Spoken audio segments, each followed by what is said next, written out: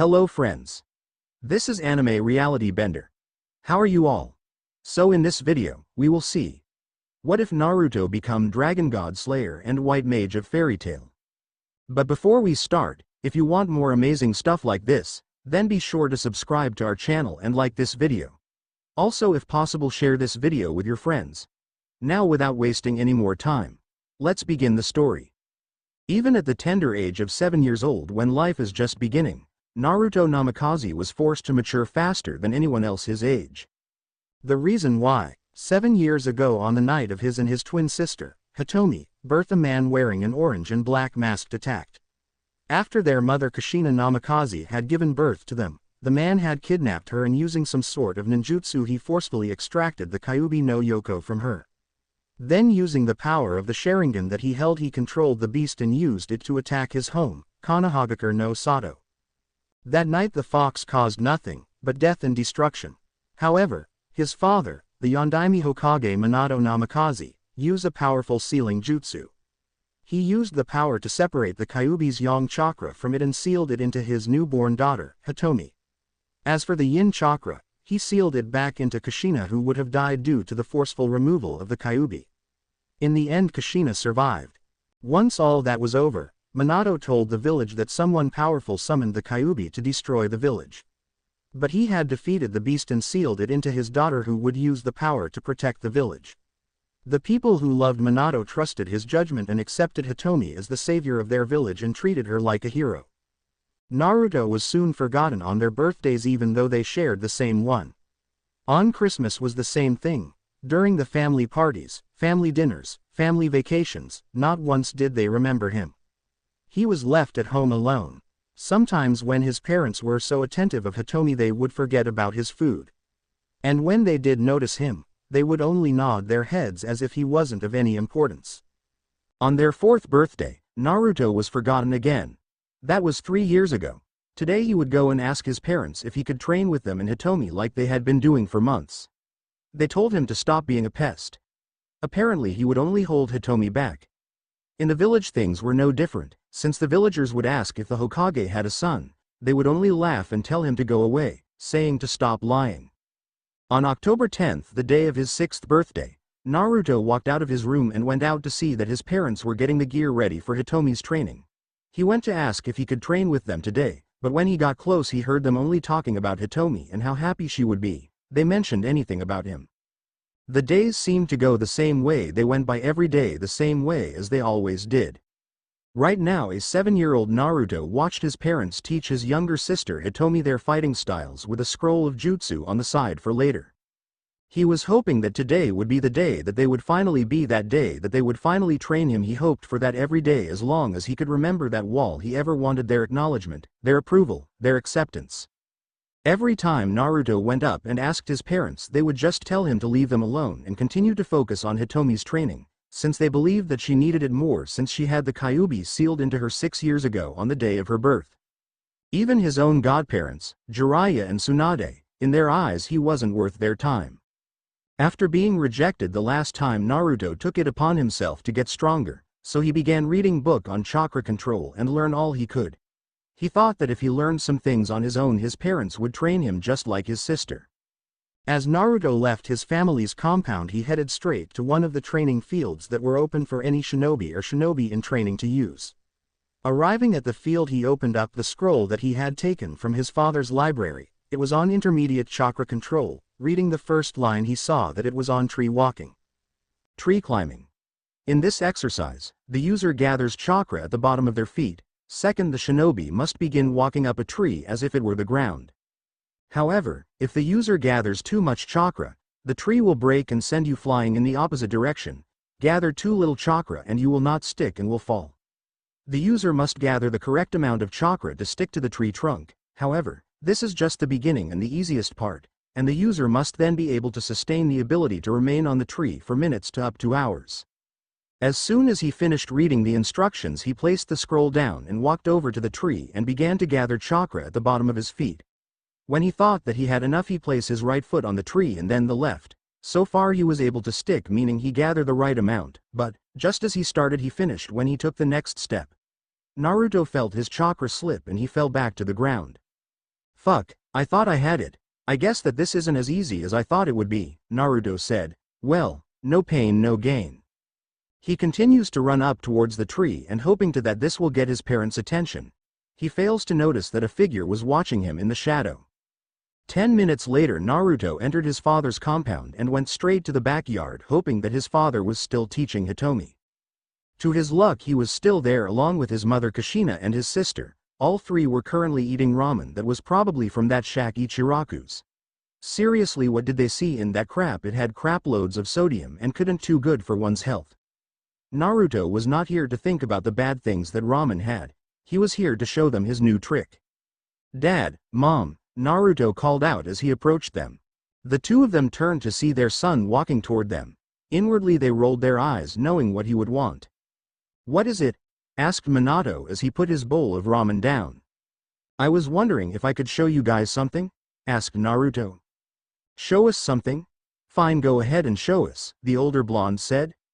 Naruto hearing this smiled and ran over to the closest tree and without using hand signs anymore he ran up the tree using only his chakra. Hanging for a few seconds he jumped back down. He had a smile on his face as he looked up at his parents and sister. He noticed many different emotions, but mostly anger.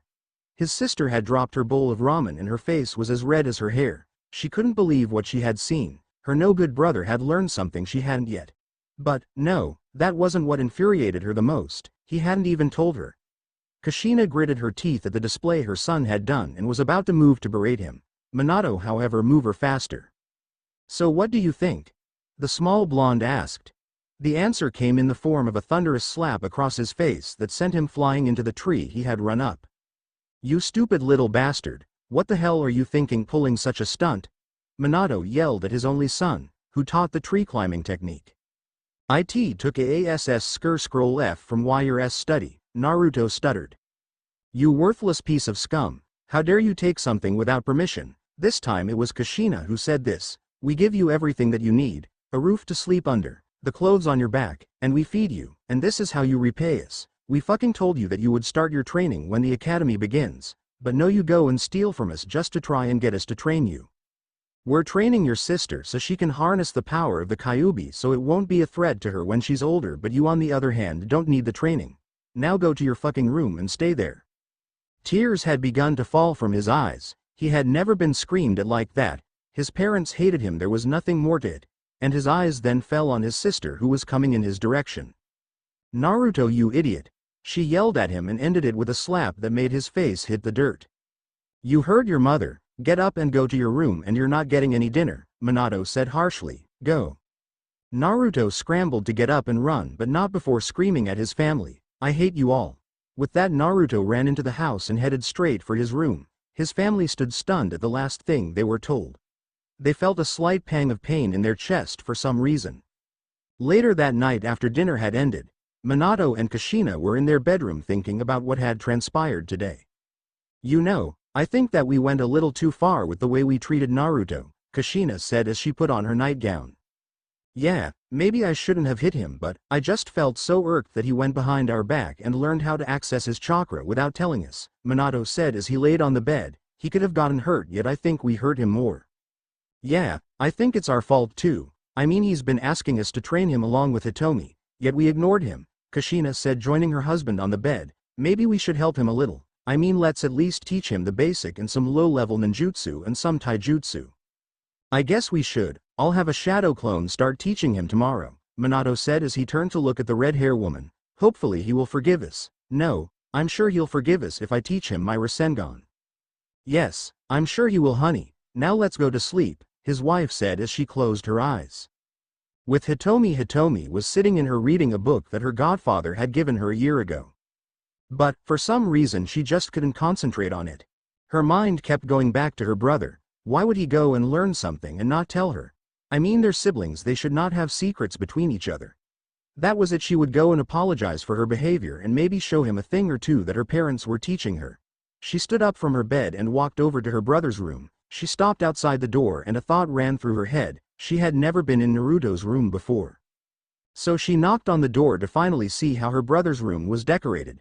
When no answer came, she wondered if he was asleep or maybe he was just mad. Yeah, that was it, he was mad. But she was not about to give up, so she grabbed the doorknob, and to her surprise it was unlocked. Turning the knob, she pushed the door, opening the room, and walked in. Her small violet eyes widened at the sight. The room was empty, empty of life. The walls were white with no posters or pictures like the ones she has in her room. The bed was well made. In fact, the only thing she could see in the room was the bed, a dresser, a desk, and the closet in the corner of the room. Also, her brother was nowhere to be found. She was about to call her parents when she saw a white envelope on the desk. Maybe that would say where her brother went. She made her way to the desk and grabbed the letter, opening it. She pulled out the folded piece of paper. When she began to read, the only thing she could say was nothing. Instead, she let out a loud scream. With Minato and Kushina, when Kushina closed her eyes hoping to get a good night's sleep, she was forced awake when she felt the alarm seals in the compound go off. Both she and Minato bolted out of their bed and ran to see what it was. The seals went off in Naruto's room. Before they could do anything, an ear-splitting scream came from inside the house. Running back inside, Kushina went to find her daughter, whom she was sure had been the one who screamed, closely behind her. When they arrived, they saw Hitomi's room empty, but heard sobbing coming from another room. Closing in, they saw the door to Naruto's room opened with the light on. Kushina went inside and was stunned at how bare it was in there. There were only the white walls, the floor was clean, but it was devoid of life, something that shouldn't be foreseen in a 5-year-old room. She saw Hitomi on the floor crying while gripping what seemed to be a note. Instantly she felt a horrible sense of dread. Slowly she approached her daughter and kneeled next to her, bringing her into her embrace. "Hitomi, what happened?" she asked softly. "Oni-chan, I came to say sorry, but he's not here, he's gone," Hitomi told her mother as she cried even harder. At this moment Minato and the others arrived and were speechless at the sight of the lifeless room. "Kushina," he spoke. Kushina didn't answer him. Instead, she took the paper that Hitomi was clutching and began to read it out loud. "Today I finally understood how you all feel about me. I'm nothing but a burden to all of you, so I took the decision to leave. Now you can be the family you wanted to be, without someone to burden you. And be nothing but an annoyance in your life. Goodbye, Minato Namikaze.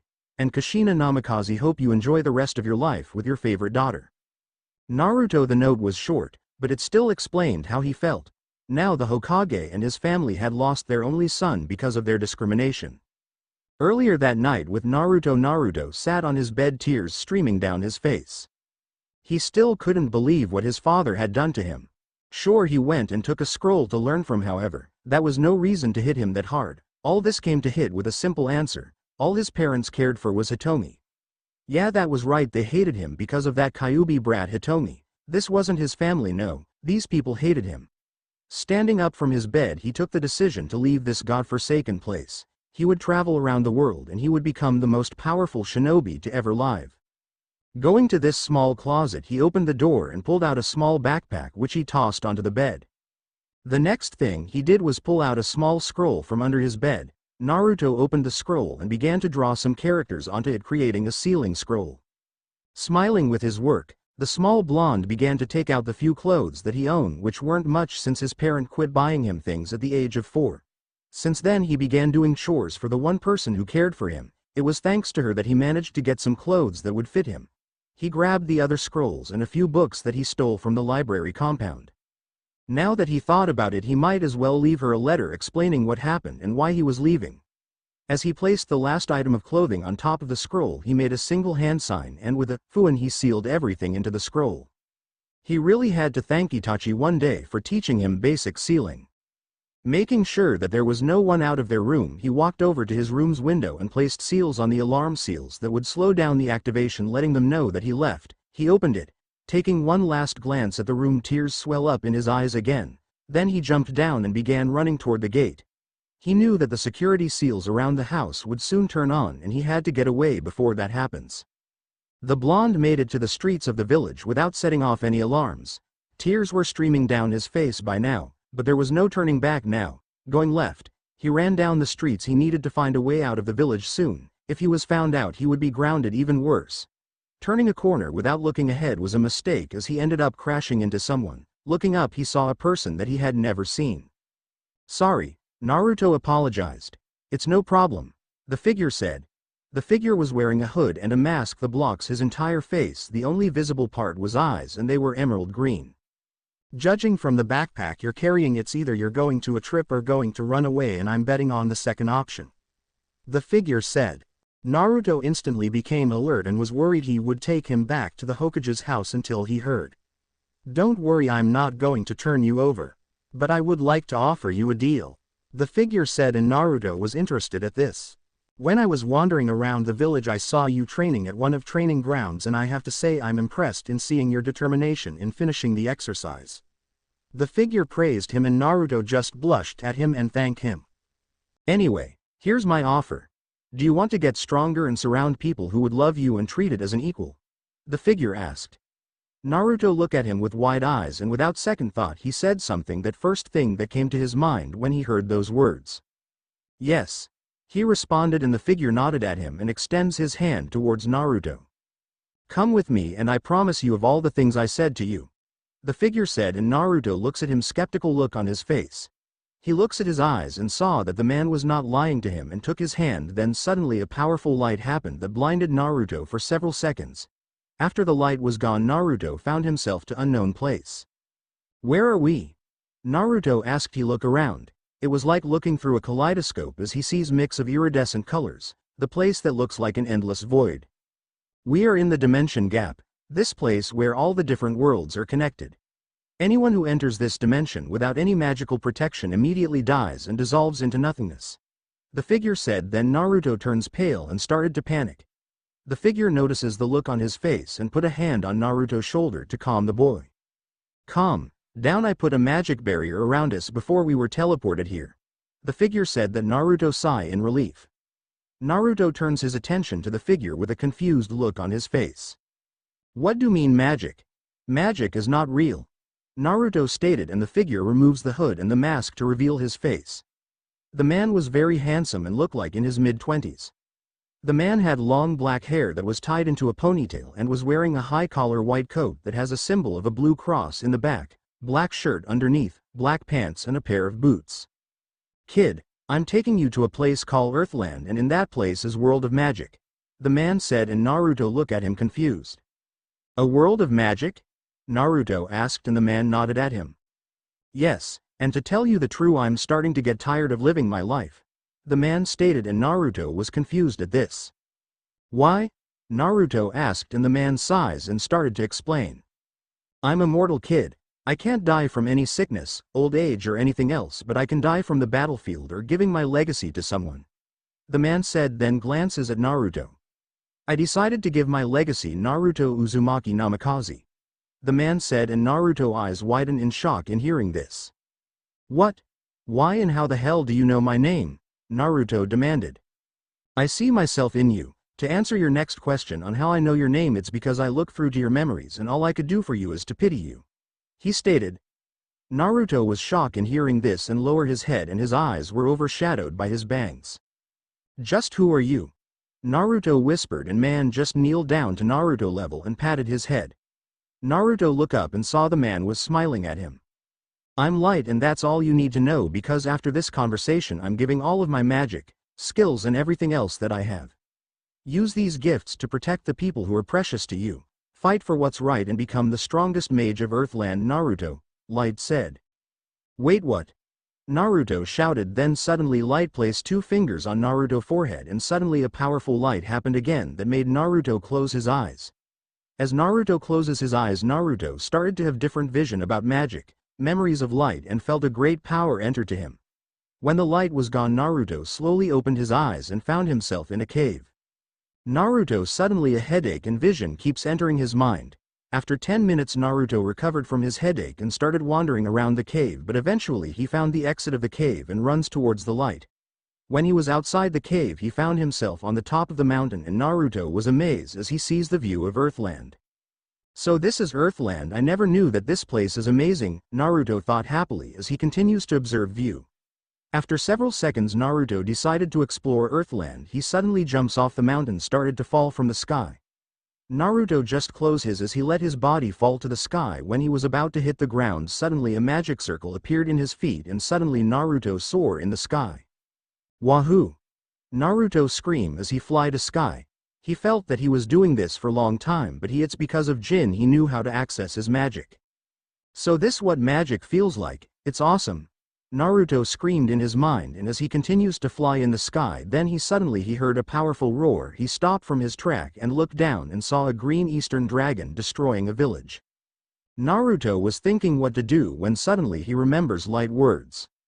Use these gifts to protect the people who are precious to you, fight for what's right and become the strongest mage of Earthland. Naruto.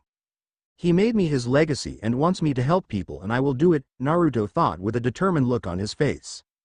Meteor. Suddenly Naruto was covered with yellow cloak and he charges toward the dragon with hypersonic speed. The dragon raised its claw and was about to slam it towards the little girl in front of him, when suddenly Naruto appeared before the girl, grabbed her and jumped out of the way to avoid the attack. The girl looks at his savior and Naruto just smiled at her. You alright? Naruto asked and the girl just nodded at him. Naruto puts the girl down and walks towards the dragon. Who are you, human? The dragon asked and Naruto just remained silent and looks up at the dragon in front of him. I doesn't matter since you're gonna die anyway, requip, Naruto shouted. Then suddenly his body started to glow for a second, and when the light was gone he was now wearing an armor with a shield in his hand. Think of Ronin in his Aegis Knight at Grand Chase. Aegis armor, Naruto said, then pulls out a sword from the shield and went to his stance. Die. The dragon roared as he charges at Naruto and Naruto holds his shield in front of him.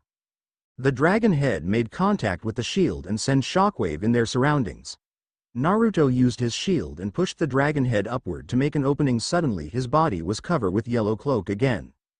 Naruto charges at the dragon with great speed and bash his shield into the dragon chest and send the dragon crashing to one of the buildings of the town. Naruto leaps in the air, places both arms on top of each other, with the top hand having only the index and middle fingers spread out. 7 magic seals are drawn then summoned in front of him and connect, creating a constellation. Take this grand chariot, Naruto shouts, and each seals released a powerful blast of light towards the opponent. Boom! A great explosion happened from the dragon was standing. Naruto slowly comes down and approaches from where the explosion. Suddenly he heard a roar from the smokes and dragon reappeared in front of him. Die, you insect! The dragon opened his mouth and suddenly lightning started gather in his mouth and blasts it towards Naruto. Naruto raised his shield and blocked the attack. When Naruto lowered his shield, the dragon was suddenly in front of him with claws raised high. The dragon brought down his claws to attack Naruto. Meteor, Naruto roared as he quickly covered himself with yellow cloak and moved away from the dragon with speed of light. The dragon claws were stuck on the ground and Naruto saw this as perfect opportunity to finish him off. Time to end this, Naruto said as he created a magic circle in front of him. White magic. Blame Buster, Naruto said as he thrust his sword through the magic circle, and the magic circle unleashed a magic piercing stab attack towards the dragon chest. Attack pierced through the dragon chest. Everything was quiet like time has freeze until the dragon fell to the ground and the magic circle disappeared and Naruto changed back to his regular clothing. Naruto let out a sigh, then soon he started to hear people voices. He turns around and saw the people of the village were cheering for him. Soon people surrounded him and giving him their praise and thanking him. Alright everyone, give our hero some room. A voice said. Then Naruto searched where that voice came from and Naruto turned to his right and saw the people step aside and he saw an old man in front of him. The old man approaches Naruto and bows his head as sign of gratitude. I would like to thank you for saving us and my granddaughter from that dragon. May we know what our savior name is? The old man asked and Naruto just smiled at him. It felt good to recognize and really thankful that he taken light offer. This was starting of his new life, a new beginning. Naruto is my name, and who was that dragon anyway? Naruto asked. That dragon was Raito. He was a lightning dragon and he had been terrorizing our village for years. We sent several guilds for help, but all that taken the request were killed by the dragon. I thought that we would die today until you came to save us. The old man said as kneeled down and bowed his head to the ground, and soon everyone did the same. Naruto surprised at this and said, Well, I'm glad that I was able to help, but can I ask you a favor? Naruto asked. Anything, Naruto-sama. You save our village, at least we can do is to help you any way we can, the old man said. Can you give basic things like food and water and some money? I'm a traveler and I was about to do some hunting until I saw your village get attacked. Naruto said. He was hungry and thirsty after the battle and he doesn't have any money since that money he have back in the elemental nation won't work on this world. Of course Naruto-sama, but can you also help rebuilding our village first, and don't worry, we will provide you some shelter to stay until the rebuilding of the village is done. The old man said, and Naruto nodded at him. Then suddenly Naruto remembers something and grabs something from his pocket and pulls out a scroll. He opens the scroll and started reading it for several seconds before closing it. Then he did a hand sign and shouted, "Shadow Clone Jutsu." Suddenly a poof of smoke happened, and when the smoke was gone every villager's eyes widened in shock in what they just witnessed. Hundreds of clones of Naruto are standing before them. "Alright, let's rebuild the village," Naruto shouted. "Yosh!" All the clones shouted. 8 days later days has passed as Naruto arrived at Earthland and been named hero of the small village. During his stay he would help out in rebuilding the village and continues his training in using ninjutsu and magic. Naruto was able to master most the basic chakra exercises with the help the clones and practicing his magic. Even Naruto knows of his magic thanks to light doesn't mean that he has complete control of it. Naruto would use light memories as his references for him to control his powers and create new techniques with it. He also been searching through the library books of the village, which he was surprised that was only building that wasn't destroyed, and started to read about Earthland and kinds of magic that he can find in the library with the help of the shadow clone. Naruto also asked the town people on what do with dragon cord because he doesn't know what do to with it. Some of the people offered him to make them dragon corpse into clothes for him, which he accepted gracefully, while remaining parts of the dragon were sealed in scroll. Naruto was wearing new clothes made out of the dragon corpse, which consisted of green vest with a white shirt underneath, black pants and a pair of boots. Naruto was standing in front of the village and facing the villagers who were sad in hearing their savior to leave, but they understood his reason. "Thank you for your hospitality and giving some the gifts you have given to me," Naruto said as he bowed his head. "No need to thank us, Naruto-sama. Thanks to you we have rebuilt that village in short amount of time and free us from the clutches of Raito. You have truly set us free," the old man said, then reaches something from his pocket, then pulls out and reveals to be a golden key. "Here, Naruto-sama. This is a gift from me and the village. This was going to be given from whoever defeated Raito, and you were able to defeat him, so this is yours," the old man said, and Naruto accepted the key and looked at the key and saw a sign of the Virgo. "From what I know is that this called the Zodiac key. Maybe I can form a contract with it," Naruto thought. Then he told everyone to give him some space and everyone complied. Then a magic circle appeared beneath him and powerful light happened. When the light was gone it revealed a cute girl with a short pink hair and she had green eyes. She was wearing a maid outfit and chain of shackles on her wrists. "Hello, my name is Virgo. I wish to know what the name of my new master is," Virgo asked. Everyone was amazed on how a girl suddenly appeared before them, but Naruto just smiled at the girl. "My name is Naruto." Naruto introduced himself. "Can I call you master?" Virgo asked, and Naruto nodded at her. "Well, master, I cannot be summoned at Sunday, but I'm free from Monday to Saturday for personal use, and abilities are earth magic and chain magic. Is there something that you would like for me to do, master?" Virgo asked. Naruto shook his head. "Nothing more, Virgo. You can return home now," Naruto stated, and Virgo nodded at him before she disappeared. He turns his attention to the villagers and he started to use his flight magic to float in the air. "Well, I bid you all farewell and thank you again for the gifts," Naruto said. The village said their goodbyes and Naruto fly away. As he continues to fly away he was deep on his thoughts. "I made the right decision in taking Light-san offer. Now I'm living my new life happily. I'm going to be the strongest mage of Earthland," Naruto vowed as he continues to fly away to a new adventure. 4 years has passed since Naruto arrived in Earthland, and Naruto could feel as that he is very happy and content of his life. He have taken up the life of a mercenary and been traveling around Earthland. He really is happy that he taken light offer in coming to Earthland. During his travel, news about him defeating a dragon spread like a wildfire, and because of that news several dragons had search of Naruto and challenge him. Naruto was confused why dragons were searching for him, and it turns out because of him defeating Raito, who was a powerful lighting dragon and the current king of the lightning dragons. Naruto killed each dragon that challenged him to a fight, and so far he defeated 4 dragons and sealed their corpse in scroll, since he knows that he could make armors with it, until he asked Virgo what else he could make with the dragon corpse. He was surprised when Virgo informed him that he could make weapons and dragon lacrimas with it.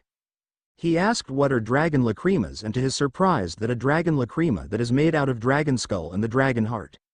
If he implanted the dragon lacrima to his body, this will grant him artificial dragon slayer magic, and really caught his interest.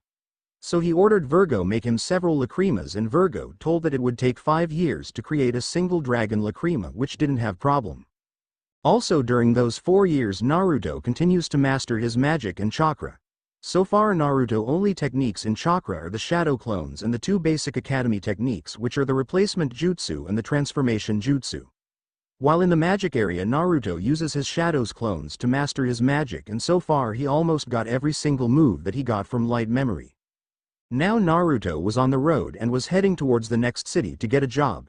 He continues walking to the path where it will lead to his destination when suddenly he felt a very powerful magic in a nearby area.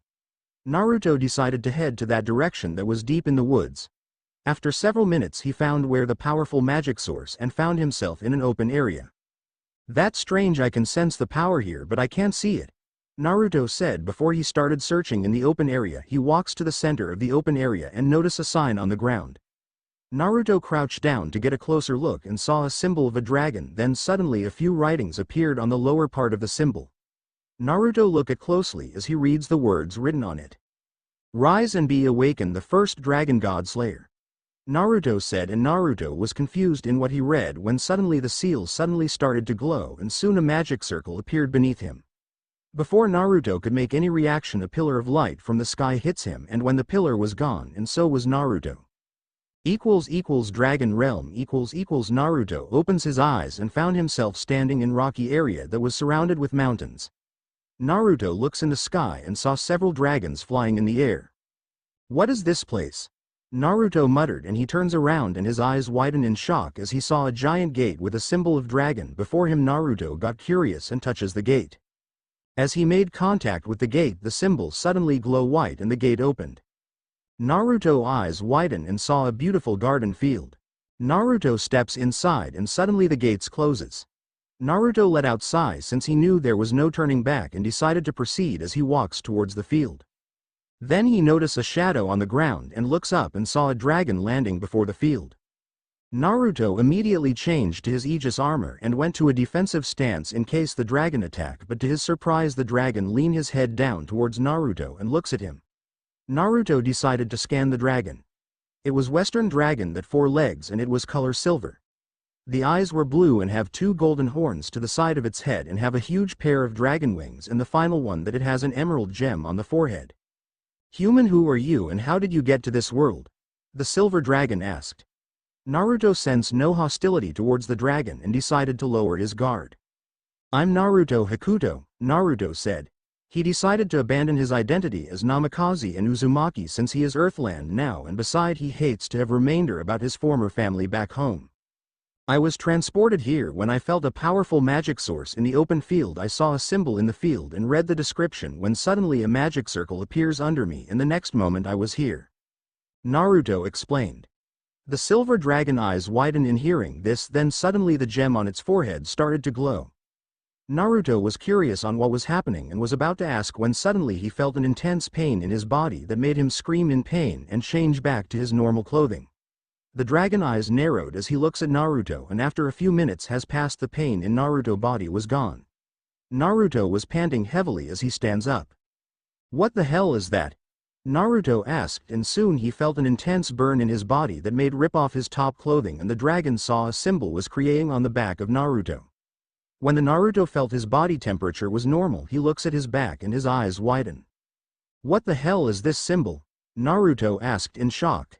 "That symbol is proving that you shall be the first dragon god slayer.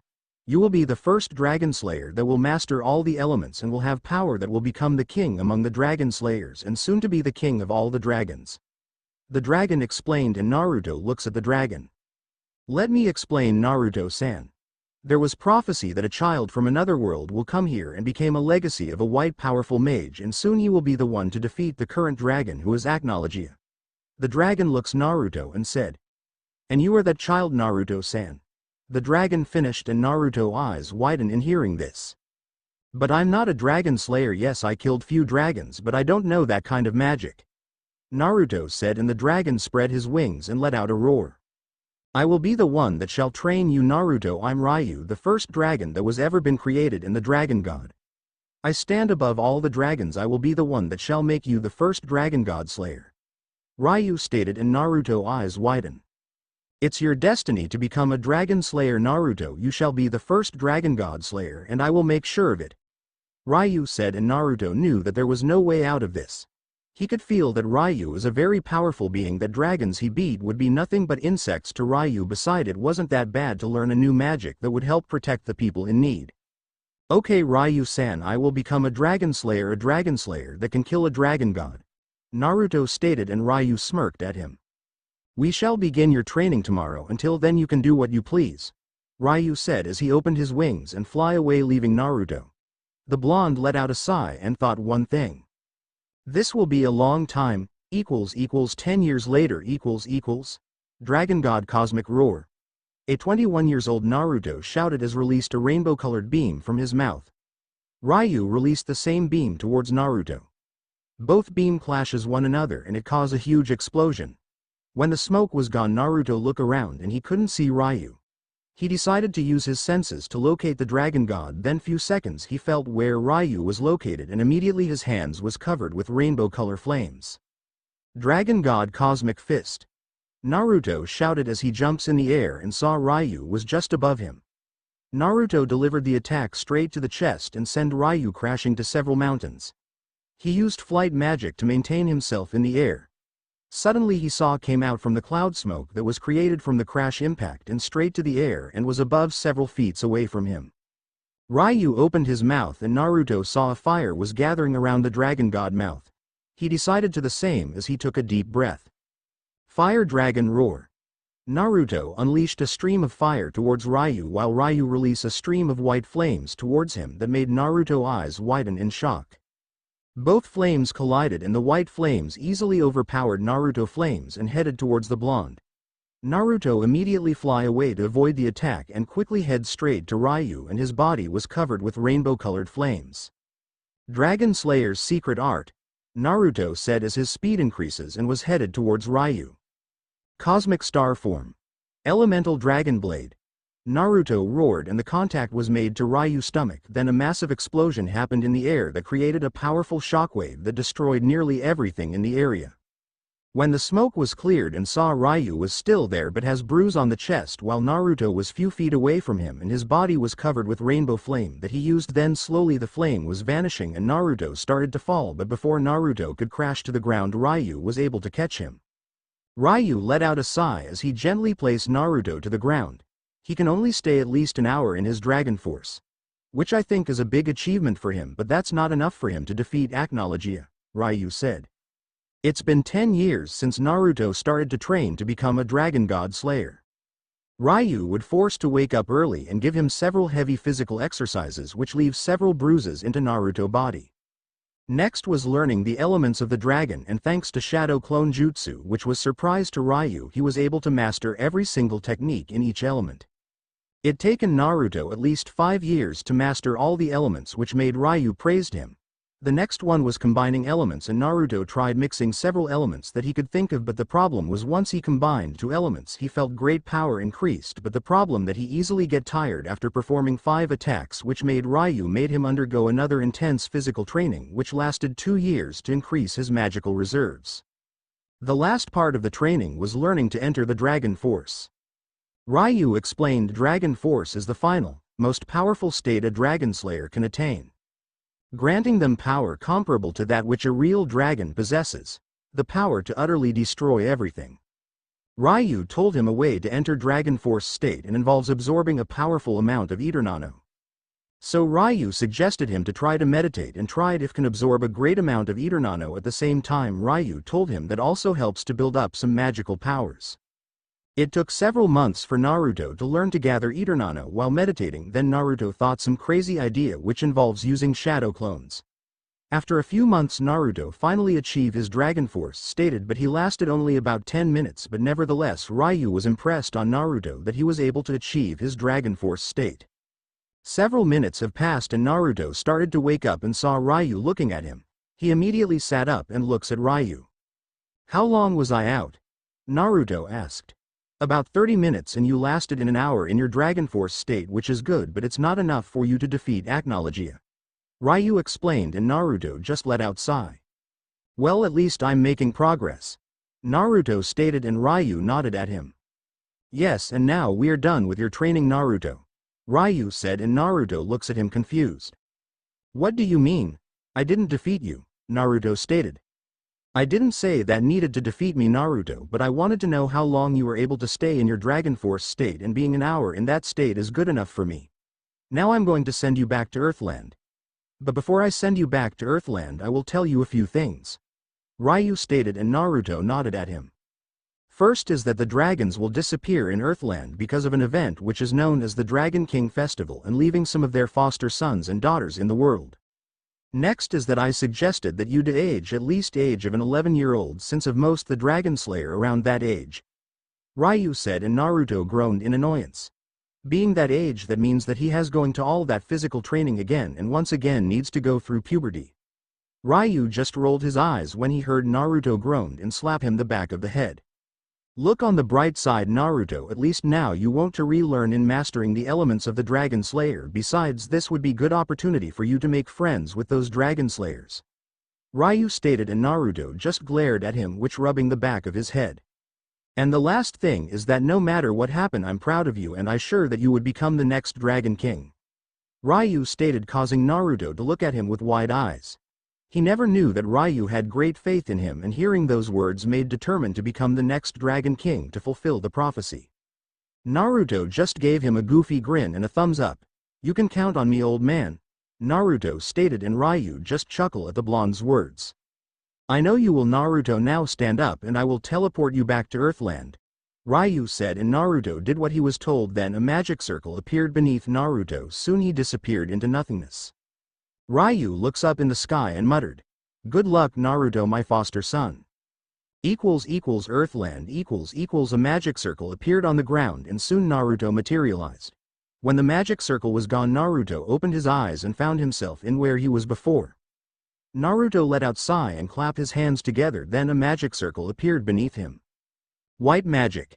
Age reversal, Naruto said, and his body started to glow white and his body started to de-age. When his body stops glowing and the magic circle disappeared, Naruto aged back into an 11-year-old. He let out a sigh and looks at his body. Well, I better head to town now. I haven't any good food in 10 years, Naruto said as he started to run towards the next town. 2 years later, x 779 = 2 years has passed since Naruto returned to Ireland, and things have changed.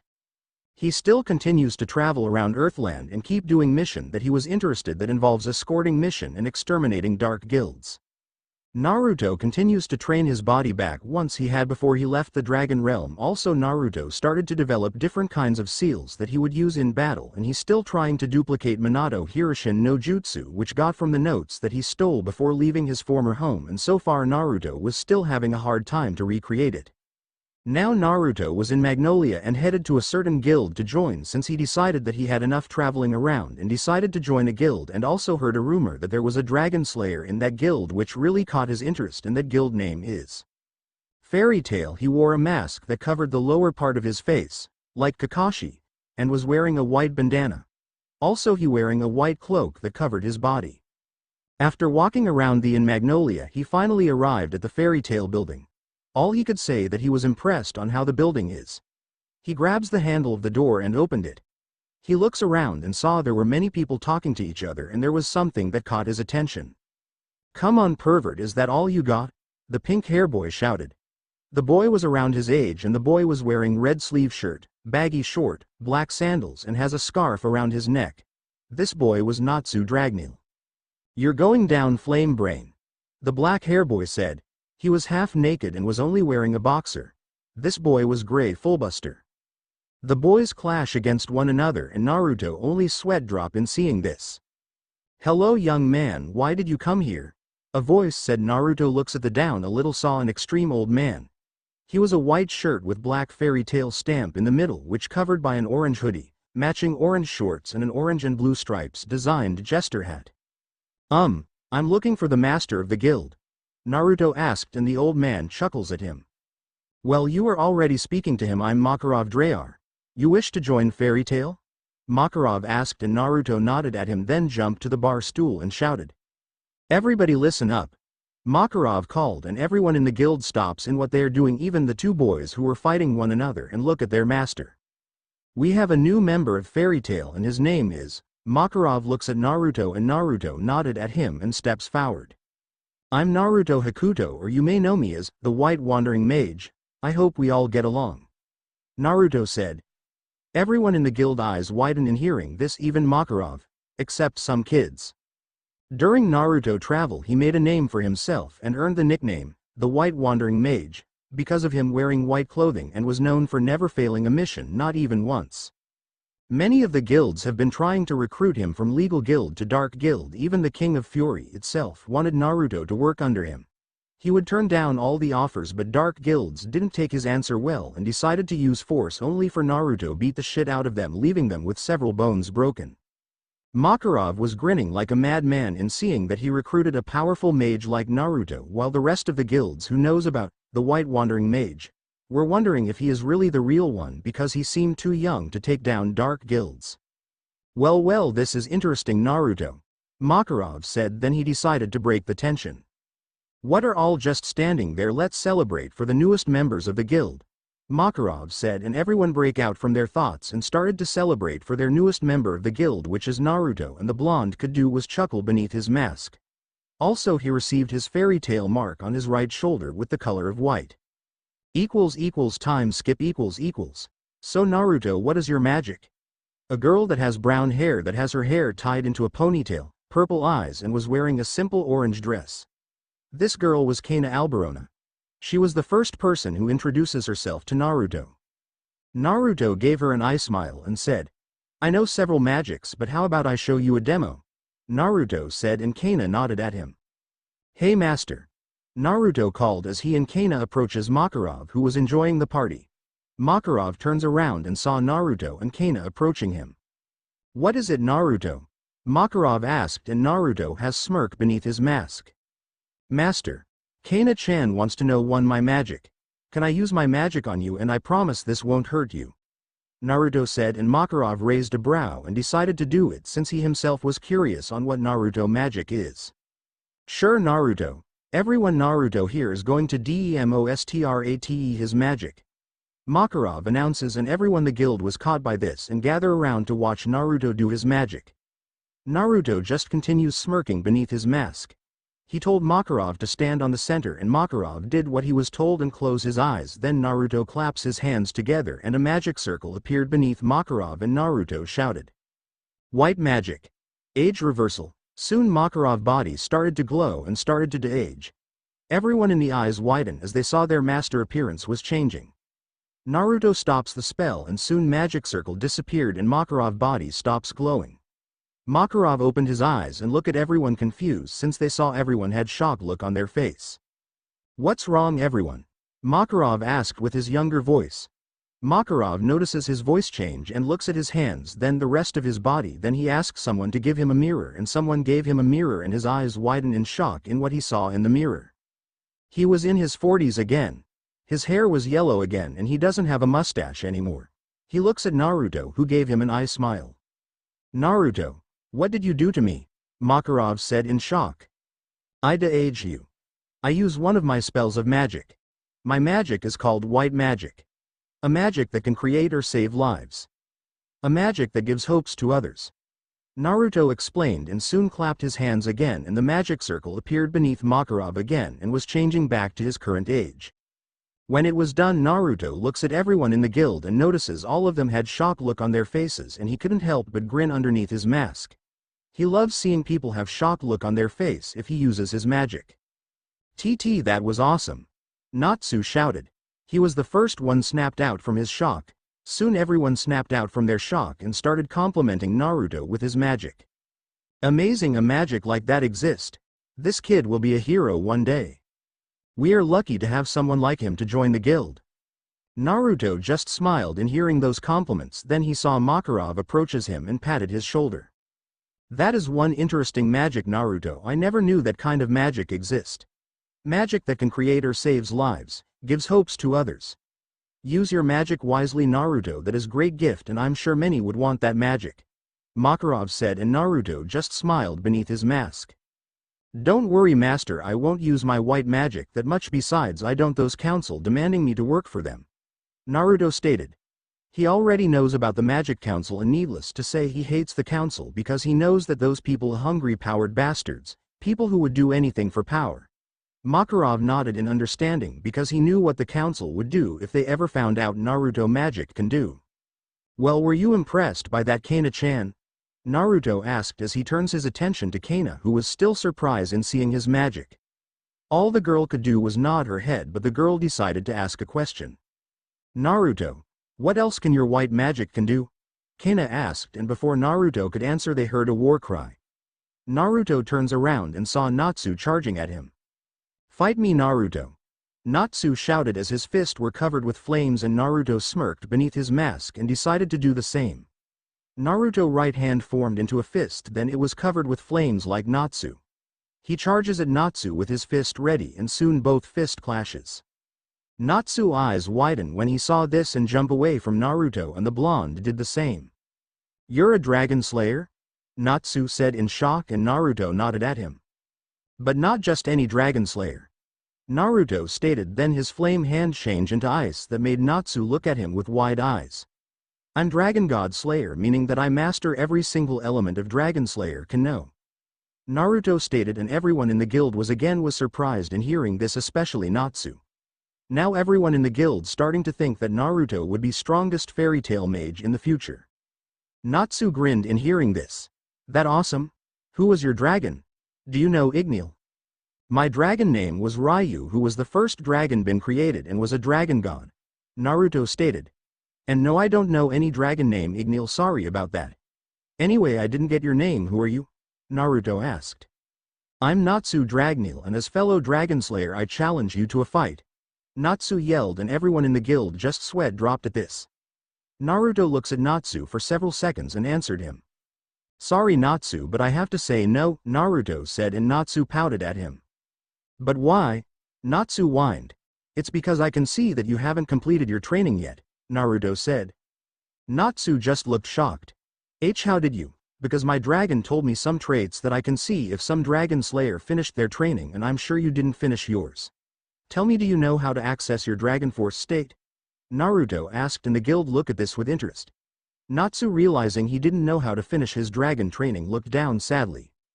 Naruto didn't like seeing Natsu's face like that, decided to help him. Natsu, I have an offer for you. Natsu looks at him. Since I finish my Dragon Slayer training, how about I help you finishing your Dragon Slayer training? I'll even teach you some of the Fire Dragon Slayer secret art. But you have to promise me that you have to use your power to protect your friends and don't whine how I train you, got it? Naruto said. Natsu perked up hearing this and proceeded to hug the life out of Naruto and saying thank you to him. Naruto just smiled beneath mask and ruffled Natsu's head like brother would do.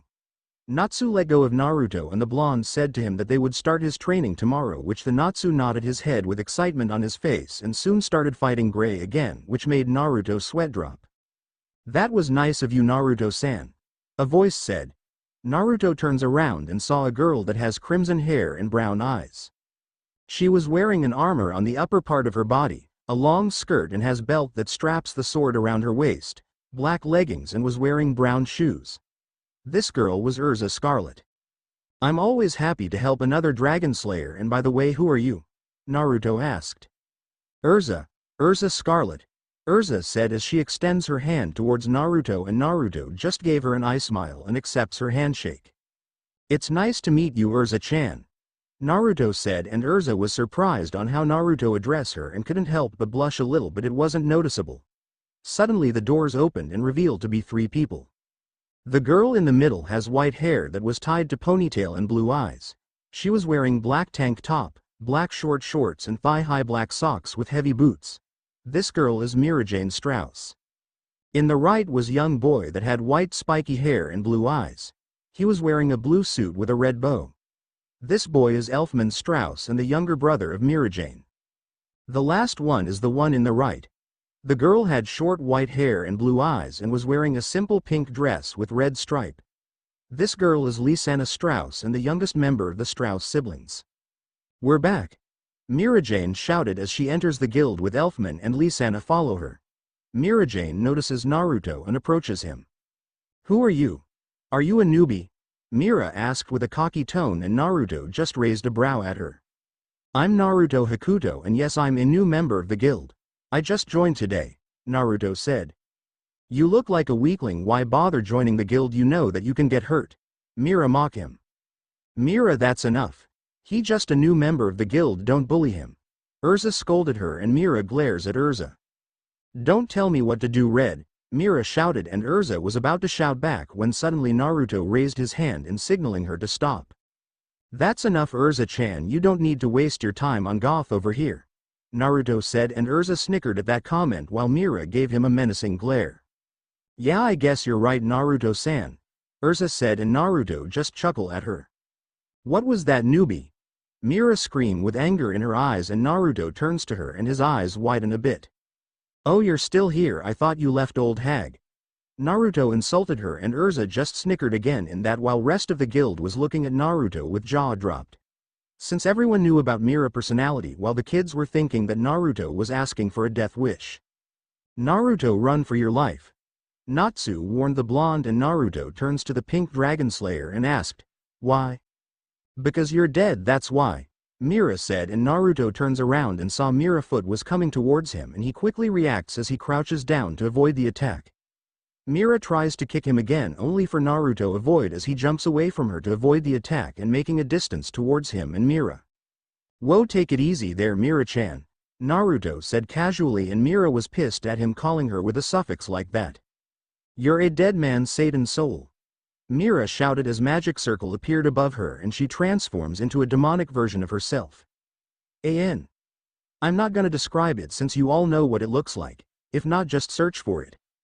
Mira fly towards Naruto with great speed with her fist ready and was about hit Naruto in the face. Naruto, look out. Natsu shouted at him and Naruto just stand there and waiting for Mira to come closer to him. Pow.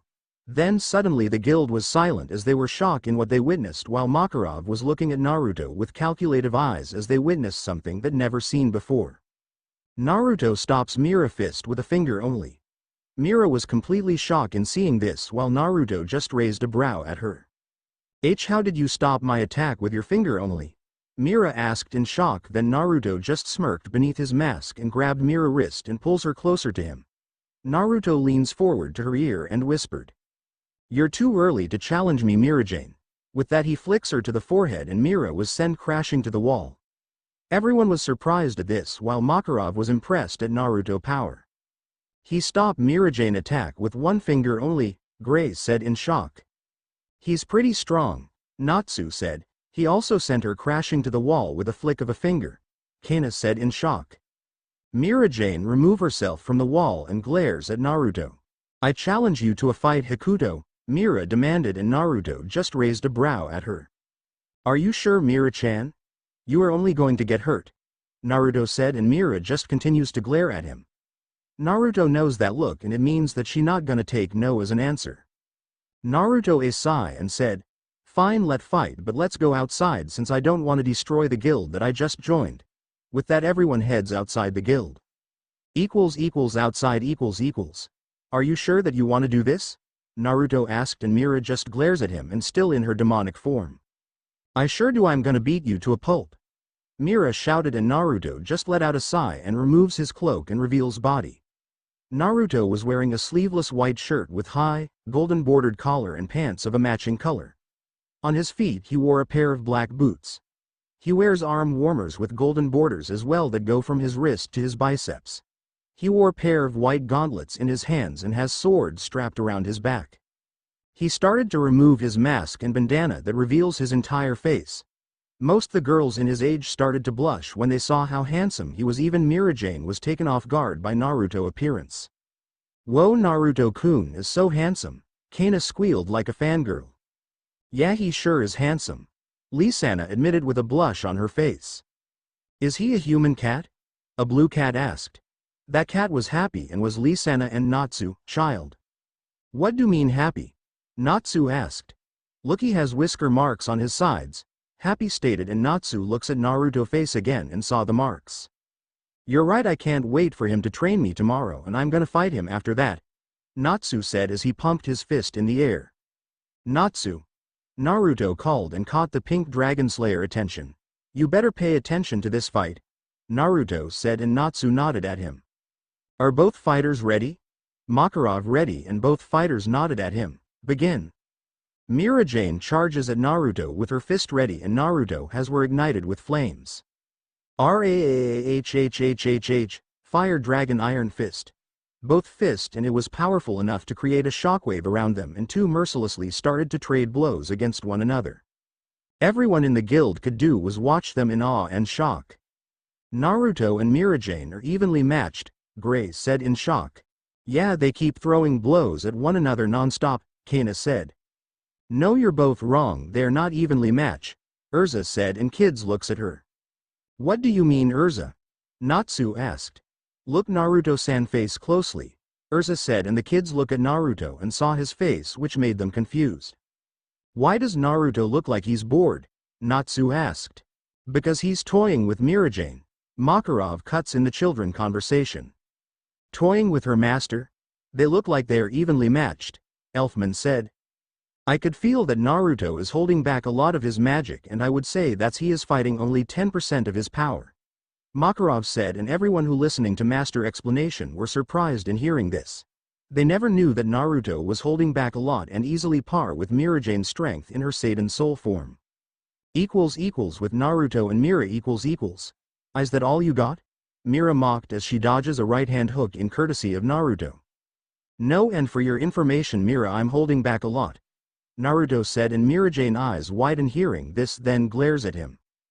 Don't underestimate me, you bastard, Mira screeched as she charges at Naruto. Ice Dragon Roar. Naruto shouted as he releases a stream of ice from his mouth and freezes Mira in her place. Everyone in the guild was surprised at seeing this. He was able to create a stream of ice, Gray said in shock. I thought he's a fire dragon slayer? Kana asked. Makarov decided to ask Natsu since the pink dragon slayer was able to the blonde earlier. Natsu. Makarov called, and Natsu looks at him. What was the name of Naruto dragon that taught him dragon slayer magic? I think its name was Ryu, and Naruto told me that he was dragon god, but that's all I remember, Naruto said, and Makarov was surprised in hearing but decided to ask the blonde later. Here comes the next one. Light Dragon Roar. Naruto shouted before releasing a white beam from his mouth and towards Mira. Mira used super strength to escape from the ice that freezes her and quickly spreads her wing and fly away to narrowly avoid the attack. She was several meters away from Naruto in the air.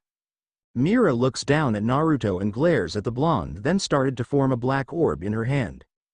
Take this, soul extinction, Mira roared as she releases a black-purple beam towards Naruto, and Naruto was not moving at all. He's done for, Gray said. I agree with you there, Gray, Kana said. Naruto, move out of the way, Natsu shouted, and Naruto just looks at Natsu. Oi Natsu, Naruto called, and Natsu looks at him and saw that Naruto has smirk on his face. I'm gonna show you one of the things that teaching you once we start training, Naruto said before turning back to the black beam that was heading towards him. His hands were ignited with flames and took a stance. Dragon Slayer Art, Naruto said, and suddenly his body was covered with flames and took a form of a dragon. Everybody's eyes widened in shock eyes in seeing this, especially Natsu, and he could have sworn that he just saw a visage of Igneel behind Naruto. Crimson Lotus. Exploding Flame Blade. Naruto roared as he swipes his arms in a circular fashion, creating a powerful and highly destructive torrent of flames towards Mira Black Beam. Both attack clashes against one another, but in the end Naruto attack overpowers Mira and made the black beam vanished. What? Mira shouted in shock as she saw her attack was overpowered and it was headed towards her, and soon she was enveloped in flames, and soon when the attack was finished her body changed back to normal and she started to fall from the sky. Naruto immediately used his flight magic to fly towards Mira and catches. Naruto looks at Mira and saw that she was unconscious. He slowly lands to the ground and soon and looks at Makarov, who still had shock look on his face. Well, master, are you going to call the match? Naruto asked, and making Makarov snapped out from his thoughts. Winner Naruto Hakuto. That was awesome, Naruto, you got to teach me that, Natsu shouted with an excited look on his face. The match was over and everyone returned to the guild hall, and also Mira was put in the infirmary, and many people were talking about the match they witnessed today. Also some of the guild members are saying that Naruto was going to the strongest member of the guild in the future. Naruto smiled at Natsu and ruffled his hair. Don't worry, I'll be teaching that after I teach all the basic techniques that I know, Naruto said, and Natsu pouted at him. But why can't you teach me that move? It was awesome, Natsu whined. Because that's an advanced level move and you're not ready for that yet, but don't worry, I'm gonna teach you that too once you learn all the basics, Naruto said, and Natsu just grinned at him. The Pink Dragon Slayer was happy that he could finally be able his dragon training, and not only that, he would also learn Naruto awesome moves. Naruto-san, that was a great match, Gray said as he and other kids approaches Naruto. Yeah, and I thought you have lose from the moment, Mira Nichan, Lisana said, and Naruto just chuckled at the girl. Thanks for the compliment, by the way I don't know your names yet, Naruto said, and soon the kids starting introducing themselves. I'm Gray Fullbuster, Gray said, or known as Stripper. Natsu insulted, and Gray gains a tick mark on his forehead.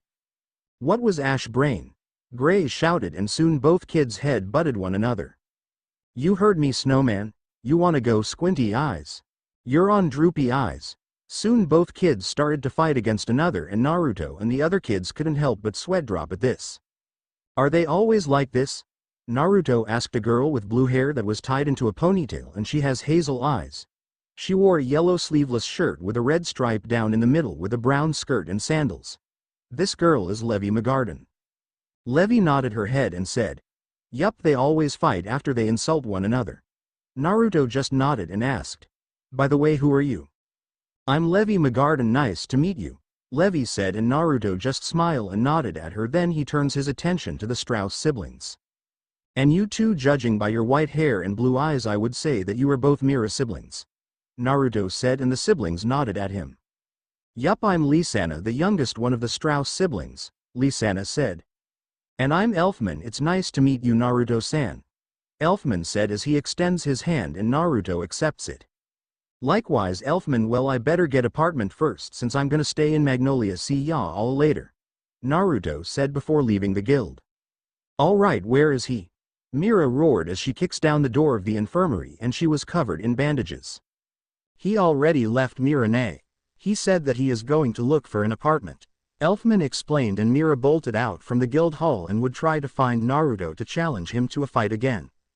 Wow, Mira really wanted to fight Naruto again, Kana said, and the two siblings nodded at her. Looks like Urza won't be having a rival since Mira would keep challenging Naruto from now on, Lisana said. And she will only lose to Naruto-san since he is clearly stronger than her, and maybe he might be at Laxus level, Urza said. Then she spotted Natsu and Gray fighting and headed to stop the duo from fighting inside the guild again. Urza is wrong, Naruto might be in the League of Guild Arts, and I'm sure that Naruto would be the strongest member of the guild in the future, Makarov thought as he continues to think about Naruto abilities and who he is. With Naruto . Well, now that I got a good apartment, now to look for some food to eat, Naruto said as he continues to walk around Magnolia and clearly ignoring everything else. Naruto stops from his tracks and turns around and saw Mira, who still has bandages around her body, and was glaring at him. Oi, Mira-chan, you shouldn't walk around like that, and you're still injured, Naruto said as he run towards Mira. He attempts to heal her, but Mira slapped his hand away and pointed at Naruto. Naruto, I demand a rematch, Mira demanded, and Naruto just rolled his eyes and his hand glow white and place it on Mira bandage. Mira closed her eye and she feels the pain, but soon she felt the pain was going away. She opened her eyes and saw Naruto was healing her injuries. WW, what are you doing? Mira demanded with small blush on her face. I'm healing your injuries, and no, I'm not fighting you, Naruto said. Didn't you hear what I said? I demand a rematch, Mira said, and Naruto just ignored her much to her annoyance, but couldn't help but feel better as Naruto continues to heal her. Few minutes later, Naruto was done healing her. They're all done. Well, I'm going now, Naruto said as he started to walk away, and soon Mira snapped out her thoughts and quickly grabbed Naruto's arm, making the blonde turn back his attention to her. I said I want a rematch here and now, Mira demanded, and Naruto just rolled his eyes. "Mira, you're injured, and what's the rush? If you really want to defeat me, how about train first?" Naruto suggested as he pulls away and started to walk away, which made Mira pissed. Naruto senses Mira killing intent towards him. SATA. Mira couldn't finish the spell because Naruto suddenly disappeared and reappeared behind her and pressed her pressure point, knocking her out. Naruto just let out a sigh and carried her in piggyback style. "Well, so much for getting some food. Maybe I can find some good food in the guild," Naruto thought as he headed to the guild while carrying Mira in his back. 7 months later. 7 months has passed since Naruto joined Fairy Tail, and the reputation of Fairy Tail grew bigger thanks to him. The rumor about the White Wandering Mage joining Fairy Tail spread like a wildfire. Soon the guild received many clients. Even the King of Fury himself sends a request that specifically asked Naruto for the job, and the jobs that he taken always been successful. Also, Naruto title from the White Wandering Mage to White Mage of Fairy Tail. Also, he earned another title, and that is the Rune Master, because of his mastery of runes, but in reality it was because of his fuinjutsu skills that he was able to earn that title, since seals are more complicated and complex than runes, and rearranging, removing or translating runes are child play to him as soon he began learning them. Also, Naruto finally given up in cracking Minato notes for the Hiroshin no Jutsu, since he finally realizes that he doesn't need to learn that technique because he was already fast enough because of his heavenly body magic. Naruto also has been training Natsu in finishing his Dragon Slayer training and been showing him some of the techniques of all the basic Fire Dragon Slayer art before advancing him to higher level, and also he is giving him the same physical training that he went through. Now Natsu is wearing weights in his wrist and ankles that have weight of 150 pounds each, which made him stronger, and with that he finally keeps winning against Gray in some of their fight, which much dismay of the Ice Mage. So Gray decided to ask Naruto to train him also, which the blonde has no problem, and soon the two were even again, and they keep ending in a draw in their fight. Also, Naruto become a brother figure in both boys.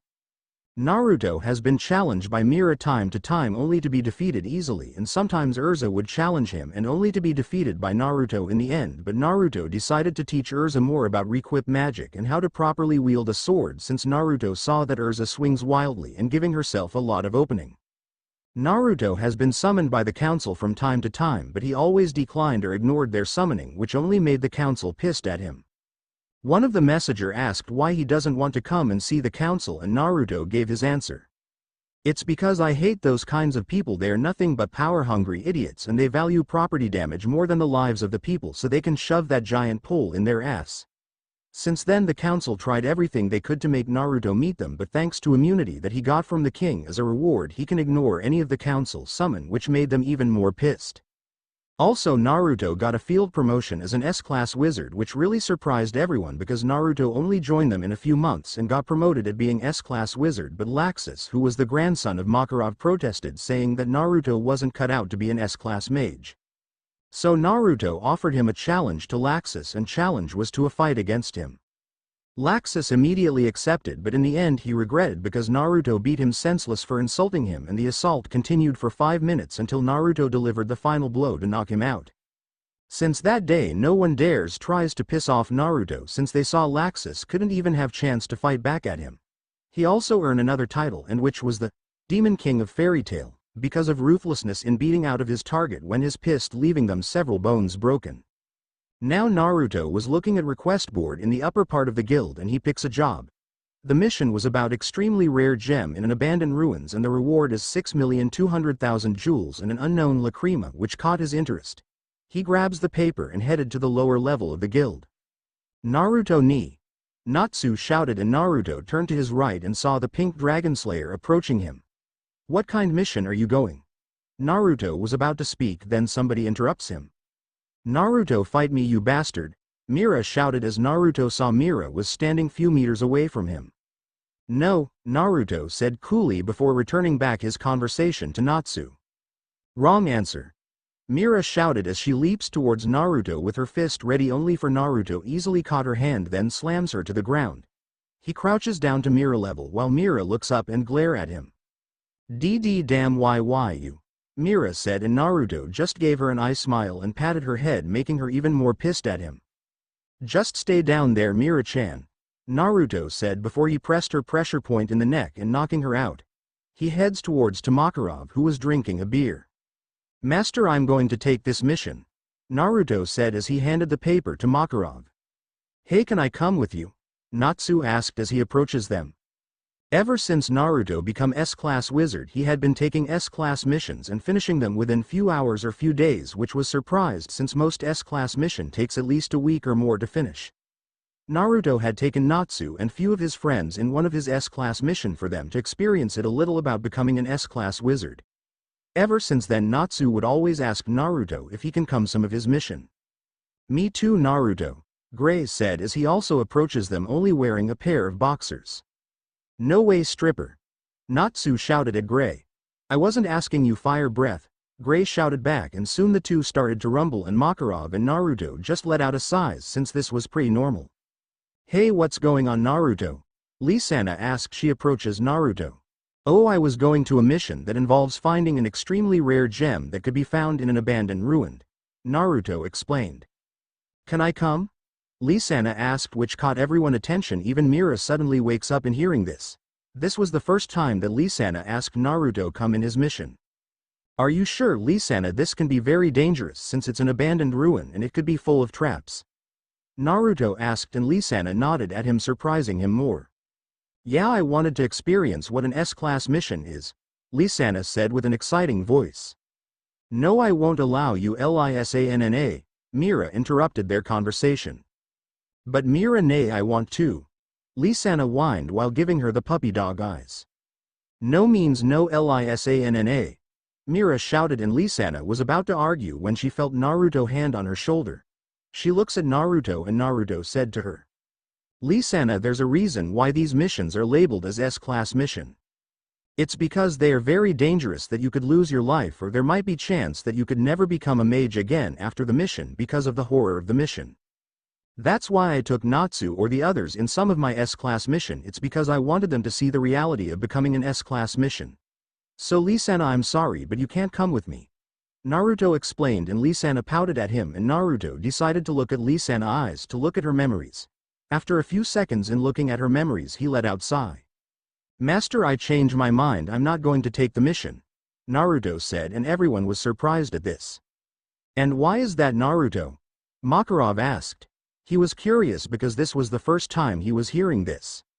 "Because something tells me that Lisana-chan only wanted come to know me better," Naruto said with a smirk beneath his mask. Mira and Lisana were surprising in hearing this. "Is that true, Lisana?" Mira asked as she turns to her little sister, and she saw that Lisana was blushing in embarrassment and was poking her fingers together, like Hinata, making Mira's eyes widen in shock.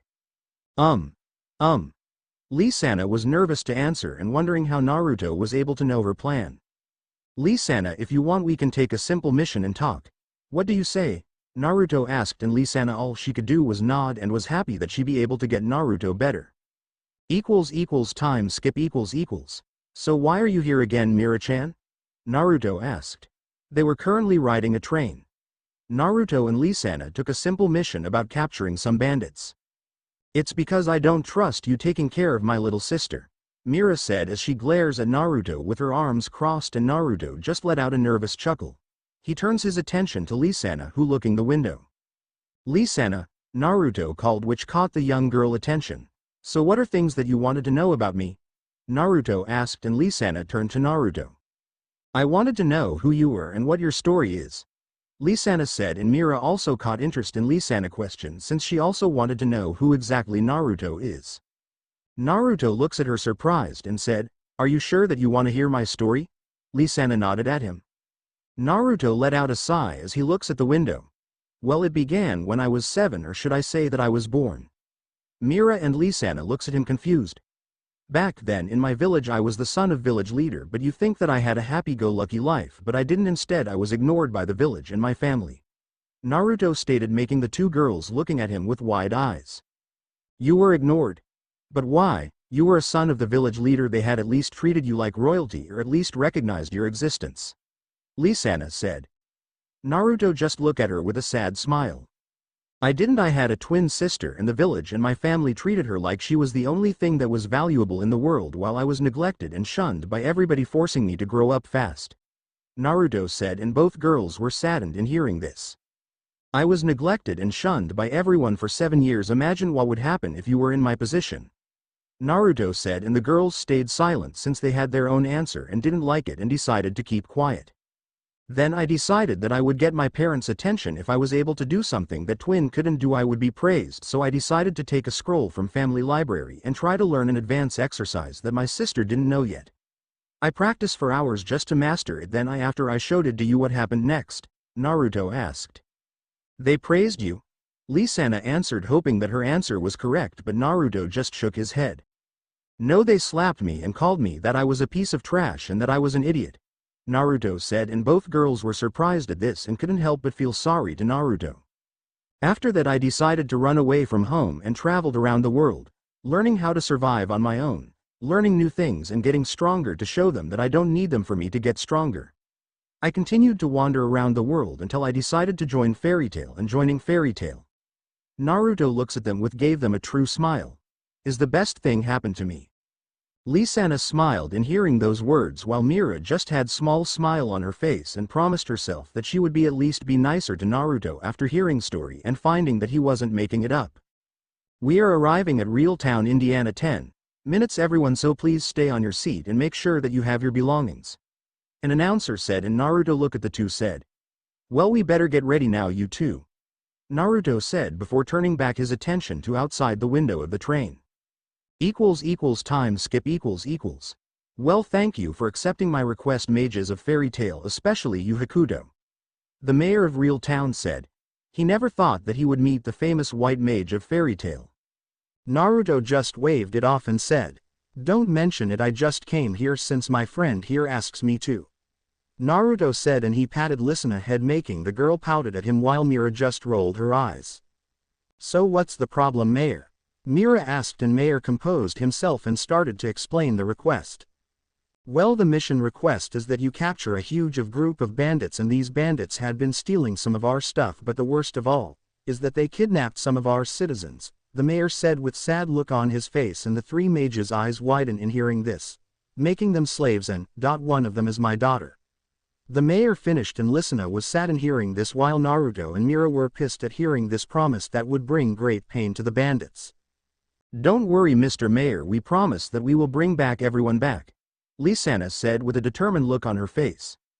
The mayor bowed down and thanked them and given the possible locations where the bandits are. The three left the house of the mayor and looking at the map where several marks made by the mayor. This going to take all day for this look for the bandits. Mira whined, and Naruto just smirked beneath his mask. Well, not exactly for you two, yes, but for me maybe 15 minutes or less, Naruto said, and Lisanna looked at him confused while Mira glares at him for being cocky. Oh really, and what's your idea, Mr. S-Class Genius? Mira said sarcastically, and Naruto did a hand sign. Shadow Clone Jutsu. Naruto shouted, and 10 Narutos appeared before them. Mira and Lisanna's eyes widened in shock in seeing this. What the hell, I never seen him do this before, Mira screamed in her mind while Lisanna was completely shocked. Everyone spread out, and once you find the bandits' hideout, puff out in existence, got it? Naruto said. Hi. The clones shouted and spread out to look for the bandits' hideout. Naruto looked back at Mira and Lisanna, and he saw the confused look on their face. What? Naruto asked, and Mira was quickly snapped out of her shock and pointed at Naruto. What the hell, I never saw you make clones before, Mira shouted at him while Lisanna finally snapped out from her shock. Those are shadow clones, and I mostly use them for infiltrating missions or other things. Once the clones are gone, all their memories will return to me. It's really useful when you are learning different kinds of magic or gaining different kinds of information, Naruto said, making the girl's eyes widen further. Does anybody in the guild know that you can create those clones? Lisanna asked. Well, the only ones that know my skills are Master Makarov, since I told him about it, while Natsu, Gray and Urza know it since they joined me in my training, Naruto explained, and Lisanna nodded at him while Mira was still suspicious about him. Time skip . How long has it been? Mira whined as she, Lisanna and Naruto were sitting on the ground, but Naruto was in mediating position. 10 minutes, Mira nay, Lisanna said, and was clearly bored. Mira looks at Naruto was still mediating and walks towards him and leans towards Naruto's face, closing their distance. Suddenly Naruto's eyes opened and Miragen jumped back in surprise. One of my clones found the hideout and it's not very far from here, Naruto said, and the trio headed towards the bandits' hideout. Time skip equals. So is this the place? Mira asked.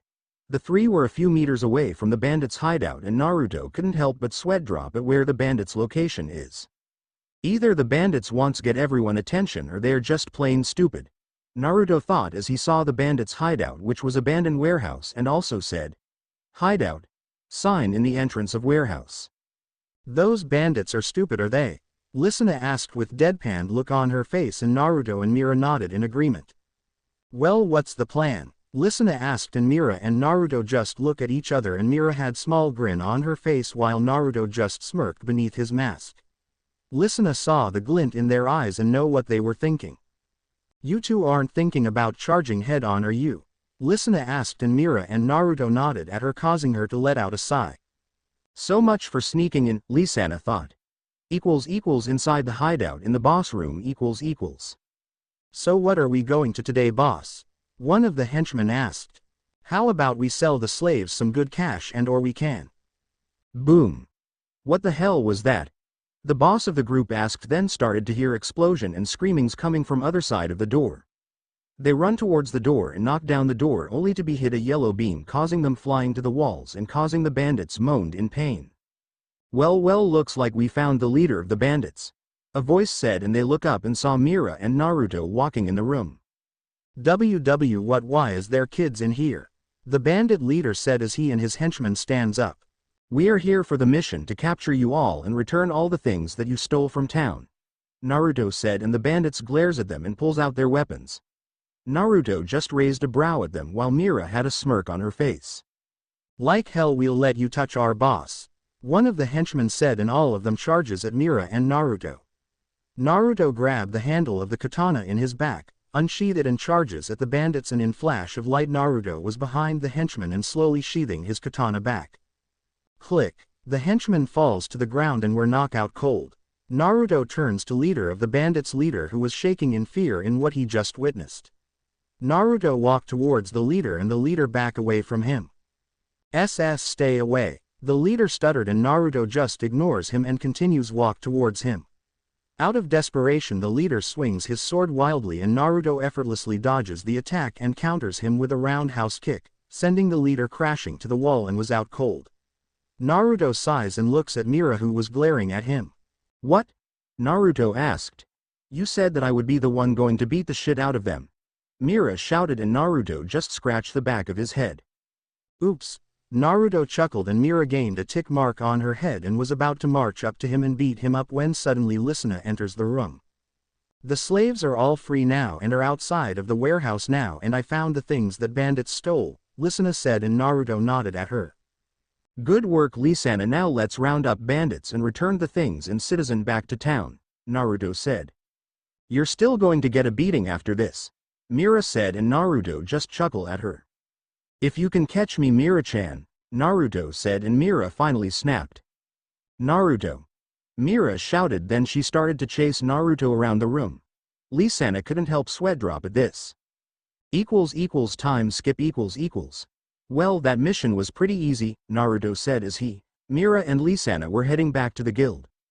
The mission was done and the mayor and everyone in the city were really grateful to them. Many of the women in that village decided to create Naruto fan club, which was annoyance to the blonde, and the reward money was given to Lisanna and Mira-jane since Naruto didn't want any of the money since he didn't want the money anyway. Yeah, and I never knew that you two had a great teamwork, Lisanna said. Naruto just chuckled and Mira just rolled her eyes. They were about to reach the city of Magnolia when suddenly Naruto stops in his track, causing everyone to stop also. What's wrong, Naruto? Lisanna asked as she saw Naruto was looking at the forest nearby Magnolia. Lisanna called Naruto again, but Naruto ignored her call and Mira decided to shout at him. Oi, blondie! Mira shouted and Naruto snapped out from his shock and looked at Mira. What? The blonde asked. You were spacing out, Mira said, and Naruto just scratched his head. Sorry about that. Anyway, you guys go ahead, I have to do something first, see ya. With that, Naruto went to the forest, leaving a surprised Mira and Listener. Did he just ditch us? Mira growled as she started to release a dark aura from her body. Calm down, Mirane. Naruto said that he had something to do. Let's just head back to the guild. Beside, we have to report to Master about the mission. Listener said. Mira aura slowly disappeared and let out a sigh before the two head back to the guild to report to Makarov about the mission. With Naruto Naruto was deep within in the force and was looking around. I swear I saw something glowing in the forest and I felt great power from it, Naruto said as he continues to search that mysterious light that he saw. After several minutes of walking around the forest, he was about to give up when suddenly he saw the light again. He immediately follows it and leaps towards it. Gotcha! Naruto shouted as he successfully captured the mysterious light. He closes his hands tightly to prevent it from escaping. Ah, let me go. A voice from the light said. Naruto was confused when he heard the voice, and that voice was definitely a female. He decided to let go of the light and opened his hands. When he opened his hands, it revealed a small girl. The girl has dark purple hair and pupils which are colored dark blue on the top half and a mix of pink and pale yellow on the bottom half.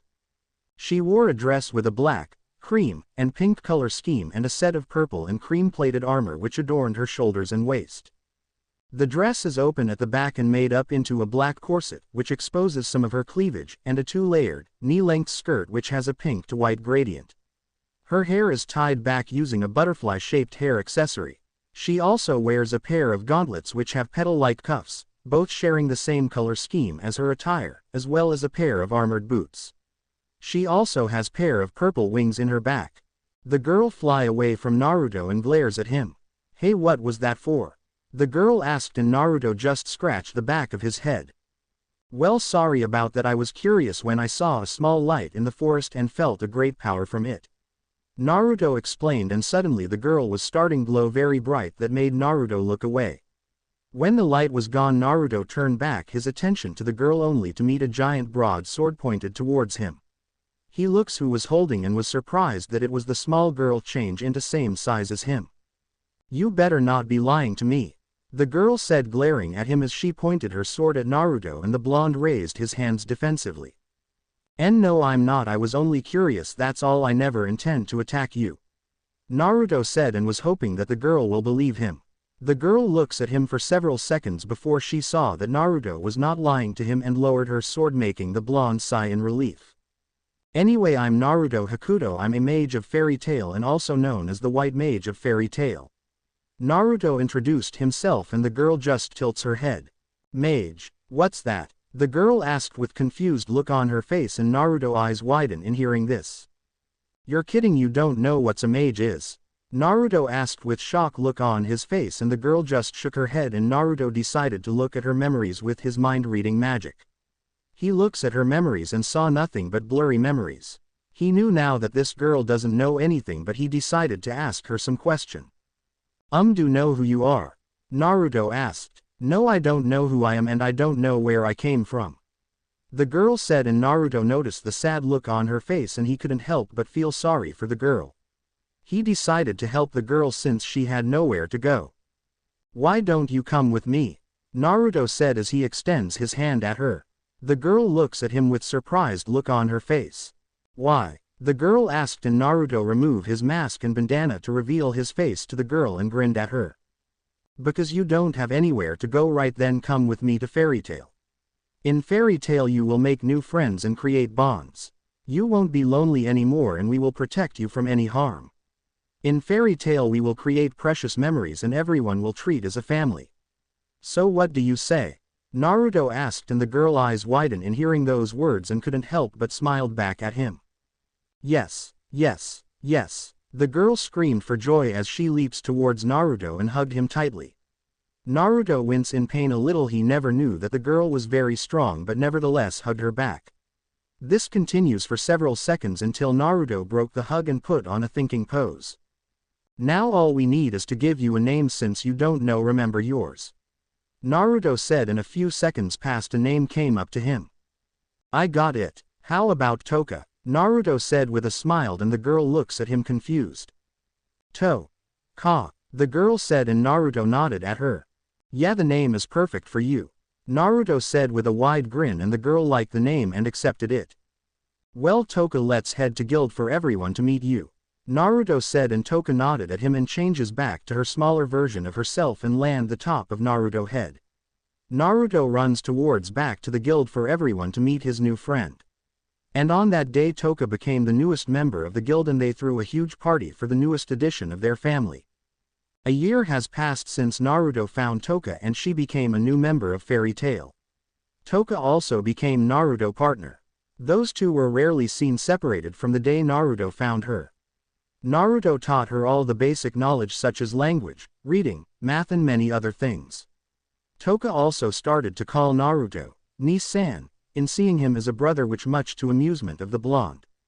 Toka had taken great liking in Fairy Tail. She made friends with everyone in the guild with her happy-and-go-lucky attitude except for Laxus and his group, since she was a partner with Naruto. That made Laxus and his group act cold towards her, but she didn't mind since she has many friends. Naruto also started to train her, and he was surprised on how good she was in wielding a sword, and he had to admit she was better than him in a sword fight, especially once she released her true power. Her power is a par on a wizard saint. Naruto decided to teach her about controlling her power so she couldn't destroy much in her surrounding, and it taken Toka several months for her to finally have full control of her power, which made Naruto very proud. Toka also earned her own nickname. She was called the Princess Warrior of Fairy Tail, because of her princess-like appearance and great skill as a fighter. She and Naruto had done several S-class missions and finishing them with ease, making Fairy Tail and their reputation bigger. Also during that year Mira had been a bit nicer to Naruto since she heard about Naruto's story, but still challenges Naruto in a fight and still being a bit mean to him, but Naruto didn't mind and he was happy that his relationship with Mira had changed even a little. Naruto decided to change his appearance. Now he no longer wears a mask or bandana that hide his face, giving him a full view of his handsome face. He now wears a white coat that has a Fairy Tail symbol on the back, white shirt underneath it, black pants, white gloves and pair of boots. Also during that year Naruto finally met Gildarts Clive, who was known as the ace of Fairy Tail. Naruto liked the S-class wizard. He wasn't arrogant like Laxus and he was more laid-back type of person, and he likes to drink a lot since Naruto saw that Gildarts always drinks with Makarov. But during Gildarts' visit Naruto saw that Kana had sad look on her face, which made Naruto worried, so he decided to look into Kana memories, and he was shocked to discover that Kana was Gildarts' daughter, and Naruto decided to talk to Kana. Flashback. Naruto was the back of the guild with Kana. Naruto asked Kana to talk to him, which was no problem for the card mage user. Toka wanted to join them, but Naruto said that they needed to be alone. Toka whined about it until Naruto was able to convince her, making the little girl leave them alone for a while. So what do you want to talk about, Naruto-kun? Kana asked with confused look on her face. Kana-chan, will you answer me truthfully? Naruto asked, and Kana looks at him confused but nodded at him. Naruto let out a sigh. Kana, is Gildarts your father? Naruto asked, and Kana eyes widen in shock. I don't. What are you talking about? Kana denied. I noticed that every time that you would see Gildarts you had that sad look on your face. It's like there's something that you wanted to say to him but you're too scared to do it. Naruto explained. Then he looks at Kana again and saw that her hair has shadowed her eyes. I guess you found out my secret, huh, Naruto? Kana said, and Naruto just let out a sigh and placed a hand on her shoulder. Kana looks at Naruto and saw that he had concerned look on his face. Do you want to talk about it? Naruto asked. Kana was quiet for several seconds and finally nods her head as a sign of yes to Naruto's question. She started to tell on how her mother named Cornelia died when she was little, and her mother told her about Gildarts and when she joined the guild and trained to become an S-class wizard for her to reveal herself to Gildarts. After Kana finished her story, all Naruto could say that he was surprised at this and feel sorry for Kana for everything she'd been through. He doesn't blame Gildarts for any of these since he knew that the man had nothing to know about Kana, and Naruto knew that Gildarts was the type of guy that would take care of Kana if ever learned that he was the father. Naruto decided to help Kana after hearing her story. Kana, can you take me to your mother's grave? Naruto asked, and Kana looked at him surprised. What for? She asked. Just trust me, okay? Naruto said, and Kana looked skeptical at first, but she knew that she could trust Naruto, so there was no problem. She and Naruto started walking away and headed to the Cornelia grave. Time skip Cornelia grave . We're here, Kana said as they arrived to Cornelia grave. Naruto saw a gravestone that has Kana mother name on it. Naruto looks. Kana just gave her a small smile. Kana, do you want to speak to your mother again? Naruto asked and Kana looks at him with wide eyes. Why you can do that? Kana stuttered. She did not believe in Naruto words. It was impossible to speak to someone who was dead. Naruto just in front of her and clap his hand together as he releases his magical powers. Hear me spirits, the path of light shine upon me. Naruto chanted as a magic circle appeared in the grave and in front of him. Hear my cry and please for me to speak to you for guidance and truth. Naruto eyes opened and he slams his hand in the magic circle that was in front of him. White magic. Soul summon. Naruto shouted and a pillar of light came from the sky and hits the magic circle that was on the grave. When the pillar of light and the magic circle was gone, Kana's eyes widened in shock as tears were flowing down her cheeks. It was Cornelia. Her mother was standing in front of her. She was like an adult version of Kana and she was wearing a beautiful white dress. KK Ka-chan is TT that RR really you? Kana stuttered and she slowly approaches her mother. Cornelia just gave her daughter a smile and nodded at her. Yes, it's me Kana-chan. Cornelia said with a soft tone and Kana couldn't hold it anymore. She runs towards her mother and leaped towards her. Cornelia catches her daughter and the two hugged each other tightly as Kana was crying on her shoulder but not in sadness but in joy. Cornelia letting tears of joy in seeing her daughter again while Naruto couldn't help but smile at this. When the two separated, the hug, Naruto approaches them. Cornelia looks Naruto and asked, "Are you the one who summoned me?" Yes, I'm Naruto Hakuto. I'm a friend of Kana and also known as the White Mage of Fairy Tail. It's nice to meet you, ma'am. Naruto said politely and Cornelia just smiled at Naruto. Such a nice boy. Tell me, are you Kana-chan boyfriend? Cornelia asked. Kana blushed in embarrassment while Naruto just let out a nervous chuckle. Ka-chan. Kana shouted with embarrassed look on her face. What? Cornelia asked as she tilts her head in confusion. Well, I'm a boy and her friend, so I guess I am. Naruto said and the two girls' sweat dropped at his answer. Well, there's something I need to tell you both. Naruto said and both women look at him. The magic will wear off at least 3 hours, so Kana, you have at least 3 hours to talk your mother before she returns back to the spirit world. Naruto explained and both women nodded at him. Well, better get going now. See back in the guild, Kana-chan. Naruto said before walking away to leave the two for them to talk.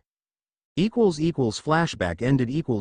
After that event, Kana thanked Naruto and the blonde just said to him that he just helping a friend out and nothing more. But ever since that happened, Kana would talk to Naruto more often and sometimes join in his mission with Toka. Naruto noticed that Kana would sometimes flirt with him, which made him confused at first and started to ask Makarov about women since he never been educated about these kinds of things before, and he knew that Makarov was wise about this since he was a master after all. Even Makarov is a pervert, he still act more of a parent than pervert towards the guild. If he acted more like pervert than a parent, then Laxus would have been turned into a pervert since he was close to his grandfather when he was a kid, after asking for help to Makarov. The old man couldn't help but burst out laughing at Naruto, but nevertheless taught him about women, not just the perverted way. After Makarov told him about women, Naruto could help but slowly realize that Kana might have feelings for him, but the blonde decided to ignore this since he knew that he didn't want to be in a relationship yet, since Makarov told him being in a relationship with women is complicated. So he decided to act to be a dense idiot like Natsu when a girl flirts with him. Now Naruto was on the first floor of the guild and was searching for jobs since he was completely bored while Toka was talking with Levi and her teammates. After few minutes of scanning request board, Naruto saw that caught his interest. A class request from the King of Fury. My daughter Hisui has been more quiet and antisocial for the last few months and I'm very worried. Please, I'm asking anyone WHO could cheer my DAUGTHER up. Reward 1 million jewels. Well, this looks interesting, Naruto said as he snatched the paper. That's when Mira approaches Naruto. Hey Naruto, what the mission are you going? Mira asked. Naruto just showed her the paper and Mira stared at it for several seconds before bursting out laughing, which caught everyone's attention and Naruto was confused. What's so funny, Mira-chan? Naruto asked, and Mira wiped the tear from her eye after laughing. You can't be serious about that mission. I heard that many have tried to that mission and all of them failed. They said that the princess is as cold as ice. Mira said, and Naruto just shrugged at her. You can never know, Mira-chan. I might be the first one be able to do, after all I'm also very unpredictable. Naruto stated, and everyone in guild agreed to him since they knew that Naruto was very unpredictable, has the talent to make everyone happy, except arrogant people. Mira just rolled her eyes. Didn't say I warned you. Mira said, and Naruto went to Makarov for him to approve the mission, and Makarov approved it. Come on Toka-chan, let's go, Naruto said as he headed to the guild followed by Toka. Time skip Naruto and Toka finally arrived at the capital of Fury, Crocus. And this might be the largest town of Fury, which with a vast amount of buildings in a circular formation as far as the eye can see, with the right part of the town being placed on the edge of a small crag. Such part seems to be surrounded by walls topping the crag itself. And there, in the middle of the town was Mercurius, the castle where the royal family of Fury lives. Wow, this castle is pretty big, Toka said happily with excited look on her face. This was her first time visiting the castle of Fury. Naruto just chuckled at the excited look on Toka's face. It's been a year since Naruto last visited the castle. Hey Nii-san, what does the princess look like? Toka asked, and Naruto thinks about, and then he realized something. Now that you mentioned it, I never once saw the princess, Naruto said, and he was surprised that he just realized that, but somehow something tells him that this going to be one heck of a mission. Naruto and Toka arrived at the front gate of the castle, and one of the knights immediately recognized Naruto. Naruto-san, why are you here? The knight asked. The knight has deep-set eyes and high cheekbones, with a small scar running from his left temple to the edge of his thick eyebrows. He also has a snub, square-shaped nose. His hair is dark and wavy, sticking up around his head, with prominent sideburns that join into a curved and pointed beard. He was wearing a silver armor and a cape. This man's name is Arcadios. Ah, Arcadios-san, it's been a while. I'm here to accept a mission, Naruto said as he handed the paper to Arcadios. Arcadios reads the mission and his eyes widen in shock. Well, I'm very surprised that you accepted this kind of mission, and Naruto-san, who is that with you? Arcadios asked as he saw Toka, who was standing on Naruto's shoulder. Hi there, I'm Toka. It's nice to meet you, Toka said happily, and Arcadios was surprised at this and looks at Naruto for explanation. She's my partner and adopted little sister, and you may know her as the Princess Warrior of Fairy Tail. Don't let her size deceive you or you're gonna regret it, Naruto said, and Arcadios was even more surprised at this. He heard story about the Princess Warrior of Fairy Tail and how powerful she was, but he never thought that a small little girl would be able to do that, but he decided not to judge the book by his cover and believe in Naruto's words. Soon Naruto and Toka entered the castle and headed to the king chambers and was being accompanied by Arcadios. So Arcadios-san, can you tell me about the king's daughter? Naruto asked. Well, Hisui-sama is a very happy and kind person, but after her mother passed away she became very quiet and very cold towards other people. She won't leave her room unless it was completely necessary.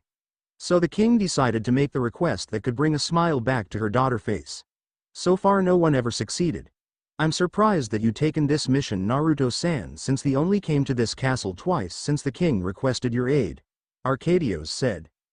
Well, don't worry, I'll bring back a smile to Hisui's face after I'm also very unpredictable, Naruto stated. Arcadios couldn't help but agreed to his statement since he knew that Naruto was completely unpredictable. He would be able to do the impossible missions that the king requested, and he saw firsthand on how Naruto was able to change the situation in his favor. Soon they arrived at the king chambers. Arcadius pushed the door open and stepped inside of the throne room and knees down before the king. Naruto quickly followed him and do the same to the most powerful man in Fury. He had met the king before since the king personally asked for his aid to do some mission in bringing down dark guilds that are near the capital and escorted him in leaving the kingdom to visit the other kingdoms. Your Majesty, I had brought the mage here. So, you are the mage who accept the mission, the king said cheerfully. Please stand up, young one. Naruto stood up and looked at the king, and the king's eyes widened in surprise. Naruto-san, you're the one who accepted the request? The king asked with a surprised tone, and Naruto nodded at him. Yes, and I brought a friend with me, Naruto said, and the king looks at him confused until he saw Toka was coming towards him. It's nice to meet you King-sama, I'm Toka. Toka said respectfully and bowed her head a little. Naruto taught her about manners and about respecting other people. Oh my. This is very surprising anyway, I'm Toma Ifuri, little one. Toma said cheerfully, and Toka nodded at him before returning back to Naruto. So Toma-sama, where is your daughter anyway? Naruto asked, and Toma let out sad sigh. She is in her room. She doesn't want to come out unless I call her if it was necessary. I hired several mages to try to make her happy, but all of them failed. Toma let out another depressed sigh, and Naruto and Toka couldn't help but feel sorry for the man. Don't worry Toma-sama, I'm going whatever it takes to make her happy, after all I never failed a mission before. Naruto stated with a grin on his face. Toma couldn't help but chuckle at the blonde words, but he knew that if anyone can do the impossible, it was Naruto. Very well Naruto-san, I hope that you can bring a smile back to my daughter. Toma stated, and Naruto nodded at him. Soon Arcadios led him and Toka towards the Hisui room. Moments later they were now standing in front of the door of Hisui chamber. Arcadios knocks on the door and said, Hisui-sama, there's someone here to see you. If they are the mages that father hired, tell them to leave. They're just wasting their time. Hisui said through the door. Naruto was the only one who notices that her voice sounded like she was really broken. Arcadios let out a sigh and looked at Naruto and Toka. I'm sorry for her cold attitude, Naruto-san, Toka-san. It's alright Arcadios-san, but can you leave us now? Naruto asked, and Arcadios raised a brow at him, but nevertheless he complied and left, leaving Naruto and Toka standing in front of the door. Toka flies in front of Naruto and asked, So what are we going to do, Ni-san? Toka asked, and Naruto smiled at her. We're going to sneak in, Naruto said, and Toka had a confused look on her face. How are you going to do that? Ni-san, Toka asked, and Naruto snapped his fingers that when a magic circle suddenly appeared beneath him. The magic circle glowed, and soon Toka saw that Naruto's soul was leaving his body. When the spell was done, Naruto's body suddenly falls to the ground, but Toka immediately catches it as she changes in her battle form.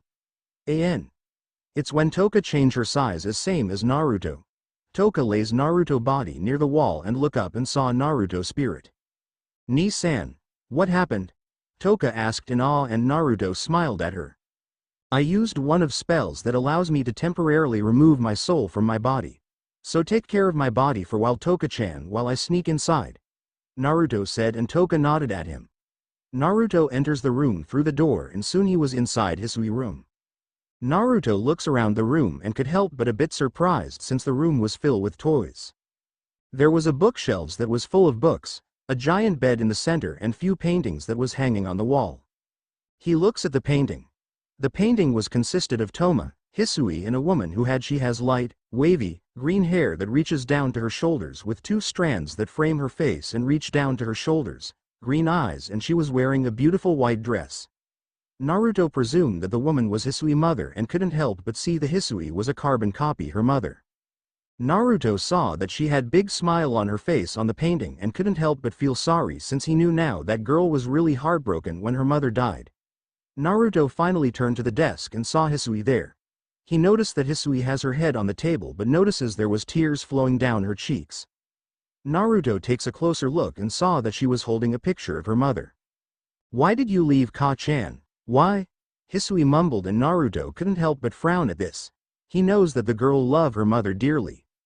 I'm so sorry Hisui-chan, I'm sorry that I left you. Naruto heard a voice, and Naruto turns around, saw Hisui's mother standing in front of her with sad look on her face. Excuse me, Naruto said, and Hisui's mother turns to Naruto and was surprised to see him. Oh my, who are you, young one? Hisui's mother asked, and Naruto smiled at her and bowed his head. I'm Naruto Hakuto, you must be Hisui-sama Ka-san, Naruto said, and Hisui's mother nodded at him. Yes, I'm Lily Ifuri, the late wife of Toma, Lily said, and Naruto nodded at her before turning his attention to Hisui, who seemed to have fallen asleep. She really missed you, Lily-sama, Naruto stated, and Lily nodded at him with sad look on her face. Yes, and I couldn't help but blame myself for this. I let my poor daughter become like this, Lily said sadly. Lily-sama, how did you die? Naruto asked, and Lily turns his attention to Naruto. I died from an unknown illness. Toma-kun tried everything he could to keep me alive, but in the end I died. Lily stated, and Naruto looks to Hisui before returning back to Lily, who was watching her daughter with sad look on her face. After watching this for several seconds, Naruto finally let out sigh and looks at Lily. Lily-sama. Naruto called, and Lily turned her attention to the white mage. Do you wish to be given a second chance in life? He asked, and Lily looks at him confused. What do you mean, Naruto-san? Lily asked. I can bring you back to life. Naruto stated, and Lily felt like the world stopped. She couldn't believe in what she was hearing. What was that, Naruto-san? Lily stuttered. I said that I can bring you back to life, Lily-sama. I can give you a second chance in life. I can give you a chance to be with your family again. So what is your answer, Lily-sama? Naruto asked. That's when Lily suddenly was on her knees and brought her hands together in front of Naruto. Please, Naruto-san, let me have the chance to be with my family again. Please bring me back to life. Lily stated with depressed look on her face, and Naruto saw that she was type of person that would do anything for to given another chance to be with her family again. Of course, Lily-sama, I will give another chance in life again, since I see that you would go through the length to be with your family again. Naruto stated, and Lily's eyes widened in hearing this, and soon started tears of joy were flowing down her cheeks before she stands up and gave Naruto a hug. Thank you, Naruto-san, thank you, Lily said, and Naruto just let out sigh and let her continue hugging him. Moments later she lets go of him and Naruto left the room. With Toka . I'm bored. Toka whined.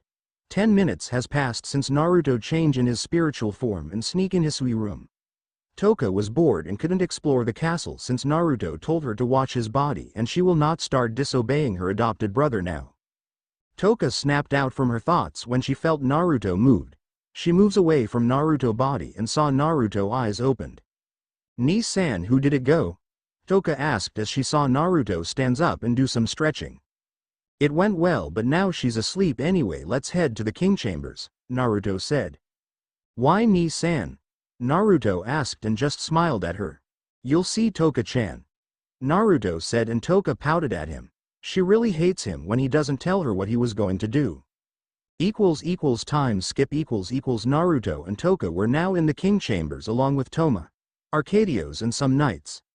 They were waiting for Hisui, and moments later Hisui arrived at the chambers. She was surprising in Naruto. I'm here, Oto-san, and who is this? Hisui asked as she pointed at Naruto. I'm Naruto Hakuto, or who is known as the White Mage of Fairy Tail, Hisui-sama, while this is Toka, my partner and adopted lil sister. Naruto said as he pointed at himself and Toka. Hisui nodded at him and looked at his father. So we are all here, Naruto-san. Why did you gather everyone here? Toma asked, and Naruto just smiled at the king. I have something that will bring back the smile in your daughter's face, but first I need the guards to leave the chamber first. Naruto stated, causing everyone look at him surprised. But why, we are the king's bodyguards, one of the knights said. But the king raised his hand, making the knight stop his protest. Guards, please leave the chamber. I believe Naruto-san will not do anything bad to us, Toma said. He has great trust towards Naruto, even he only met him twice, but he knew that he can trust Naruto. The knights were about to protest again when Arcadios stopped them and told them to leave. Soon Toka, Naruto, Toma and Hisui were the only ones left in the room. So what are you going to do, Naruto-san? Toma asked. That's when Naruto summoned 3 clones that surprised Hisui, then place a tag around the room. There now no one can get in the chamber or hear us, Naruto stated, and everyone was completely confused at his actions. Why did you do that, Ni-san? Toka asked. Because I don't want some of the knights to witness in what I'm going to do, Naruto said, and Toka was confused at first when it suddenly hits her, making her eyes widen in shock. Ni-san, are you going to use your white magic? Toka asked, and Naruto nodded at her while the Toma and Hisui were confused at this. What is so special about his magic? Hisui asked. Patience, Hisui-sama, but first can we talk? Why were you acting so cold to the others? Naruto said, and Hisui just looks away from him. It's none of your business, Hisui said harshly. Naruto and Toma just let out a sigh. Is because you were depressed? Is it because of your mother? Naruto asked, and that did it. He saw Hisui flinch and glares at him. You don't know anything, so stay out of it, Hisui snapped at him. Toma and Toka were surprised at Hisui's sudden outburst, while Naruto just had a blank look on his face. Toma was wondering why she was acting like that, then it hit him.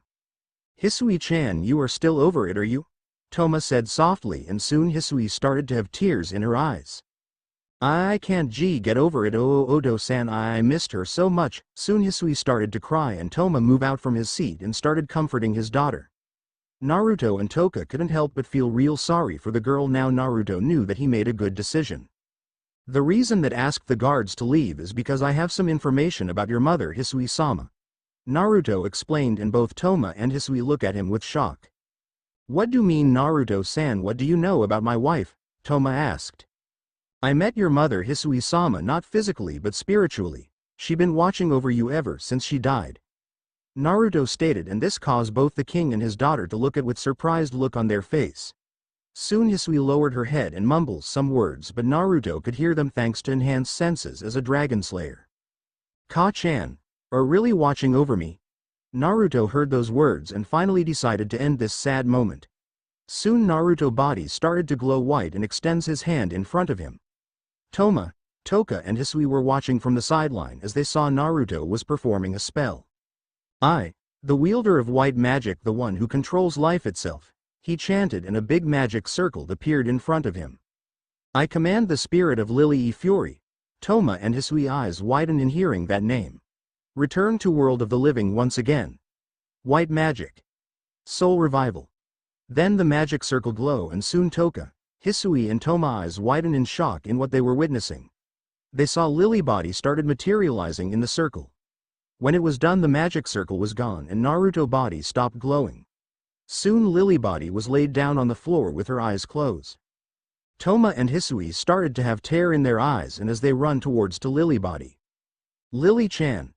Toma called, and soon Lily slowly opened her eyes and she saw her husband and daughter gathered around her. Toma-kun, Hisui-chan, Lily said, and this caused more tears flowing down to their face. Ka-chan.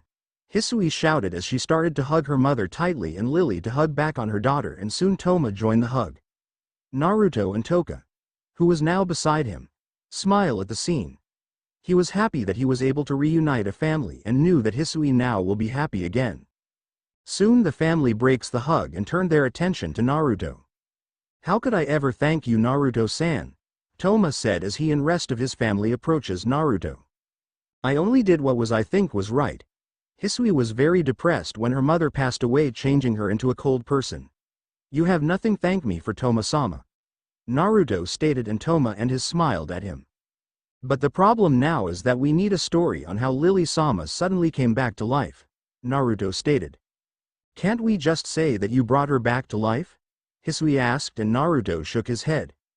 I don't want to get any attention from the council. They already keep pestering me to meet them, but thanks to Toma-sama immunity that I got, I can ignore them. But if they find out that I can bring back the dead, they will try anything to manipulate my powers for their own personal needs, Naruto stated.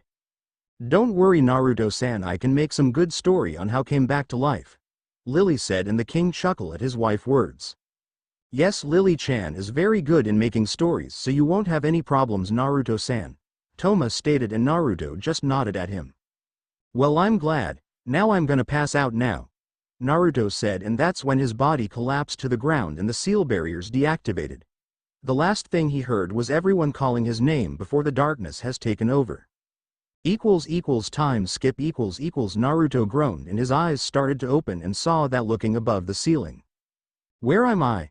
Naruto asked as he sat up and looks around and saw that he was in Hisui room. Ni-san. Toka, in her small form, shouted as she came out from nowhere and hugged Naruto cheeks. Hey Toka-chan, how long was I out? Naruto asked, and Toka let go of him. 2 days, Ni-san, and everyone in the royal family were really worried about you, Toka said, and Naruto just nodded at her, and the door suddenly opened and they saw Hisui entered the room. Hello Hisui-sama, Naruto said, and he noticed that Hisui has surprised look on her face, and before he could make any more comments that when Hisui suddenly leaps towards Naruto and hugged him tightly, and Naruto blushed by the sudden contact. Hisui-sama? Naruto stuttered. My, you're awake now, Naruto-san, Lily said as she and Toma entered the room. Toma-sama, Lily-sama, Naruto said in surprise, and then he felt Hisui tighten her hugged around him. She's been really worried about you, Naruto-san. Hisui-chan here didn't sleep well because she was really worried about you. Toma said, and Naruto was surprised at hearing, and then he looks at Hisui and saw her that she was crying. Naruto couldn't help but feel sorry for making her worried and decided to the girl and giving her some comforting words. The king and queen of Fury couldn't help but smiled at the scene with Toka. They're happy that the princess was now happy once more, and it was all thanks to Naruto who brought back happiness in the family. Time skip Naruto and Toka, who was in his shoulder, were now standing outside the castle gate with Toma and the rest of his family in front of him. Lily already explained to Naruto the cover story on how she came back from the dead. Lily told the kingdom after she was announcement of her return that her spirit was slowly being sealed away by unknown curse, which was the result of the unknown illness that caused her death, and she told everyone on how he, Naruto, was able to free her spirit from the curse with the use of his magic, which causes everyone in the capital to proclaim him the hero of Cronus, which embarrassed the blonde. Here's your reward, Naruto-san, Arcadios said with a grin on his face as he handed the bag of reward to Naruto. Naruto opened the bag and his eyes widened in shock. Toma-sama, I think this is too much, Naruto said, and Toma shook his head. Nonsense, Naruto-san, you have brought back smile on my daughter face and break the curse for my wife to return to us. To tell you the truth, we are eternally grateful to you. If you ever need help, just come to us. Toma smiled. Yes, Naruto-san. Toma-kun here is correct, we are forever grateful for bringing happiness back to our family. Lily said as she smiled at him. Naruto just nodded at her and accepted both the king and queen reasons. Okay, Toma-sama. Lily-sama, I will accept this reward, but can you keep my magic a secret to the council, because I don't want the council keep pestering me to join them, Naruto stated. Our lips is sealed, Naruto-san, we won't tell anyone about it, Toma said, and Naruto just gave him a thankful nod, then turns to Hisui and she steps forward. Naruto, Hisui said, are ever going to see each other again? Naruto just smiled, then reached something from his pocket, then pulls it out and reveals to be a small bracelet that has the symbol of fairy tale. Here, Hisui-sama. Naruto gave her the bracelet and accepted it. Always remember that even we are far away from each other, we will always meet each other again one day. You can visit Fairy Tail to see me if you want, Naruto stated and ended with a wide grin on his face. Toka, Toma and Lily just smiled at Naruto's words. Hisui just looked at the bracelet for a few seconds before smiling and put it on. Just promise me that we will see you again, Naruto. Naruto just smiled and nodded at her. I promise, Naruto stated. Then suddenly Hisui leans forward and kissed him on the cheek, which shocked everyone, especially Naruto. After 5 seconds, the princess pulled back with a smile on her face, her cheeks reddened a little. Thank you bringing back Ka-chan. Naruto snapped out from his shock and nodded at her before he started to float in the air, which made Hisui look at him with awe. Until meet again, Hisui-sama, Lily-sama, Toma-sama.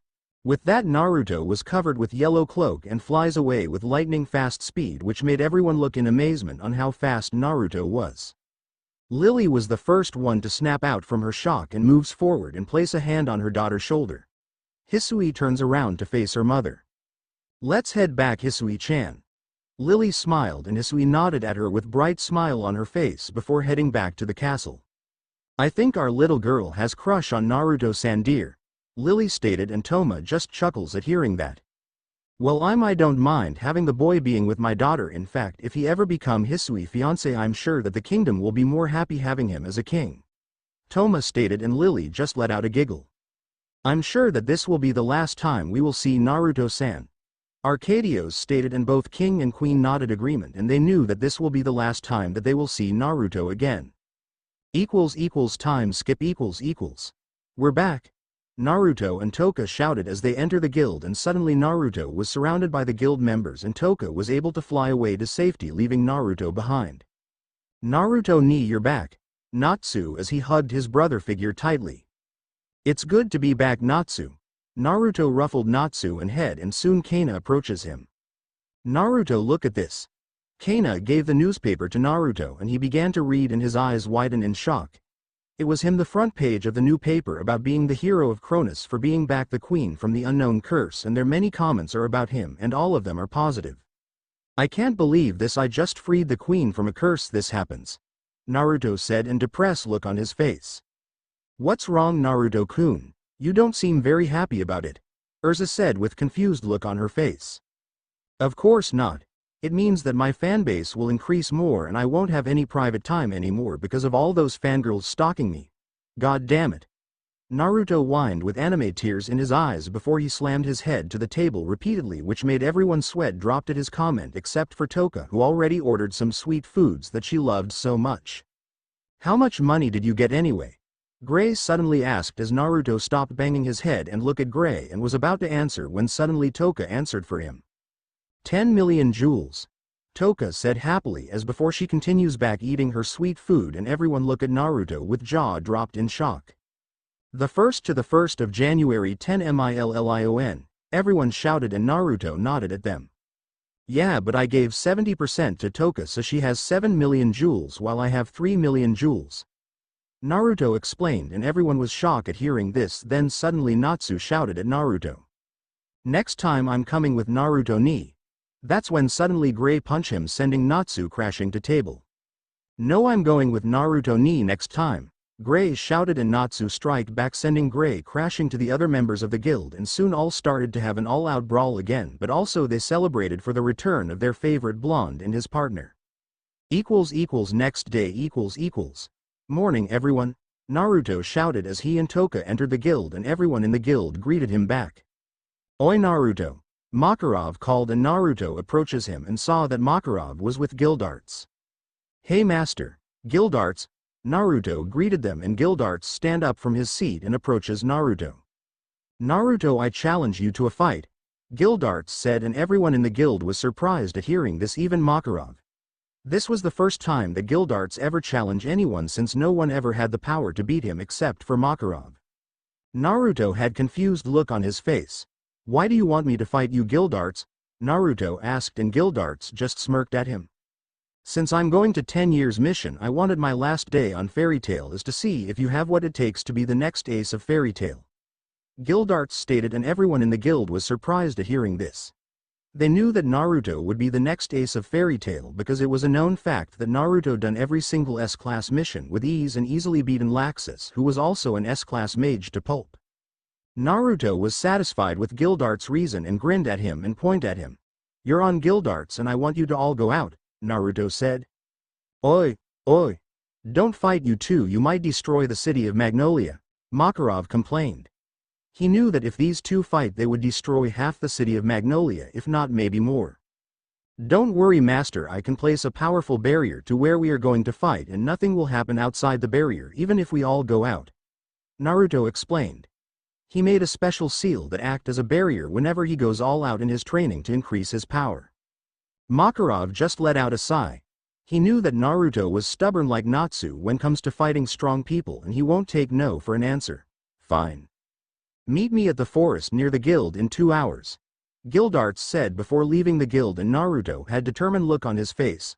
I will be the next ace of Fairy Tail and I won't back down on my words because I'm Naruto Hakuto, Naruto mentally shouted.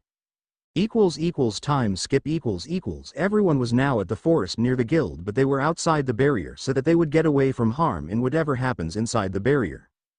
Naruto and Guildarts were few meters away, and Naruto had serious look on his face while Guildarts has his arm crossed and has smirk on his face. Good luck, Naruto-kun. Urza cheered. Go Ni-san. Toka cheered as she currently standing on top of Urza's head. Hey, Naruto will get his butt beaten, Laxus said arrogantly with his team nodding in agreement. He still holds a grudge towards Naruto after humiliating him in front of the entire guild, but hold a great fear if he ever pissed him off. Say, that guy who got beaten to pulp and never had a chance to fight back, Mira muttered, but Laxus heard her and glares at Mira. What was that brat? Laxus asked angrily. You heard me, Sparky, Mira shouted back. That's enough, both of you, the match is about to begin, Makarov shouted, and the two send one last glare at each other before returning back their attention to Naruto and Guildarts. You ready, kid? Guildarts asked, and Naruto nodded at him and went to his stance. Both of you ready? Makarov asked, and both mages nodded at him before returning back their attention at each other. Begin, Makarov shouted. Shadow Clone Jutsu.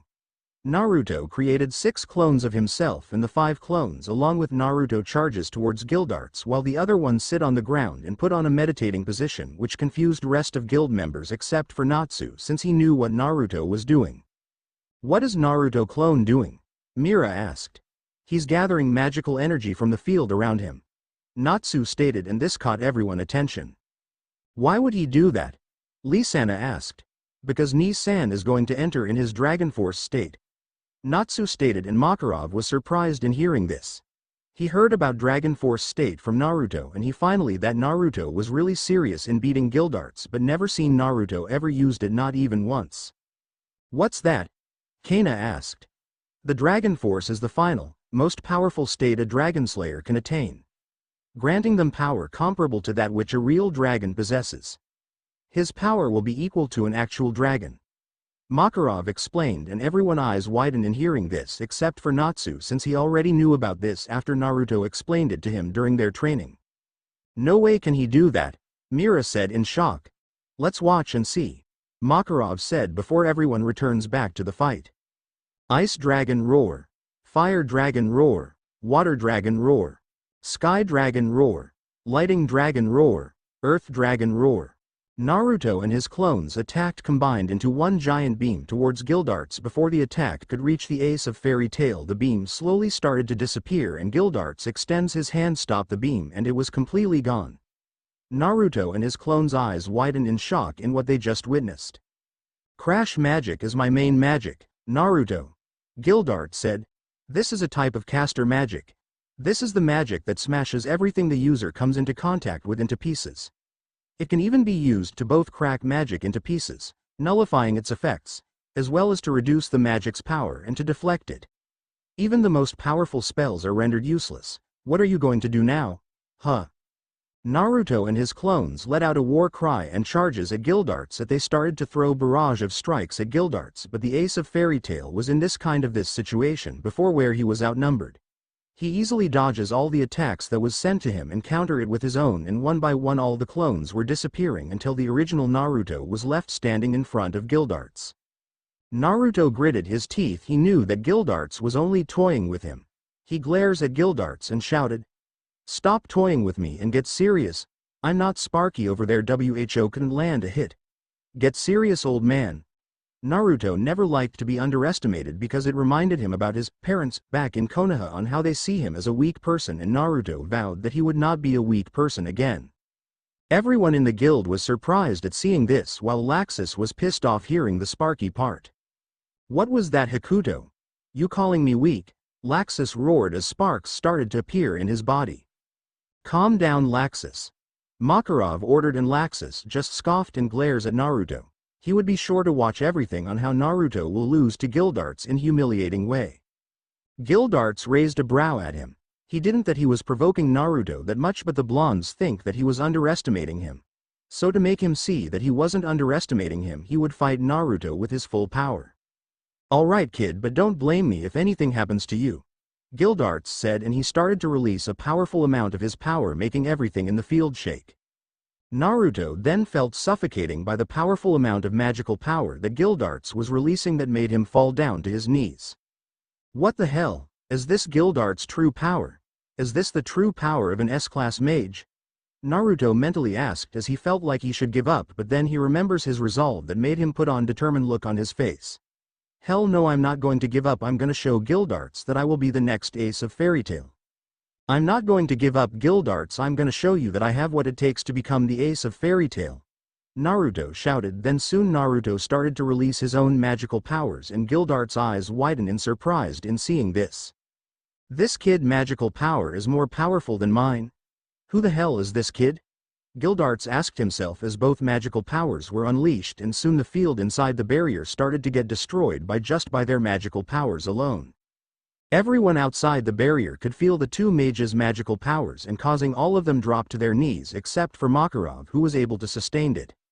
What the hell, I thought that this barrier will prevent any power that will come out from them," Laxus said as he struggled to stand up. "I think because of the intense power that both are releasing that the barrier can't keep up with it," Makarov explained, making everyone look at him with wide eyes before returning back to Naruto and Guildarts. I'm surprised that you have so much magical powers than me, Naruto, but doesn't mean that you are an ace of fairy tale yet. Gildarts said, and Naruto just looked at him with a determined look on his face. I will become the next ace of fairy tale, and that is a promise of a lifetime, Naruto stated, making Gildarts looking at him surprised look on his face before smiling at him. Let's see what you got, kid.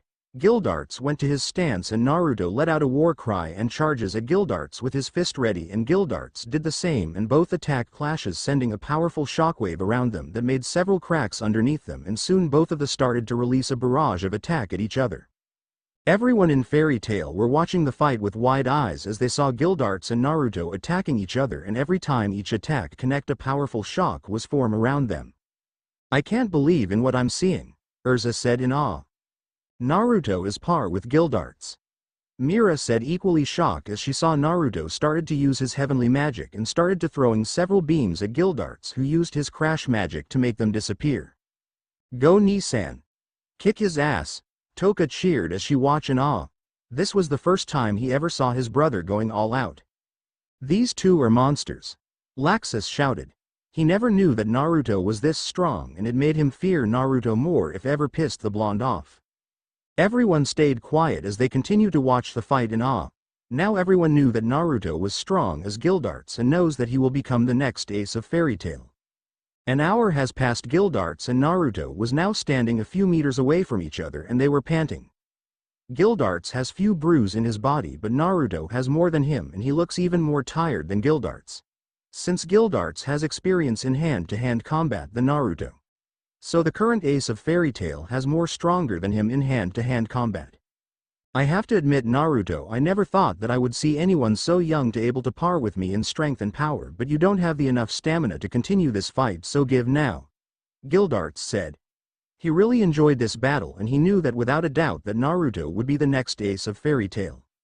Naruto smirked at him and said, I'm not done yet, Gildarts, I'm now going all out. This is the first time I'm going to use this on a fight, Naruto said as he closes his eyes, and which made Gildarts and everyone watching the fight with confusion.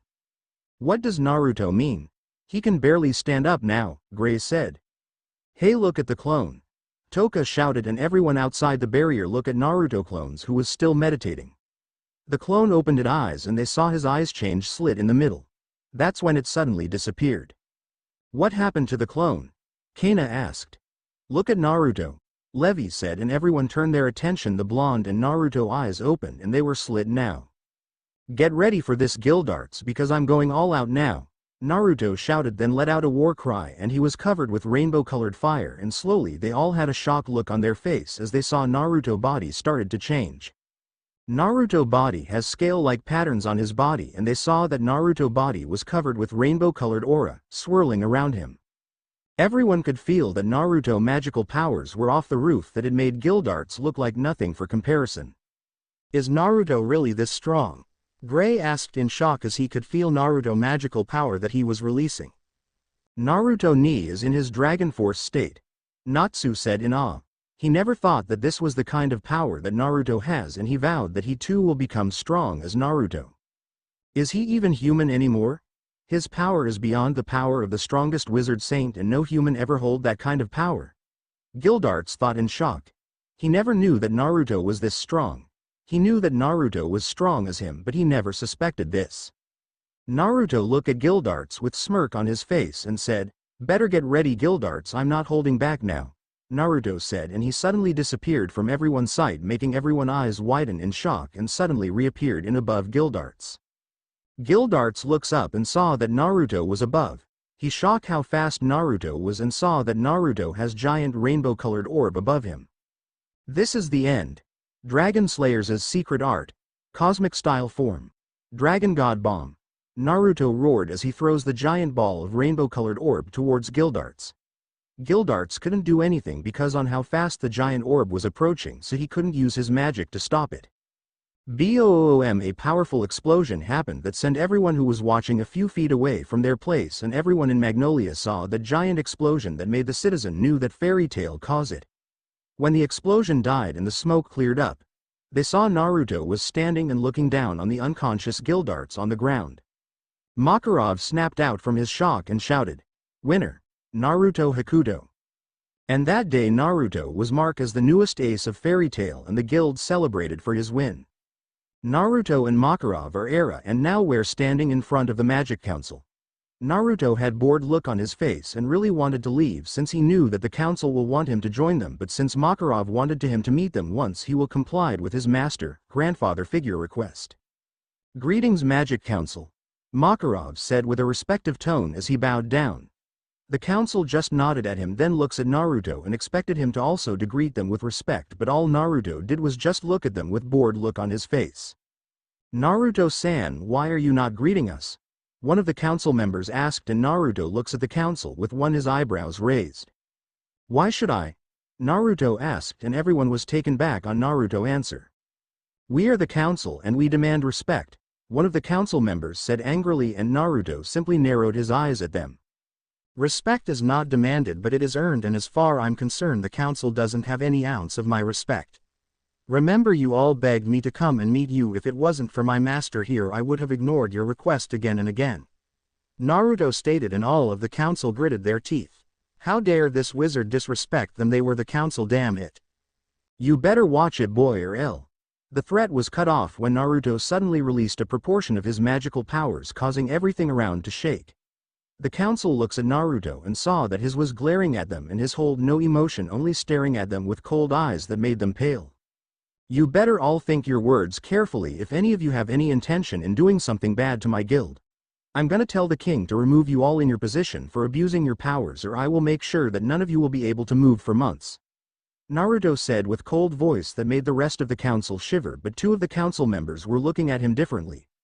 The two was with interest while the other was looking at him with lustful eyes. One was a man who had blue hair and a red tattoo above and under his right eye.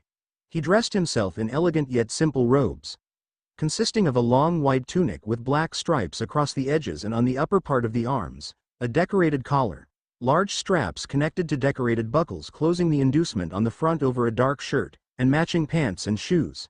This man was Seagrain. Other one was a woman who had dark purple hair and brown eyes. She wears a long revealing dress, sporting a striped pattern. This woman was Ultir Milkovich. The last one was short old man with thick light brown eyebrows and a small toothbrush mustache that reaches halfway to his mouth. He wore a brown long-sleeve shirt with black vertical stripes and a black three-spiked hat. This man's name is Yujima, who was a former of Fairy Tail and close friend of Makarov. Naruto noticed that two of the Magic Council were looking at with interest, and he recognizes the two. He knew about Ultir, Seagrain and Yujima since Makarov told him about the members of the council. He notices that they were looking at him with fear but interest, well except for Ultir, who was looking at him with lust that made him send shiver to his spine. That woman's eyes reminded him about his fangirls, the bane of his existence. Naruto, that's enough. Makarov ordered, and Naruto snapped out from his thoughts and slowly stopped his magical powers, which was relief from everyone in the council except for Ultir, Seagrain and Yujima, who still have interest look on their face. Naruto closed his eyes and let out a sigh before he opens his eyes and look at the council with a serious look on his face. Tell me why the council wants to see me, Naruto asked, and one of them stands up. The person was an old who had blonde hair and black eyes. This is Belno, who was member of the Magic Council.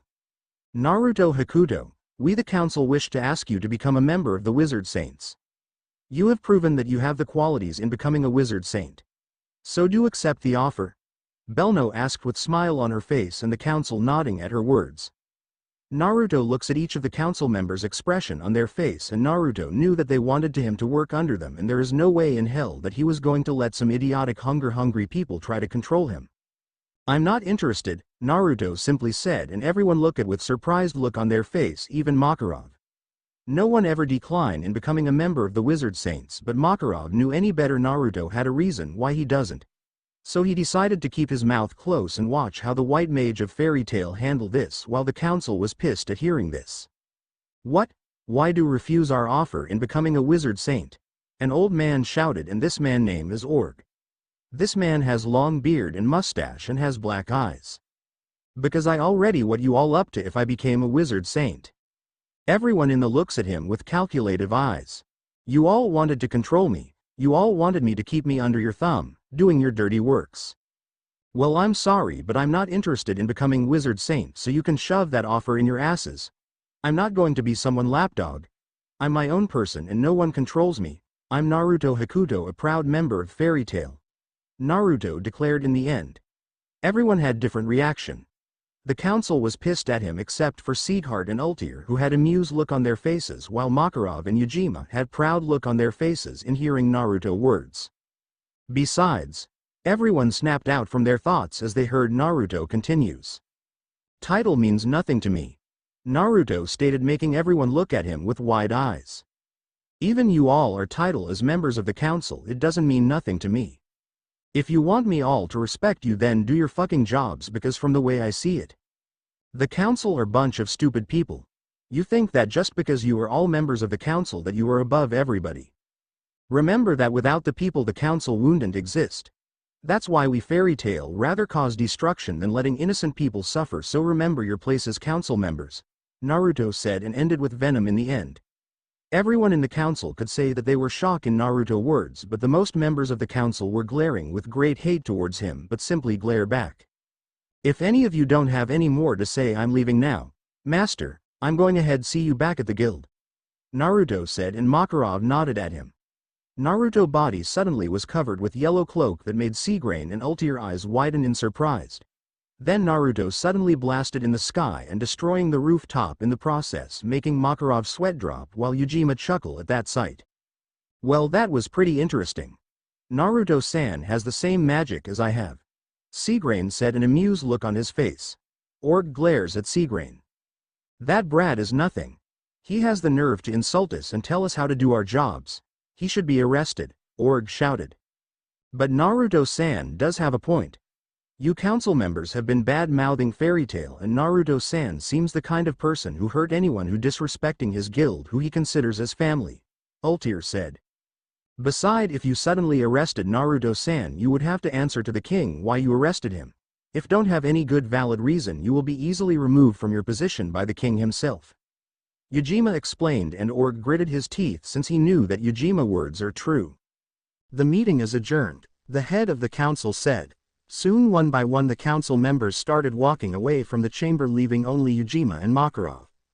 You have an interesting member there, Makarov. I would say that if ever becomes a master of Fairy Tail, then I would say that the guild would be in safe hands, Ujima stated, and Makarov nodded in agreement, and soon the two headed out chambers to have a small chat. Flashback ended. Ever since that incident, the council completely stops pestering Naruto from joining them, but decided to give him the ranking as a SS rank wizard, which made the blonde suspicious but decided to accept it since the council told that it's just a ranking, making him the first mage in history ever attaining that rank, since Gildarts was only an S-class wizard. Also, Naruto started his first SS class mission with Toka, and he was able to finish it within 2 months, making his and Fairy Tail reputation increase. Also, Naruto started to learn a new magic such ice make magic from Gray as an exchange for helping the ice mage getting stronger, and teleportation magic, which he got a book about it from one of his S-class mission. He was surprised that it was similar to Minato Hirishin no Jutsu and didn't waste time to learn it, and after several months he finally was able to master it and earn him another nickname, and that is White Flash of Fairy Tail, because of his new incredible speed. He also developed few new spells that required his zodiac key like Virgo to execute it, and also new different forms using his Dragon Slayer magic. Even Naruto was a mage, he didn't slack off his shinobi training. He still continues to read about the history of the Konoha and the shinobi worlds thanks to the books and scroll that he's stolen, and he was surprised that he inherited Kushina chakra chains and decided to practice it, and he spent months in learning to control the chakra chains even with the help of the clones. He also trained Toka in using magic since she got interested, but the only magic she knows is heavenly magic, which she learned from Naruto, while rest her powers comes naturally to her. Also during those 2 years Naruto started also to notice that Urza and Mira had some feelings for her, and you're asking how he knew this. Well, here are some reasons how he was able to notice it. Urza and Mira would often now started asking Naruto to join his mission since they also had been promoted in becoming an S-class wizards, and sometimes one of them will ask to join him in their shopping trip. Urza and Mira rivalry was fiercer than ever since now most of the time if Naruto would talk to one of them, the other would interrupt and cause the two to fight in the guild, and was more destructive than before, and Naruto would knock them out cold for them to stop. Also that time Kana has decided to ask Naruto for help in becoming stronger, which the blonde was more than happy to accept her request. Soon as Mira and Urza heard that Naruto was training Kana and decided also to join his training also, which the blonde had no problem. But whenever there was a sparring match, Mira and Urza would all go out, leaving chaos and destruction in the field. That made Naruto decided to make a seal that would lessen the destruction if ever the girls started to have an all-out brawl towards each other. Naruto also decided to be dense as possible when the girls start to flirt with him, since he never wanted any of the girls feeling getting hurt. He knew that if he chooses one of the girls he would leave the two heartbroken, and he didn't like that. Naruto has also been contacting with Hisui through communication lacrima, and sometimes would visit Hisui and her parents if ever he have mission that was requested by the king. Naruto was surprised that Hisui started to learn magic, and Naruto decided to help her, so every 5 months Naruto would visit the Hisui and see her progress, and Naruto saw that she was improving greatly. Now Naruto was on the train. He and Toka just finished their S-class mission and were heading back to Magnolia. He looks like that he was deep in his thoughts while Toka sitting on the top of his head. Toka noticed deep expression on Naruto's face and decided to ask him. "What the problem, Ni-san?" Toka said, and Naruto snapped out of his thoughts and saw Toka in front of him. "Nothing wrong, Toka-chan, I'm just remembering some things," Naruto said, and Toka just nodded at him. That's when suddenly a female in the same car gasped, "Look at that. Oh my god. What happened?" Naruto and Toka glance out the window and their eyes widen in shock. A small town several hundred meters away had a column of black smoke rising from it. There was a small horde of animals near the forest close to the train that appeared to be resting after a long run. And right in front of the train were several sets of civilians waving at it to stop.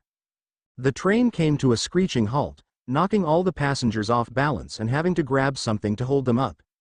Every car opened up as the people near the train started coming onto the train. One person looked at the people coming aboard. "What are you doing?" "We're sorry. We didn't mean to halt your train, but our town was suddenly charged by a horde of animals." A man followed into the car. "Our homes were destroyed and everything's going up in flames." "Oh no." Someone yelled in horror. "Was anybody hurt?" "No, thank God," one of them said as they started waving towards their former town. "Luckily we had a mage from Fairy Tail come and warn us beforehand."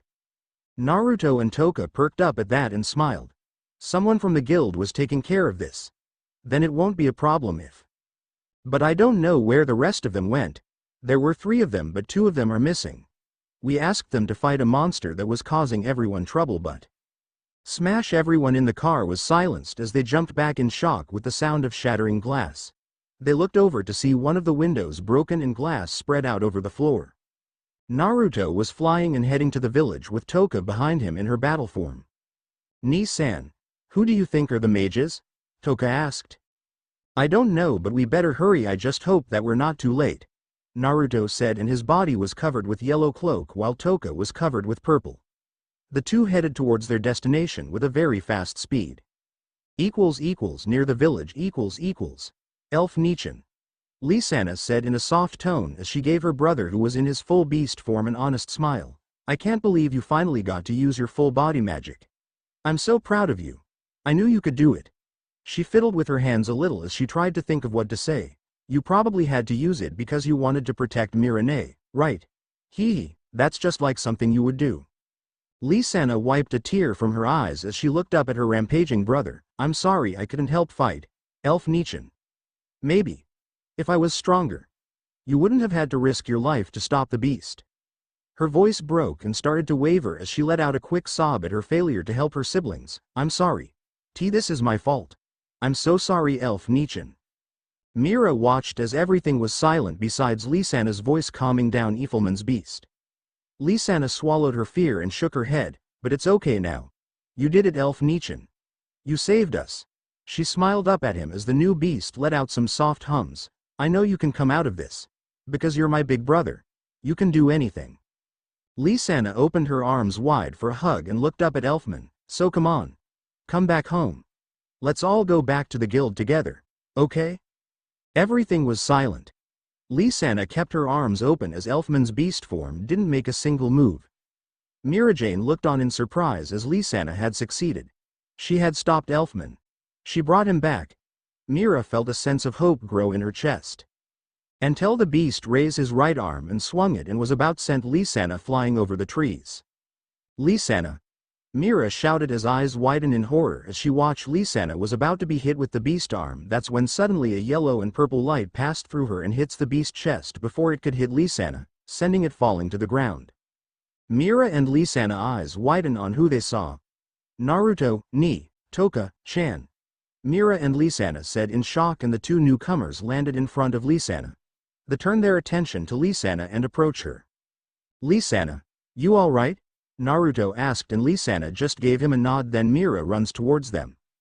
Naruto, Toka, what are you both doing here? Mira asked. The villagers of the village stops the train we were on, and they told that there was mages of fairy tale in the village. At first we thought that everything was alright until they told us that there was a monster that there were mages are fighting. I never thought that you two would be fighting the king of the beast. Naruto said, then turns his attention the beast who's starting to get up. Toka, get these two to some safe distance while I will kill this monster. Naruto said as his hands were covered with fire and ice. Naruto, don't, Mira yelled as she got his attention before it was too late. She looked down in shame and stated, that monster. It's Elfman. Naruto and Toka eyes widened in shock as they looked back towards town where you could see the massive monster's form reaching over the houses. They looked back at the S-class mage. That thing. That's Elfman. What happened? Naruto asked in shock. Elfman tried to take over a monster we were sent here to scare away, but it was too powerful for him to control, and now he's going on a rampage. He can't control himself. I know it might seem too late, but... Mira's shoulder shook as she looked up at him with pleading eyes. Naruto, he's my brother. Please. Naruto clenches his fist and released a sigh and nodded at her. I promised to save him, Naruto stated, and Mira nods in appreciation. Then they saw the beast stands up and let out roar and charges at them. Naruto pressed his hands together. Ice make. Rampart. Naruto shouted and summoned a massive wall of ice in front of them, causing the beast to crash to it. But the beast started to bash its body to the massive wall of ice and it started to crack. Naruto gritted his teeth in frustration, then he suddenly had an idea. He looks at Toka and shouted. Toka, I want you to distract Elfman for a while. Toka just nodded at him and soared to air as the beast destroyed wall. Holy shots! Toka shouted as she summoned several purple beams at the beast, causing it to move its arms to defensive position to minimize the damage. The beast let out roar and swings its arm towards Toka. Force field! Toka shouted as she summoned a force field around her, causing the beast arm to stop. Then Naruto slammed his hands to the ground and a magic circle suddenly appeared beneath the beast. Alright Elfman, time for you to change back. White magic. Suppressed soul. Beast. Naruto shouted and pillar of energy beam shot from the heaven and hits the beast. Mira and Lisanna just watch in amazement in what they were witnessing. When the pillar of light was gone, they saw Elfman was lying on the ground unconscious. Elfman, Elf Nichan. Mira and Lisanna shouted as everyone headed towards to the unconscious Elfman. Naruto started to check on his condition, and after a few seconds Naruto let out a sigh and a smile appeared on his face. He's fine now, but he might be out for 1 or 2 days, but nevertheless he's fine. Naruto said, and everyone was sighed in relief in hearing that. Thanks for everything Naruto Nisama. If you didn't come on time, I don't know what might have happened. Lisanna said, and Naruto just nodded at her. No problem, Lisanna-chan. Now let's head back to the guild for Elfman to recover. Naruto said, and everyone nodded at him. Naruto carried Elfman in his back, then grabbed both of Mira and Lisanna's shoulder. Mira blushed from the sudden contact that Naruto made. Oi, what are you doing? Mira said with blush on her face, and Lisanna noticed the blush on Mira's face that made a smirk appeared on Lisanna's face.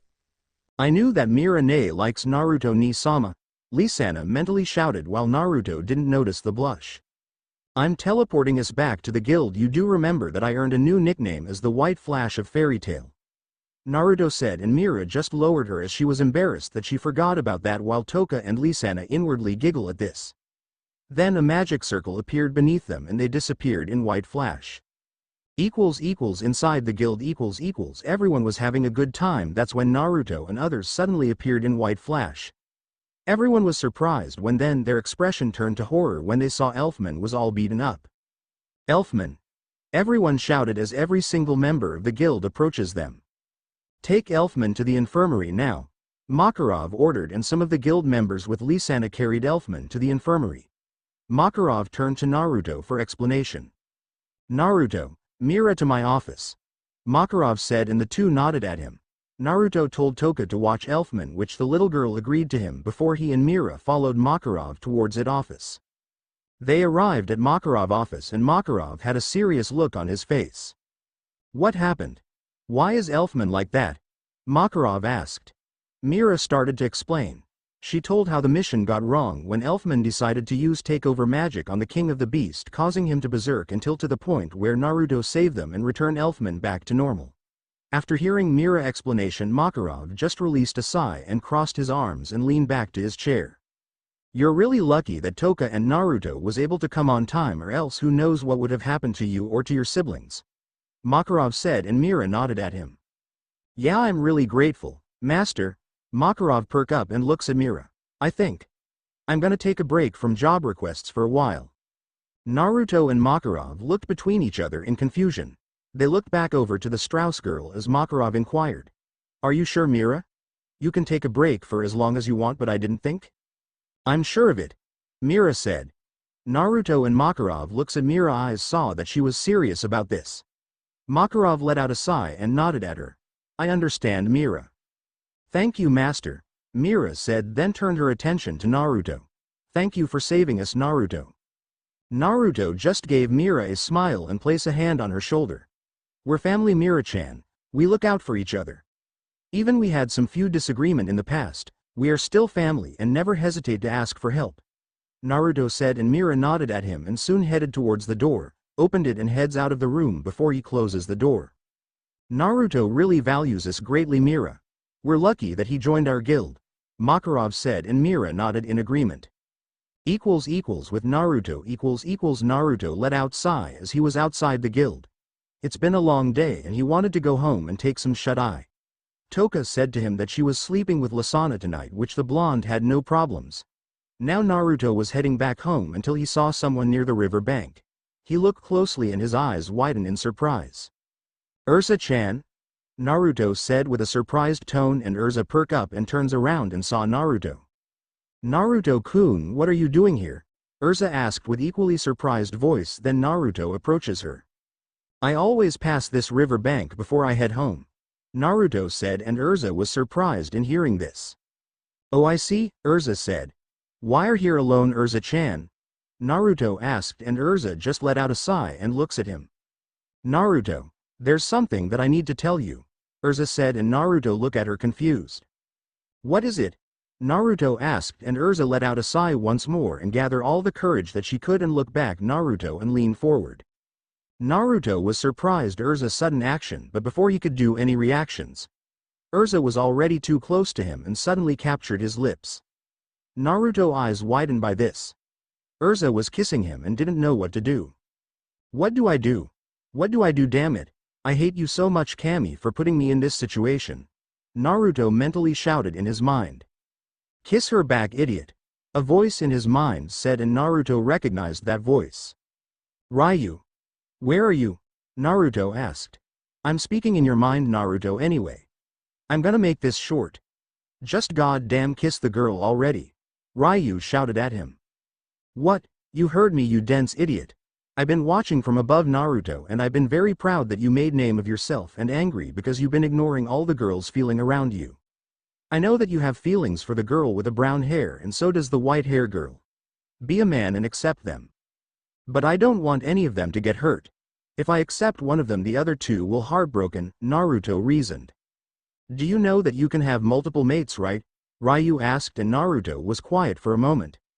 No, he finally responded and Ryu let out a sigh. Listen, Naruto.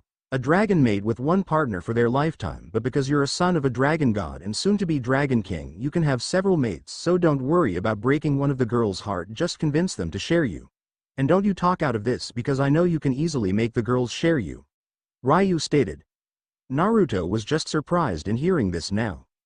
You know, you could have told me before I left the Dragon Realm, right? Or you could have told me before I decided to act like dense idiot, Naruto said to Ryu. I thought that you would be smart enough to figure it out. Anyway, just accept the girl and make sure you tell her everything about you, and I mean everything, and becoming a Dragon Slayer mate before you mark her.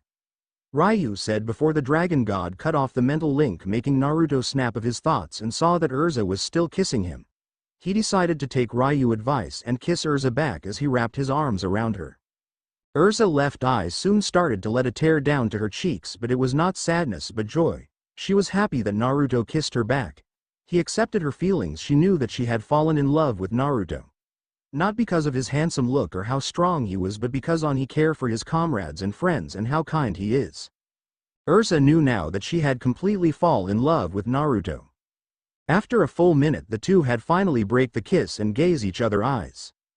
"Naruto-kun, I love you," Urza said, and then she hugged him tightly and pressed her head in his chest.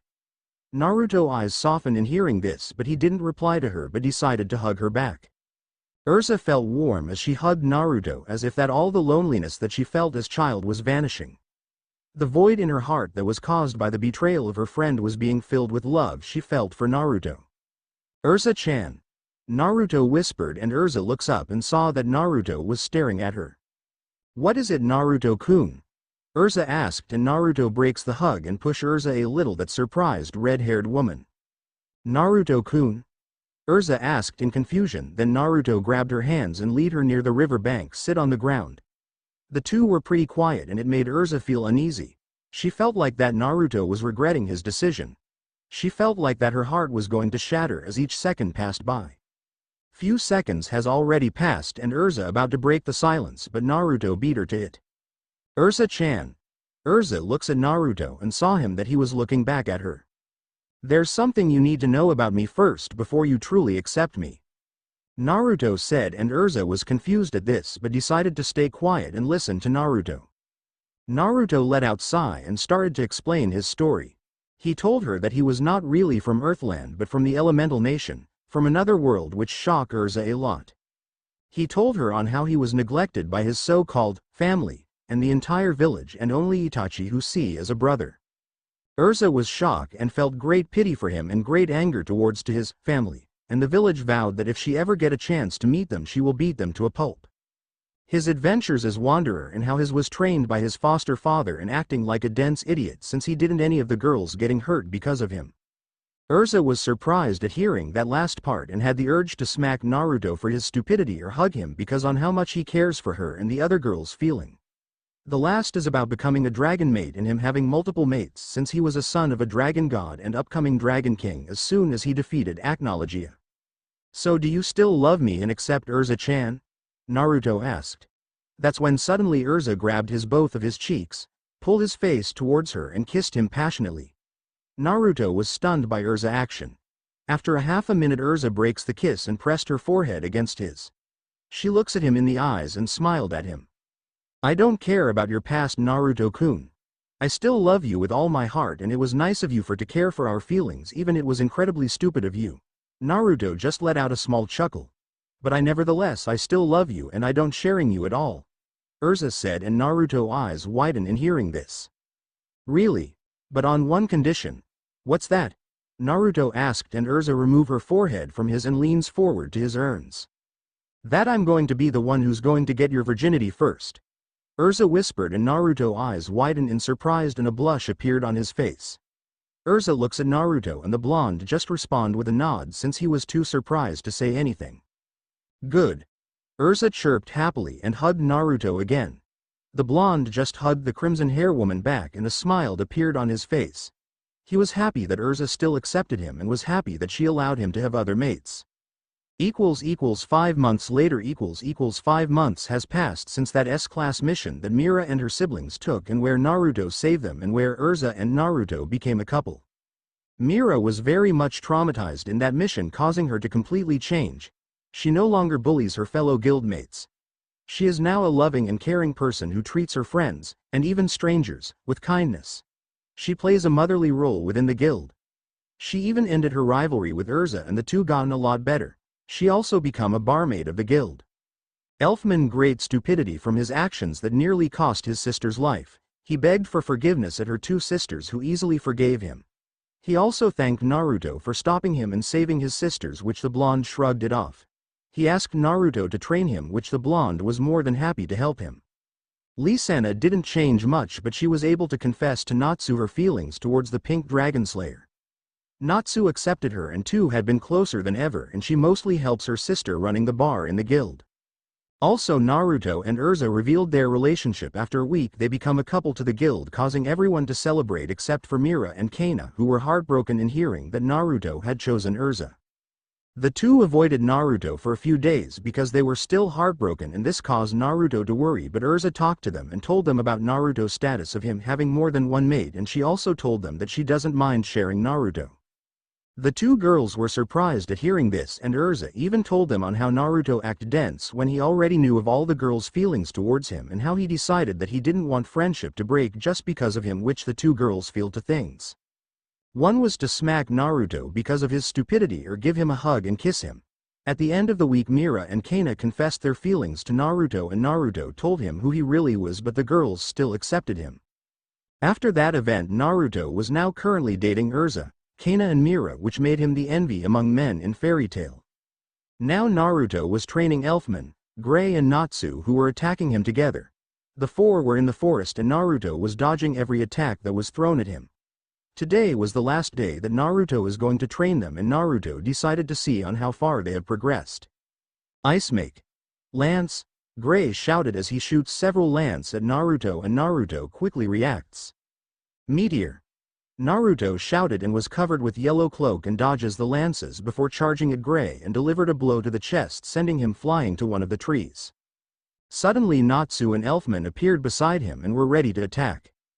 Fire Dragon Iron Fist. Natsu shouted as his fists were covered with flames. Beast Arm. Iron Bull. Elfman shouted and his arm turned into a metal that is similar to a gauntlet. Both Elfman and Natsu attack Naruto the same time in his side. Grab. Natsu and Elfman eyes widen when they saw Naruto easily stop their attack by grabbing their hands with his own. Naruto has a smirk on his face and said, "Nice try you two, but that's gonna take more than that to hurt me." With that, Naruto throws them towards the trees. Natsu, Gray and Elfman slowly get up and saw that Naruto has standing in front of them a few meters away with his arms crossed and has smirked on his face. "Is that all you all got?" Naruto taunted them and all them glared at him. "We're not done yet, Ice Make. Sword," Gray shouted and summons a sword in his hand and charges at Naruto. Fire Dragon Sword Horn. Natsu shouted and his body was covered with fire and charges at Naruto. Take over. Beast Soul. Elfman shouted as he takes the form of the beast himself that nearly causes his sister life. Over the 5 months of intense training from Naruto, Elfman had finally had full control of Beast, but can't stay that long for a period of time since he lacked magical reserves. The three of them were charging straight at Naruto. Naruto smiled proudly on how well the three was able to work together well and how good they were able to control their magic. He decided to become a bit serious as reward for their hard effort. "Alright, time to get a little bit serious. Hyper Ice Dragon Mode," Naruto shouted, then his body covered with rainbow-colored aura and sends a powerful shockwave that stops trio attacks, send them flying. The trio stands up and their eyes widen in shock in what they saw. Naruto had a blue flame in his head and his pupils become a darker color while his irises become a lighter color. Just like Suna Hyper Dying Will mode in Reborn. Naruto took a deep breath and as he builds a small magical powers. Ice Dragon Roar. Naruto roared and as he released an ice beam towards the three. Boom. A strong explosion happened and Naruto let out a sigh. When the smoke was gone and Naruto's eyes widened in surprise in what he saw. The three were still standing and Naruto could help but smiled at seeing. Even I only used 10% of my power on that roar, they should have been enough to completely knock them out. These three will become one of the strongest members of Fairy Tail in the future, Naruto thought and was proud that they were able to withstand the attack. He snapped out from his thoughts and saw that the three falls to the ground. Naruto approaches them to check on them and saw that they were unconscious. Naruto let out sigh and summoned 3 clones to carry them and headed back to the guild. Time skip == We're back. Naruto shouted as he and the 3 clones who were carrying Elfman, Gray and Natsu entered the guild. "Welcome Ba. What happened to them?" Lisanna said with shock and worried tone as she saw her brother, Natsu and Gray were unconscious. Don't worry, they are just knocked out after having a sparring match with me, Naruto said before he ordered the clones to carry the three to the infirmary. Lee Sana couldn't help but sigh at this. You know Naruto you shouldn't have going overboard on them. Lee Sana scolded him and Naruto just let out chuckle. She right San, you really need to go easy on them, Toka said as she fly towards them and decided to join the conversation. Well, they wanted me to get a little bit serious, so I used 10% of my power on them, Naruto stated, and he saw Toka just rolled her eyes. San, did you use your Dragon God Slayer magic on them? Toka asked, and Naruto just let out a nervous chuckle before nodding at her. You know that even 10% of your power you can still destroy things around you when you use your Dragon God Slayer magic on them, Toka scolded at him. Alright, you two, that's enough, you don't need to gang up on Naruto-kun, Mira said as she approaches them. Mira appearance has changed. Her was in ponytail anymore and let long hair fall down and has an upward ponytail obtained by gathering and tying the hair covering her forehead. She was wearing a sleeveless, ankle-length maroon dress with a pleated skirt. But Mira nay. Lee Sana whined and Mira just patted her and Toka. Lee Sana-chan, it's alright, the boys wanted him to get serious anyway, Mira said. Beside, if I was really serious I could have beaten to pulp with several bones broken anyway, Naruto stated, and it was true. Naruto is also known as slave driver when he trains people, and most of the time Natsu, Gray and Elfman would return to the guild with several bruises in their body, and that wasn't having a sparring match with him. Lee Sana and Toka looks at each other and let out sigh before nodding at them. Lee Sana decided to check the three while Toka and Naruto decided to order some food to eat. Few minutes later Mira brought their food and two started to eat. Hey Nii-san, how are three going with their training anyway? Toka asked before she took another bit in her bread. Mira also decided to listen since she was also eager also on her brother was developing in Naruto training. Well, the three are pretty going well on their training. Natsu finally was able to enter Dragon Force, but the problem is that he needed to absorb a strong concentrated Eternano before he can completely enter that state, and he can only stay in that state for at least 15 minutes before he is completely exhausted. Gray is par with Natsu when comes to power and speed, but he still needs sharpen his time reaction more, and finally Elfman. This caught Toka and Mira attention.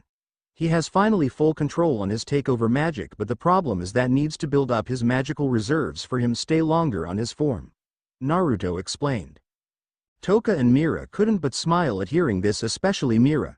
She was happy and proud that her brother has finally gotten over his fear from losing control of his takeover magic and was thankful for Naruto for helping her brother. Well, that's good to hear, but when do you think they will be ready in becoming an S-class mage? Toka asked, and Naruto just shrugged at her. I'm done teaching them. Today was the last training for them, and from here on out they have to think of their own way in getting stronger, Naruto stated, and the girls were surprised in hearing this. Before one of them could ask, the guild door suddenly opened and revealed to be Kana and Urza entering the guild. Hey Urza-chan, Kana-chan, Naruto greeted the two. Urza and Kana had smiles on their faces and greeted him back before they approaches him. Soon everything in the guild was their everyday routine, that until Gray, Natsu and Elfman finally awakened from their sleep and started their fight against each other, and soon the entire guild also started to have all-out brawl. That's when suddenly a powerful light came out of nowhere and causing everyone stop the rumble and blinded everyone in the guild. What's going on? Naruto asked as he and others covered their eyes from the blinding light that came out of nowhere. When the light was finally gone, everyone soon opened their eyes, and their eyes widened in shock. They saw a beautiful woman floating in the air where the sudden light was and slowly descend down to the ground. The woman had long black hair, black eyes, and she was wearing a beautiful white kimono.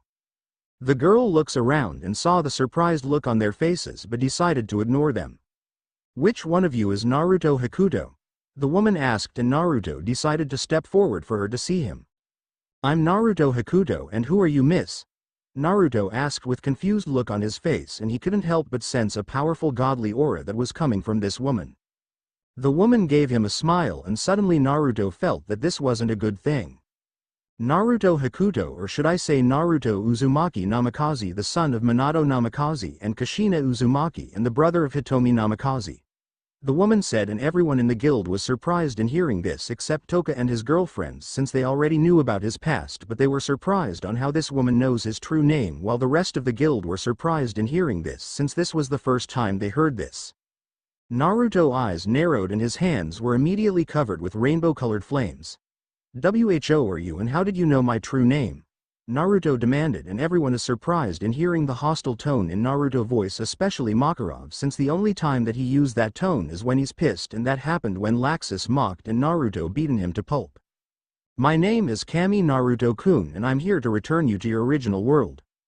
Naruto's eyes widened in hearing this before giving a glare at the deity standing before him. "There's no way in hell that I'm going back to that hellhole," Naruto shouted at Kami. Everyone were surprised in hearing this, they never witnessed Naruto being this angry before. Kami just frowned in hearing Naruto answer. "Naruto-kun, I know that you're upset, but you need to come back," Kami said, and Naruto just continues to glare at him and unintentionally started leaking out his magical energy.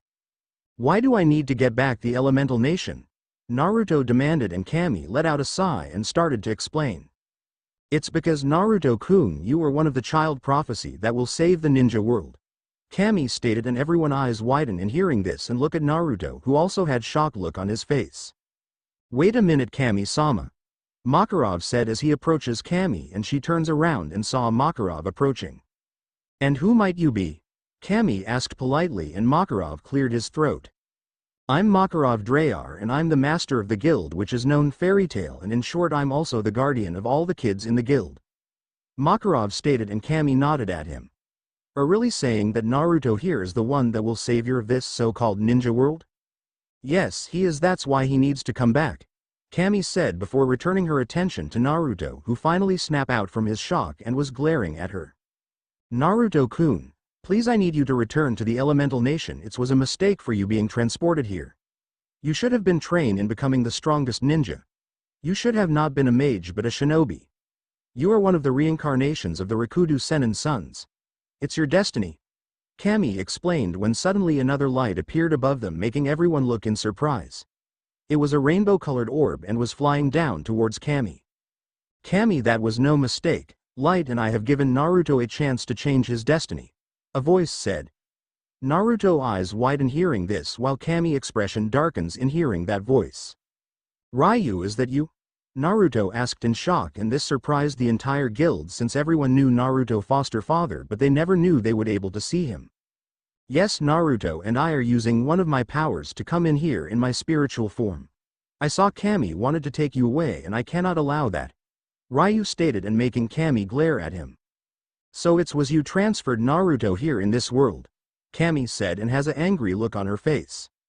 "No, it was not me who transferred Naruto here, it was Light Hiriko, who was a best friend of the dark wizard Zeref and the holder of white magic," Ryu explained, and everyone in the guild was tense in hearing the name of Zeref. They knew Zeref's reputation as one evilest and strongest wizard ever existed. "So what's the point talking about this?" Kami said, clearly that she was irritated with Ryu's words. Ryu was about to answer when suddenly Naruto was the one who answered. "It's because Light Hiriko made me his successor, meaning that I'm the holder of the white magic. Also I'm been chosen one in the prophecy of the dragons," Naruto stated, making Kami's eyes widen in horror and realization. "No, why, you can't mean," Kami stuttered. She did not want to believe in what she was hearing. "Yes, Naruto, my son will be the next king of the dragons," Ryu stated, and everyone in the guild was surprised in hearing this, while some of them fainted. One of their members was destined to become the next king of the dragons. "No, this can't be true. You're the child of prophecy in the elemental nation. You can't be also the next king of dragons. You can't be both the chosen child of the two prophecies." Kami was in denial, and Naruto shook his head. "I'm afraid it's true, Kami-sama. I'm the chosen child to become the next Dragon King and I'm accepting it," Naruto stated, making Kami's eyes widen in shock and horror. Then she glares at Naruto. "I will make you return, Naruto Uzumaki Namikaze, even I have to bring you back by force," Kami shouted and released orb of energy towards Naruto, but Ryu blocked with white beam that came from the rainbow-colored orb, causing both godly powers to clash and made a small explosion. The smoke clears up and Naruto saw that Kami was glaring at him. "You are crossing the line, Kami. You should know that you are not allowed in this world since we made an agreement," Ryu said with a serious tone, and Kami just glares at him. "I don't care, I need Naruto Uzumaki Namikaze back to the elemental nation," Kami said, and Naruto glares at her. I'm not Uzumaki or Namikaze, I'm Hakuto. Naruto Hakuto, and I'm Mage of Fairy Tail. And I'll fight for my rights. Naruto stated as he released his full magical powers and directed towards Kami, who didn't even flinch from his power. Like I said, Naruto-kun, I will bring back you the elemental nation no matter what. Kami stated, and soon every single member of the guild stands up and their magic were activated. Like hell, we are going to let Naruto ni go, Gray shouted as summons an ice cannon in his hand and targeted it towards Kami. Naruto ni isn't just a mage of fairy tale, but he's also a brother to us. I will burn you to crisp if you even dare lay your hands on Naruto ni. Natsu shouted as his hands were ignited with flames. Lay your hands on Naruto-kun and you're gonna be in a world of hurt. Urza shouted as she changed in her purgatory armor while Mira changes in her Satan soul form. Dare to mess one of our family, then you mess with all of us, Kana shouted as she pulls out her cards. God or not you dare threaten one of our family, you are our enemy, Makarov shouted as he started to release a strong amount of magic. Kami looks around and saw that everyone was ready to fight her. Few minutes has passed and Kami let out a sigh, and every single member of the guild were prepared if ever Kami would do something. You really wanted to stay here, Naruto-kun? Kami said, and Naruto was confused at her question but answered her nevertheless. Yes, in here I have a family. Something that I never had in the elemental nation. If I would choose which world I wanted to stay, I definitely choose Earthland instead of the elemental nation. Naruto stated, and Kami was saddened in hearing this while rest of the guild smiled at his words. Even if your precious people back in own world would die? Kami asked, and Naruto eyes narrowed at her. What do you mean, Kami? Naruto asked, and Kami looks at him. There will be a war, Naruto-kun, a war where all the human will surely be enslaved. Kami explained, and everyone in the guild were surprised at hearing this while Ryu kept silent and observes in what's going to happen. The Fate Sisters told me that a war will happen in the elemental nation and only the two-child prophecy can save the ninja world. You are one of the child prophecy, Kami explained. And who is the other one? Naruto asked. Uchiha Itachi. Naruto eyes widen in hearing Itachi name. He is the other child prophecy. He is the reincarnation Indra, who is the older son of the sixth sage path or Hagoromo Otsutsuki. While Naruto is the reincarnation of the younger brother of Indra, who is Asura. Kami stated, and Naruto eyes widen in hearing this. He knew the story about sixth sage path and his two children. Wait a minute, when will the war happen in the elemental nation? Naruto asked, and Kami had serious look on her face. The Fate Sister said within 3 years in the time of the elemental nation. In this world, time is much slower than the elemental nation.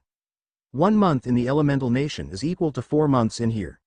Kami explained, and Naruto was surprised in hearing this. Wait, Kami-sama, you said that war will happen within 3 years in the shinobi world, then why do you need Naruto to return there now? Makarov asked, and everyone in the guild agreed with him. It's because an invasion in Konoha will happen and I need Naruto-kun to make sure that Konoha wins the invasion. Because the man named Orochimaru targets Minato Namikaze and wants to kill him along with Orochimaru old teacher Hiruzen Sarutobi. Kami explained, and Naruto eyes widen in hearing this. So all you want me to do is stop Orochimaru invasion? Naruto asked, and Kami nodded at him. Yes, Naruto-kun, but I wish that you would stay in the L. Is that all I needed to do? Naruto asked again as he cuts Kami off. Kami let out a sigh since there's nothing she could do. If she messes with Naruto, then Ryu, his foster father, will surely come in her realm and kill her. She knew that Ryu was stronger than her. Even if she was with the other gods, Ryu will still come out from top. Yes, and I will call you again when the war will happen. Consider this as a small request from me, Kami said, and Naruto was quiet and was thinking this carefully while rest of the guild along with Ryu were waiting for Naruto answered. Naruto looks at Kami and said, I'll do it, I'll come back in the elemental nation and stop the invasion. Everyone look at him with surprised look on their faces. Naruto-kun, what are you doing? Kana asked. Don't worry, Kana-chan, I'll only stop the invasion and nothing more and nothing less. I will return back after the invasion, Naruto said, and Kana frowned at this but respected his decision. Then I will come with you, Naruto-kun, Urza said. Me too, Gray said. I'm going too, Naruto ni, Natsu said, and Naruto shook his head. None of you are coming with me. Only Toka is coming, Naruto stated, making everyone in the guild surprised at hearing this. But why? Urza demanded, and Naruto turns to her with serious look on his face. Can you take another life, Urza-chan? Naruto asked, and Urza's eyes widen in hearing this. In the shinobi world, it's neither you kill or get killed. In short, if you don't take another human life, they will kill you or your allies and comrades. Naruto stated, and making Urza stay silent. She wasn't the type of person who wanted to kill, and hearing Naruto reason, she started to hesitate her decision. So did Gray and Natsu. Naruto let out a sigh and looks at Makarov. I'm sorry that I have to take another human life, master, but I need to. Since that's the way of the shinobi. Naruto stated, and Makarov just nodded in understanding. I understand, Naruto, but if you can avoid less bloodshed, please do so. Makarov said, and Naruto just nodded at him. Then Naruto approaches Kami and stood beside her, and Toka was on Naruto's shoulder. Naruto. Ryu called as he approaches him. Make sure that you remember who you were and come back so you can become the next Dragon King. Ryu stated, and Naruto nodded at him before the rainbow orb disappeared in everyone's sight. Are you ready, Toka? Naruto asked, and Toka nodded at him with a determined look on her face. Naruto turns to Kami, who grateful look on her face. Thank you for listening to my request, Naruto-kun, and I promise that you will return in Earthland. Kami said, and Naruto just nodded at him. Then soon a powerful light came from Kami, causing everyone to close their eyes. When the light was gone, Naruto and Toka opened their eyes, found themselves in the forest. Looks like we're in the elemental nation, Naruto said. Hey Ni-san, look. Toka shouted. Naruto looks where she was pointing at and saw a scroll on the ground. Naruto picks up the scroll and begins to read it. Dear Naruto-kun, you are back to the elemental nation, and the village of Konoha is only a few kilometers away. You are going to enter the Chunin exam, and in the scroll are the documents that you needed to enter the exam. And also I'm going to tell something about the Senju and Uchiha clan. You know that Indra hated Asura because Asura was chosen to become the successor of Hagoromo legacy, but the truth, he is not. Indra never hated his brother, but the matter of fact, Indra was very happy for his little brother, but Kaguya, their grandmother, was able to control Indra and causing the two brothers to fight, but in the end Indra was able to gain control of his body, letting Asura kill him, but Kaguya cast curse on Indra descendants, which is called Curse of the Hatred. Make sure that you tell Itachi about this, since he is the incarnation of Indra, and summon the souls of Indra and Asura when you and Itachi are alone. There's a special gem that is inside the scroll, also use it when you are ready. Go back to Earthland and the money that you needed. Good luck. Kami P.S. Shinigami told me that he wanted Orochimaru's soul, so kill him in the invasion or summon Shinigami for him to take the snake Sanin soul. Naruto was surprised in this information and let out a sigh. He saw a seal part of the scroll and used his blood to unseal the documents that were inside. Naruto began reading the documents, and Naruto couldn't help but gain a tick mark on what Kami put on his documents. Name: Naruto Hakuto. Age: 14. Village: Fairy Tail Partner: Toka Hakuto. Mission completed. 10D ranks, 10C ranks, 10B ranks, 20A ranks, 65S ranks, 49 sulfur monosulfide rank. Naruto let out a frustrated sigh and sealed the documents in his right hand. He knew that Kami wanted him as a target, since Kami put on the documents are his high-class mission that he taken when he was in Earthland. Naruto opened the other seal part of scroll with his blood, and the money and gems suddenly appeared in front of him. Naruto examines the gem and nodded before sealing it with the money in his left arm. Naruto snapped his fingers and a magic circle appeared beneath him and his body began to glow.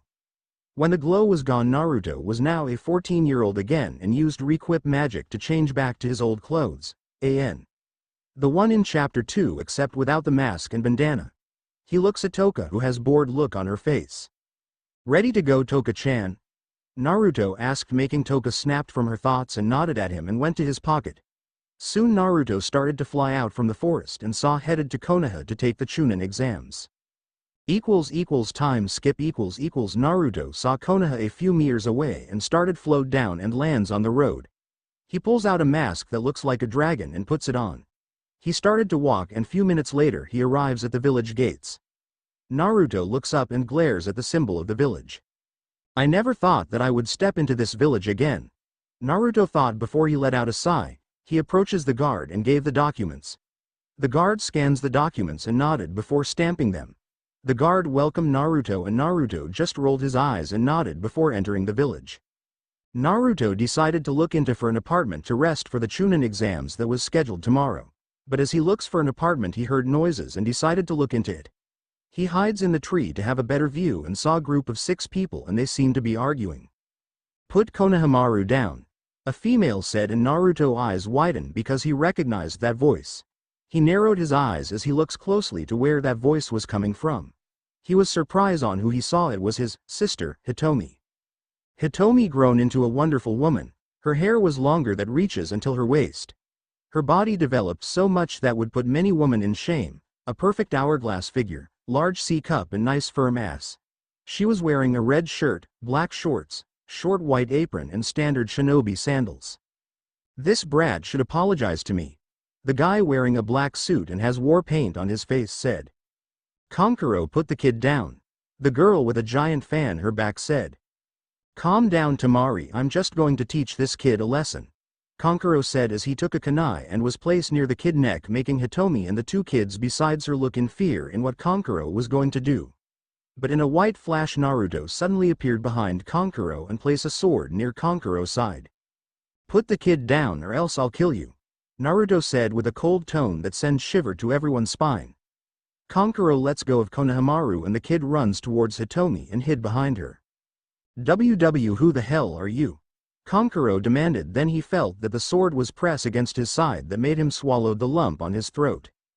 "Kankuro, stop now, you're a disgrace to our village," a monotone voice said. Everyone turned to the tree and saw a boy that has fair skin and short, spiky, auburn hair. He wore black full bodysuit with t-shirt-like sleeves, 3/4 length legs, and an open neck. With this, he wore a white cloth over his right shoulder and the left side of his hips, and a wide leather band system over the left shoulder and right side of his hips. With this leather band, he carried around his gourd in his back. This is Gaara. Naruto moves away from Kankuro and looks at Gaara. "Gaara, Kankuro reasoned but was cut off when Gaara glares at him. "Shut up or I'll kill you." Kankuro flinches and decided to stay quiet. He looks at Naruto and asked, "Tell me, who are you?" Gaara asked, and Naruto didn't flinch from tone of Gaara voice. "Tell me your name first and I'll tell mine," Naruto said, and Gaara just answered him. "Sabaku no Gaara. Naruto Hakuto," Naruto said, and Hitomi's eyes widen in hearing the Naruto part. "Interesting, show me your face," Gaara commanded, and Naruto just raised a brow at him and decided to comply since he was going to reveal himself anyway. He removes his mask and reveals his face, making Hitomi's eyes widen in shock, and soon tears started to fall on her cheeks. "Oni-chan," Hitomi whispered. She could believe it, her brother finally returned to Konoha. Over the years Hitomi and her family carried a great guilt in what they have done to their son. Minato ordered every single Anbu to search for Naruto but to only return empty-handed. Kushina was so depressed that she spent most of her times crying in Naruto's room and muttering that she was a failure as a mother while Minato buried himself with his work. Hitomi was really depressed that she was one of the people who drove Naruto away. She mostly spent her time locked in her own room and cried for the loss of their son, brother, but Kushina and Minato snapped her out in her depression, and she vowed to train herself to be strong enough and search for her brother and apologize to him and try to bring him back home. Gaara just nodded at him, turns around. "Tamari, Kankuro, we are leaving," he commanded, and as he leaps away followed by the 2. Naruto let out a sigh and suddenly felt 2 arms wrapped around him. He turns his head and saw that Hitomi was hugging him tightly and was crying on his back. Oni-chan, you're back?" Hitomi said as she continues to cry, that when suddenly a poof smoke happened and Hitomi was now hugging a log, making her eyes widen in shock. "I'm not your brother anymore, Hitomi," Naruto said. Hitomi and the kids turned around and saw that Naruto a few feet away from her. "Oni-chan. Wait," Hitomi shouted. "Goodbye, Hitomi, and see you at the exams," Naruto said before he suddenly disappeared in white flash again. Hitomi falls to her knees and started to cry. "Oni-chan," Hitomi whispered. With Naruto Naruto was on top of the Hokage momentum and let out a sigh. That's when Toka fly in front of him. "Nisan, was that your sister?" Toka asked with a worried tone. "Former sister, she was my former sister, Toka-chan, nothing more," Naruto stated. Ni-san, was it wise for you to show your face? Toka asked, and Naruto just let out a sigh again. It doesn't matter, they were bound to find out anyway, Naruto said, and Toka just nodded at his answer and flew towards his shoulder before Naruto disappeared in a white flash. Next day Naruto was now inside the academy with Toka in his shoulder, and he was not wearing his mask, which revealed his face, and everyone could see the resemblances of Minato and him. Ni-san, the people are whispering about you, Toka whispered to Naruto, and Naruto just gave her a small smile. Don't mind them, Toka-chan, and remember, don't leave my side, you don't know what might happen, Naruto said, and Toka nodded at him. Naruto was now at the second floor to where the exam room is located. He started wandering around until he saw few genins gather in front of the door, and one of them was Hitomi and two of her teammates, and both of them were girls. One has long black silky hair and black eyes. This girl was wearing a blue sleeveless jacket that has Uchiha symbol on the back, a black strap slightly above her stomach, and black pants and standard shinobi sandals. This girl was Satsuki Uchiha, who was the sister of Itachi Uchiha. The other was a girl with pink hair and emerald eyes.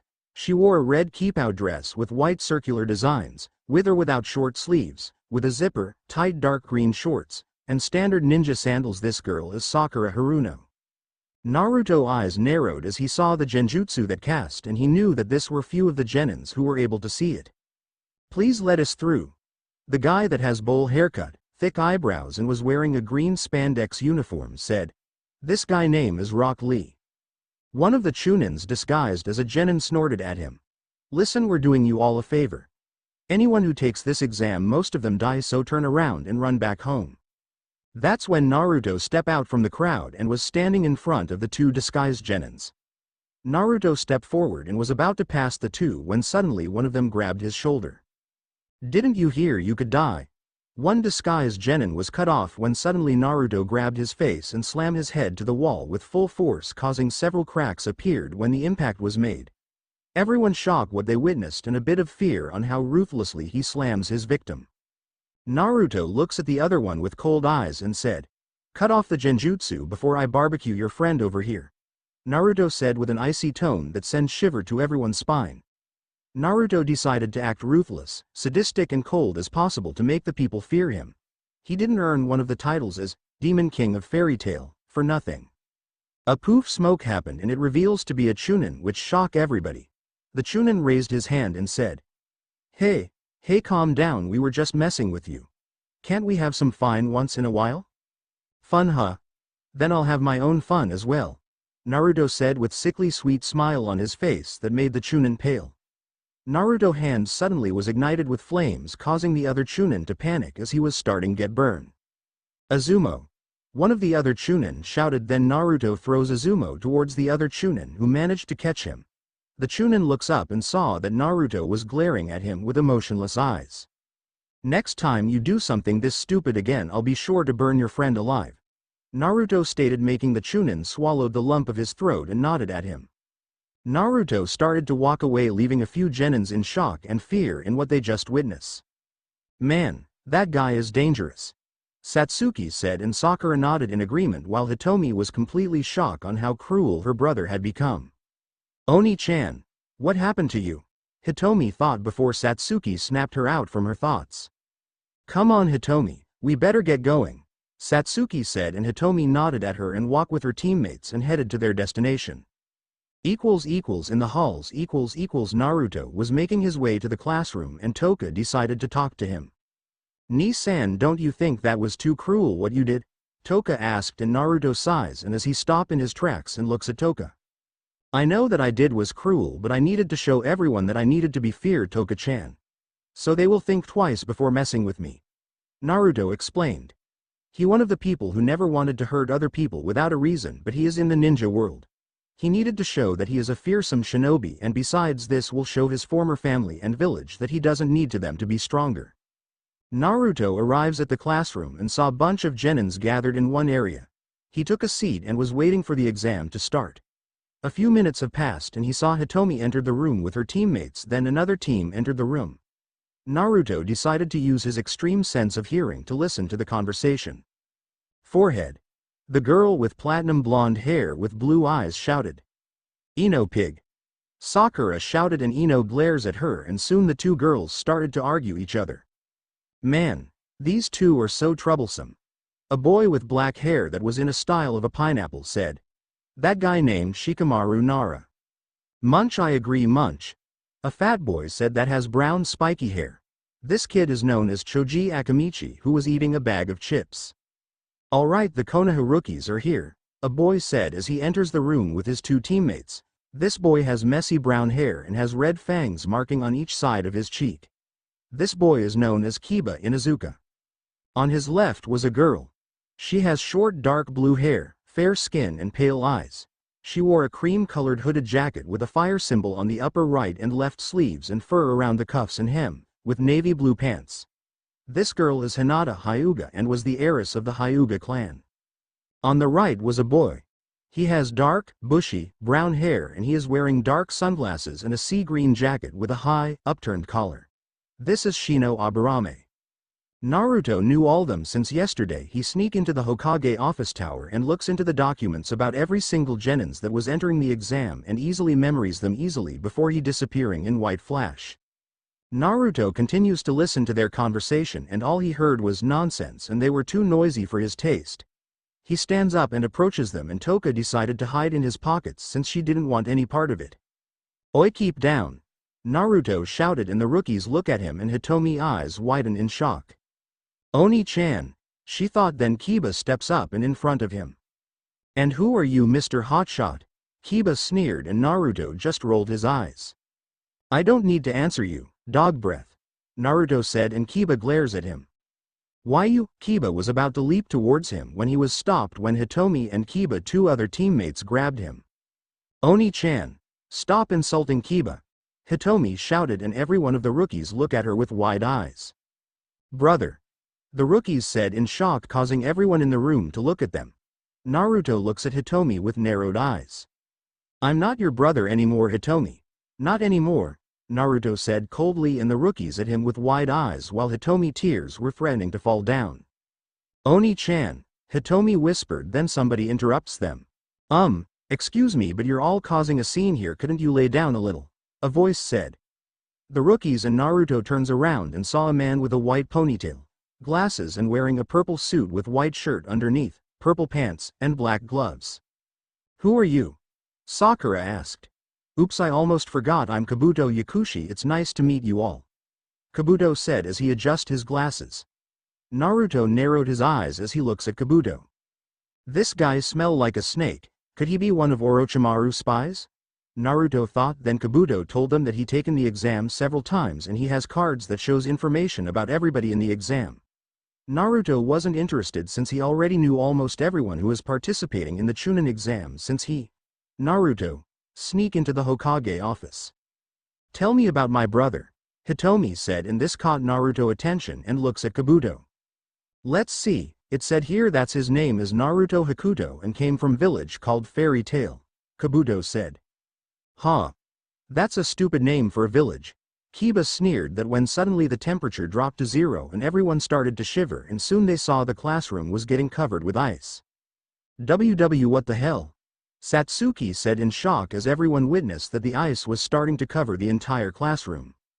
Dog breath, Naruto said and everyone looks at him and saw that he was looking at Kiba with emotionless eyes that made few of the genins who witnessed his act earlier made them pale. You better take those words back because if you don't I'll kill your stupid pup, Naruto said with a tone that made everyone's spine shiver.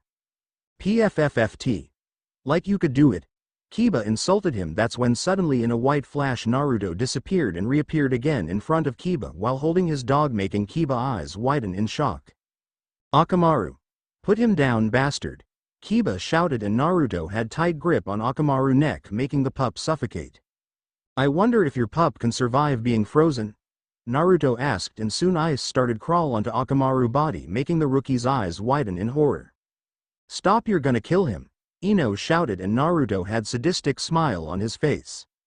Really, then let me kill him faster, Naruto said and soon the ice started crawl faster making Kiba eyes started to shed tears and bowed his head to the ground. I'm sorry, put my partner down please, don't kill him, Kiba begged and Naruto just raised a brow at him. That's when Toka came out from Naruto's pocket and flew in front of him.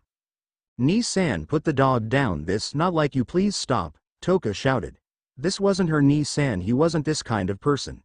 Everyone in the room eyes widened in seeing Toka, while Hitomi was surprised when the small girl called Naruto, Ni-san. Naruto eyes widened in a little before they softened, and soon the ice on Akamaru's body disappeared, and so were in the classroom. Naruto let out a sigh and throws Akamaru towards Takiba, who managed to catch his partner. Naruto could hear whimpering sound from the dog but could care less what happened to it. You're lucky that my little sister stopped me, or else I would have killed your pup. Next time you open your mouth, think twice on who are you insulting to. Naruto stated before walking away and returning to his seat. Everyone in the room just looked at him with fear on how ruthless he was. Toka let out a sigh and turns his attention to the rookies. I'm sorry for my Ni-san action, he just didn't like people saying bad things to his home. Toka said and flew towards Akamaru, who was still whimpering. Her hands glow purple and everyone was able to witness it. Soon when Toka was done, Akamaru slowly stands up on his legs and approaches Toka and gave her a lick, which made the small girl giggle and petted the dog. The rookies were amazed on how fast Toka healed Akamaru, while Kiba was thanking the little girl. Hey, who are you? Hitomi asked Toka, and Toka was about to answer when suddenly Kabuto cuts in. Interesting, if I'm not mistaken you're Toka Hakuto, your Naruto partner. Kabuto said. Toka nodded at him. That's right, I'm Ni-san partner, Toka said happily, and Shikamaru turns to Kabuto. Can give us rest of the info about Naruto? Shikamaru asked, and Kabuto nodded at him. Of course, let's see. Holy shit, Kabuto shouted, and everyone looks at him with a surprised look when he suddenly shouted. What's wrong? Ino asked. He has 10 D ranks, 10 C ranks. Kabuto was cut off by Satsuki. Big deal, we done several D and C rank mission before and one of them turned into an A rank mission, Satsuki said with smirk on her face as she looks at Naruto, who just ignored her. I wasn't done, Kabuto said, causing Satsuki to look back at him. 10 B ranks, 0.20 A ranks, you got to be fucking kidding me. 65 S ranks and 49 sulfur monosulfide rank. Kabuto shouted, and everyone was jaw-dropped in shock in hearing this, and Naruto has smirk on his face. What, that's a complete lie. Kiba shouted in denial. He wasn't going to believe that some nobody had better records than him. That's when suddenly a poof of smoke happened and reveals to be man. The man, a simple black outfit with chainmail armor underneath, over which he wore a beige utility flak jacket of sorts with several pouches strapped to it and calf-length sandals. He wore a bandana forehead protector. This man is Ibiki Morino. Alright, enough ranting and let's begin the exam.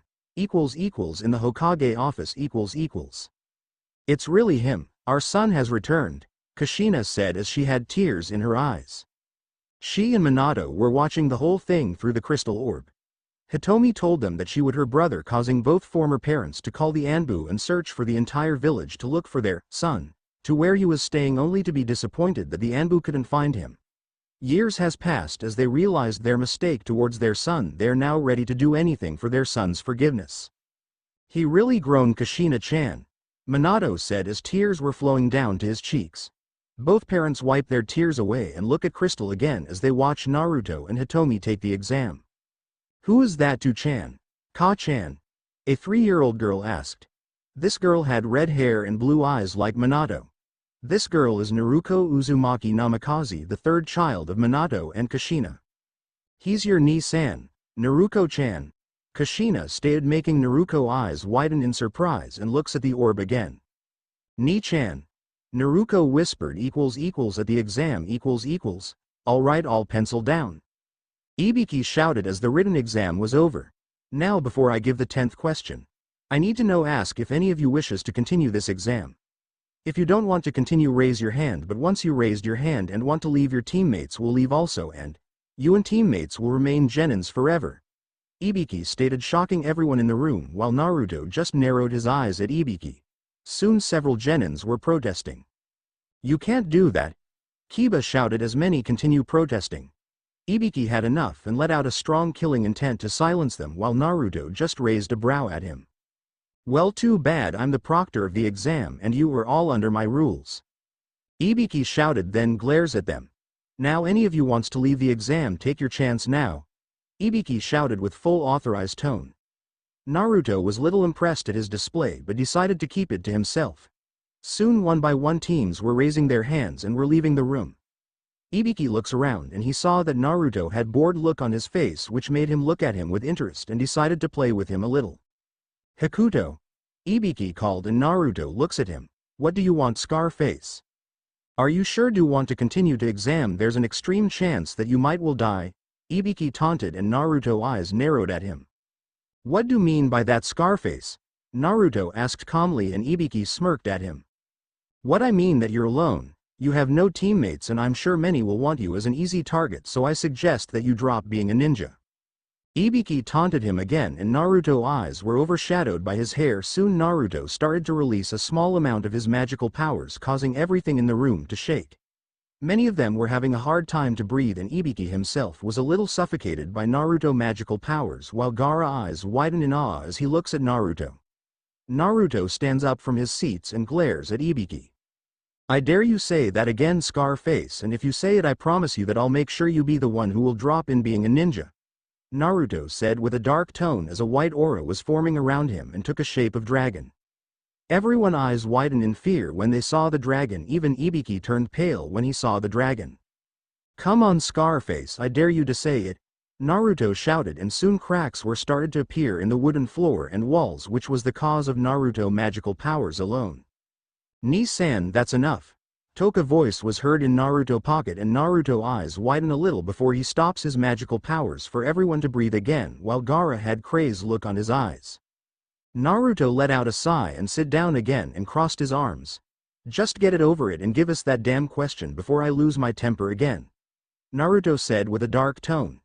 He glares at Ibiki, who eventually snapped out from his shock and met Naruto's glares. He decided that he didn't want to experience the blonde anger again. He coughed and straightened his posture. "All right, everyone who stayed in this room has passed," Ibiki shouted. Soon the room was quiet. "EHHHHHHH." The whole room shouted except for Gaara, who just looking at Naruto with insane look on his eyes, while Naruto and Toka covered their ears. "What do you mean we pass?" Kiba shouted in shock. Then soon Ibiki started to explain that test was about gathering information without getting caught, and the last question was if they want to continue the exam or not. Many were confused on the last part, and Naruto decided to explain this. "Think of this as if you were asking to accept a mission or not. Think of it as a leap of faith. One of the qualifications of becoming a Chunin is that a Chunin has the ability to face any challenges that in front of his goal," Naruto said, and soon it started to make sense to everyone, while Hitomi was impressed on how knowledgeable her brother was. "He's correct. Now the first part of the exam is over. I wish you all good luck for the second part of the exam," Ibiki said, and everyone nodded at him, while Naruto just smirked at Ibiki, and he saw this and smirked back. The Genins were led to the training ground 44, or known as the Forest of Death, by Anko Mitarashi, who was the special Junin of Konoha. "Alright brats, welcome to Konoha Training Ground 44, or known as Forest of Death," she finished, and many the Genins flinch by the just name itself, while Naruto was completely bored look on his face, and Anko notices this. "Well, aren't you a brave one?" Anko taunted, and Naruto just rolled his eyes.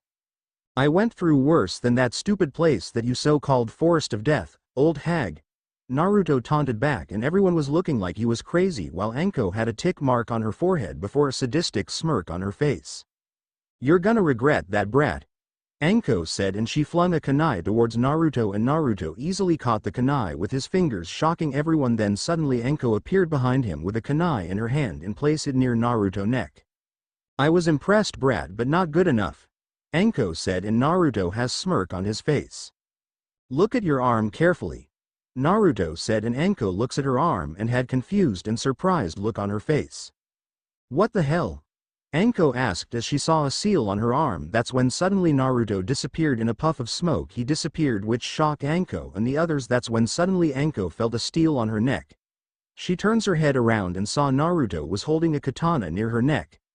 Everyone was shocked, amazed, and fear look on their face, while Gaara had sadistic grin on his face. "What? When did yo? If you think I'm a regular shinobi, think again, Anko-san, and that seal on your hand is an explosion seal. Once you make any more foolish attempt, it will activate and it will cause your insides to explode," Naruto said with a sadistic smirk on his face. Anko and some of the genins turned pale in hearing this. Don't worry, the seal will disappear and won't activate after you start the exam if you don't do any more stupid things against us, Naruto said before he removes the blade from his Anko neck and place it back to his sheath. Several thoughts came to Naruto's mind. This guy is crazy, Temari, Kankuro, Sakura and Ino thought. I will have your blood, Hakuto, Gaara thought with an insane look on his face. Oni-chan, Hitomi thought in worry. Note: never piss this guy off, several genins thought. This brat, he's more sadistic than him, Anko thought. Anko let out a sigh and walked in front of the genins to explain the second part of the exam. Alright, brats, in the second exam is a survival test. Every genin looks at her while Naruto just raised a brow. Each team is given either a scroll of heaven or scroll of earth, and teams are required to possess both scrolls before you all reach the tower in the center of the forest. The length of test is within 5 days, Anko said as she presented the 2 scrolls. 5 days, Ino shouted. What about food? Choji shouted with a depressed look on his face, and Naruto just rolled his eyes. You can find food in the forest like a real ninja, Anko commented. One last note: don't open the scroll if haven't reached the tower, Anko warned, and Sakura raised her hand. What happened if we opened it? Sakura asked, and Anko just gave her grin. It's a secret, Anko teased, and Naruto decided to cut in. It means that if we open the scroll while we haven't reached the tower, bad things will happen, right? Naruto said with serious tone, and Anko just smirked at him. You might never know, brat, but just don't open it until you reach the tower, got it? Anko asked, and Naruto just nodded at her. Soon, one by one, each team were given a scroll, and Naruto received the Heaven Scroll and used his Requip magic to hide the scroll in his dimension pocket. They all went to their destined gate and was getting ready to enter the Forest of Death. You ready, Nii-san? Toka asked as she flying in front of him. Naruto gave her a confident smile. Ready as I'll ever be, and we are going to win this, Naruto stated, and Toka nodded at him before returning back to his pocket to hide. Everyone ready, begin, Anko shouted, and soon all the gates opened and all of them charges to the forest. Naruto was jumping from branch to branch searching for team to steal scroll. An hour has passed and Naruto still haven't met a team yet. This is going to be trickier than I thought, Naruto said. He decided to use his white magic to detect the life force around him. After a minute has passed, he detected a strong life force nearby that made him smirk. Alright, time to get some scrolls, Naruto said before he was covered with yellow cloak and dashes through with the speed of light. Iwa team . Man, this exam is a pain in the ass, one of the Iwa nin complained. I agree, other Iwa nin said. Shut it, both of you, the female Iwa nin said. This girl name is Kuretsuchi, who is known as the granddaughter of the third Tsukikage. She has short, black hair and pupil-less, pink eyes that are accentuated by her eyelashes running upwards at the corners. She wears the standard attire of the Iwa nin, consisting of a red uniform with her right sleeve missing and a lapel over her right leg, fishnet tights and a skirt over them. She also wears regular shinobi sandals and a pair of gloves. Come on, Kuretsuchi, you have to admit that this exam is a pain in the ass, one of her teammates said, and the other nodded in agreement. Kuretsuchi had urged to facepalming because of her 2 idiotic teammates. Kami, why did you give me these 2 as my teammates? Kuretsuchi mentally screamed. You know you and your team could just quit the exam, a voice said, and Kuretsuchi and the other Iwa nin got tense and went to their battle positions. Show yourself, Kuretsuchi shouted as she pulls out a kunai, and her teammates did the same. They look around to see where that voice came from. Up here, morons, a voice shouted. They look up and saw Naruto up on the tree with a smirk on his face and his arms crossed. The 2 Iwa nins turned pale while Kuretsuchi flinched slightly but remained her composure. It's him, one of the Iwa nins said fearfully. Naruto just smirked at them and jumps down the tree and landed on the ground. The Iwa nin went to their pose and Naruto slowly approaches them. Give me the scroll and I won't hurt any of you, Naruto ordered, and Kuretsuchi narrowed her eyes and quickly went to several hand signs. Earth release. Earth flow spears, Kuretsuchi shouted as she slammed her hands on the ground and several spikes headed towards Naruto.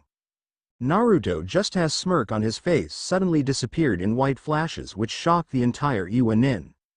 What the hell? One of the Iwa shouted. That's when Naruto suddenly appeared front of him and delivered a power punch, sending him crashing to the tree and knockout cold.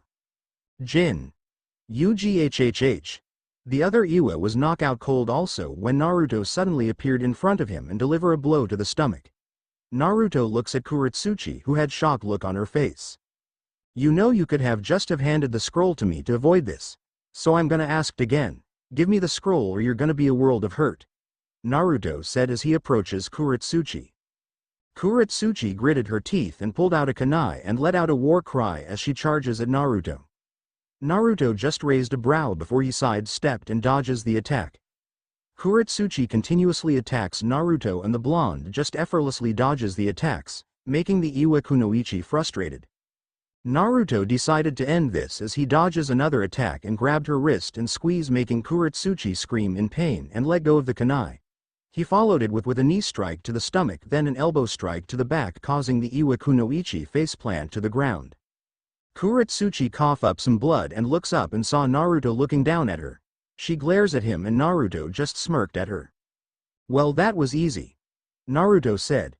Who the hell are you? Kuretsuchi said barely and was feeling great pain.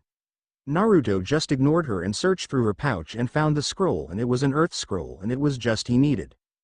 Thanks for the scroll, Iwa Nin. You could have just given it to me so you would have saved yourself from humiliation. Naruto said and put the scroll away from his dimension.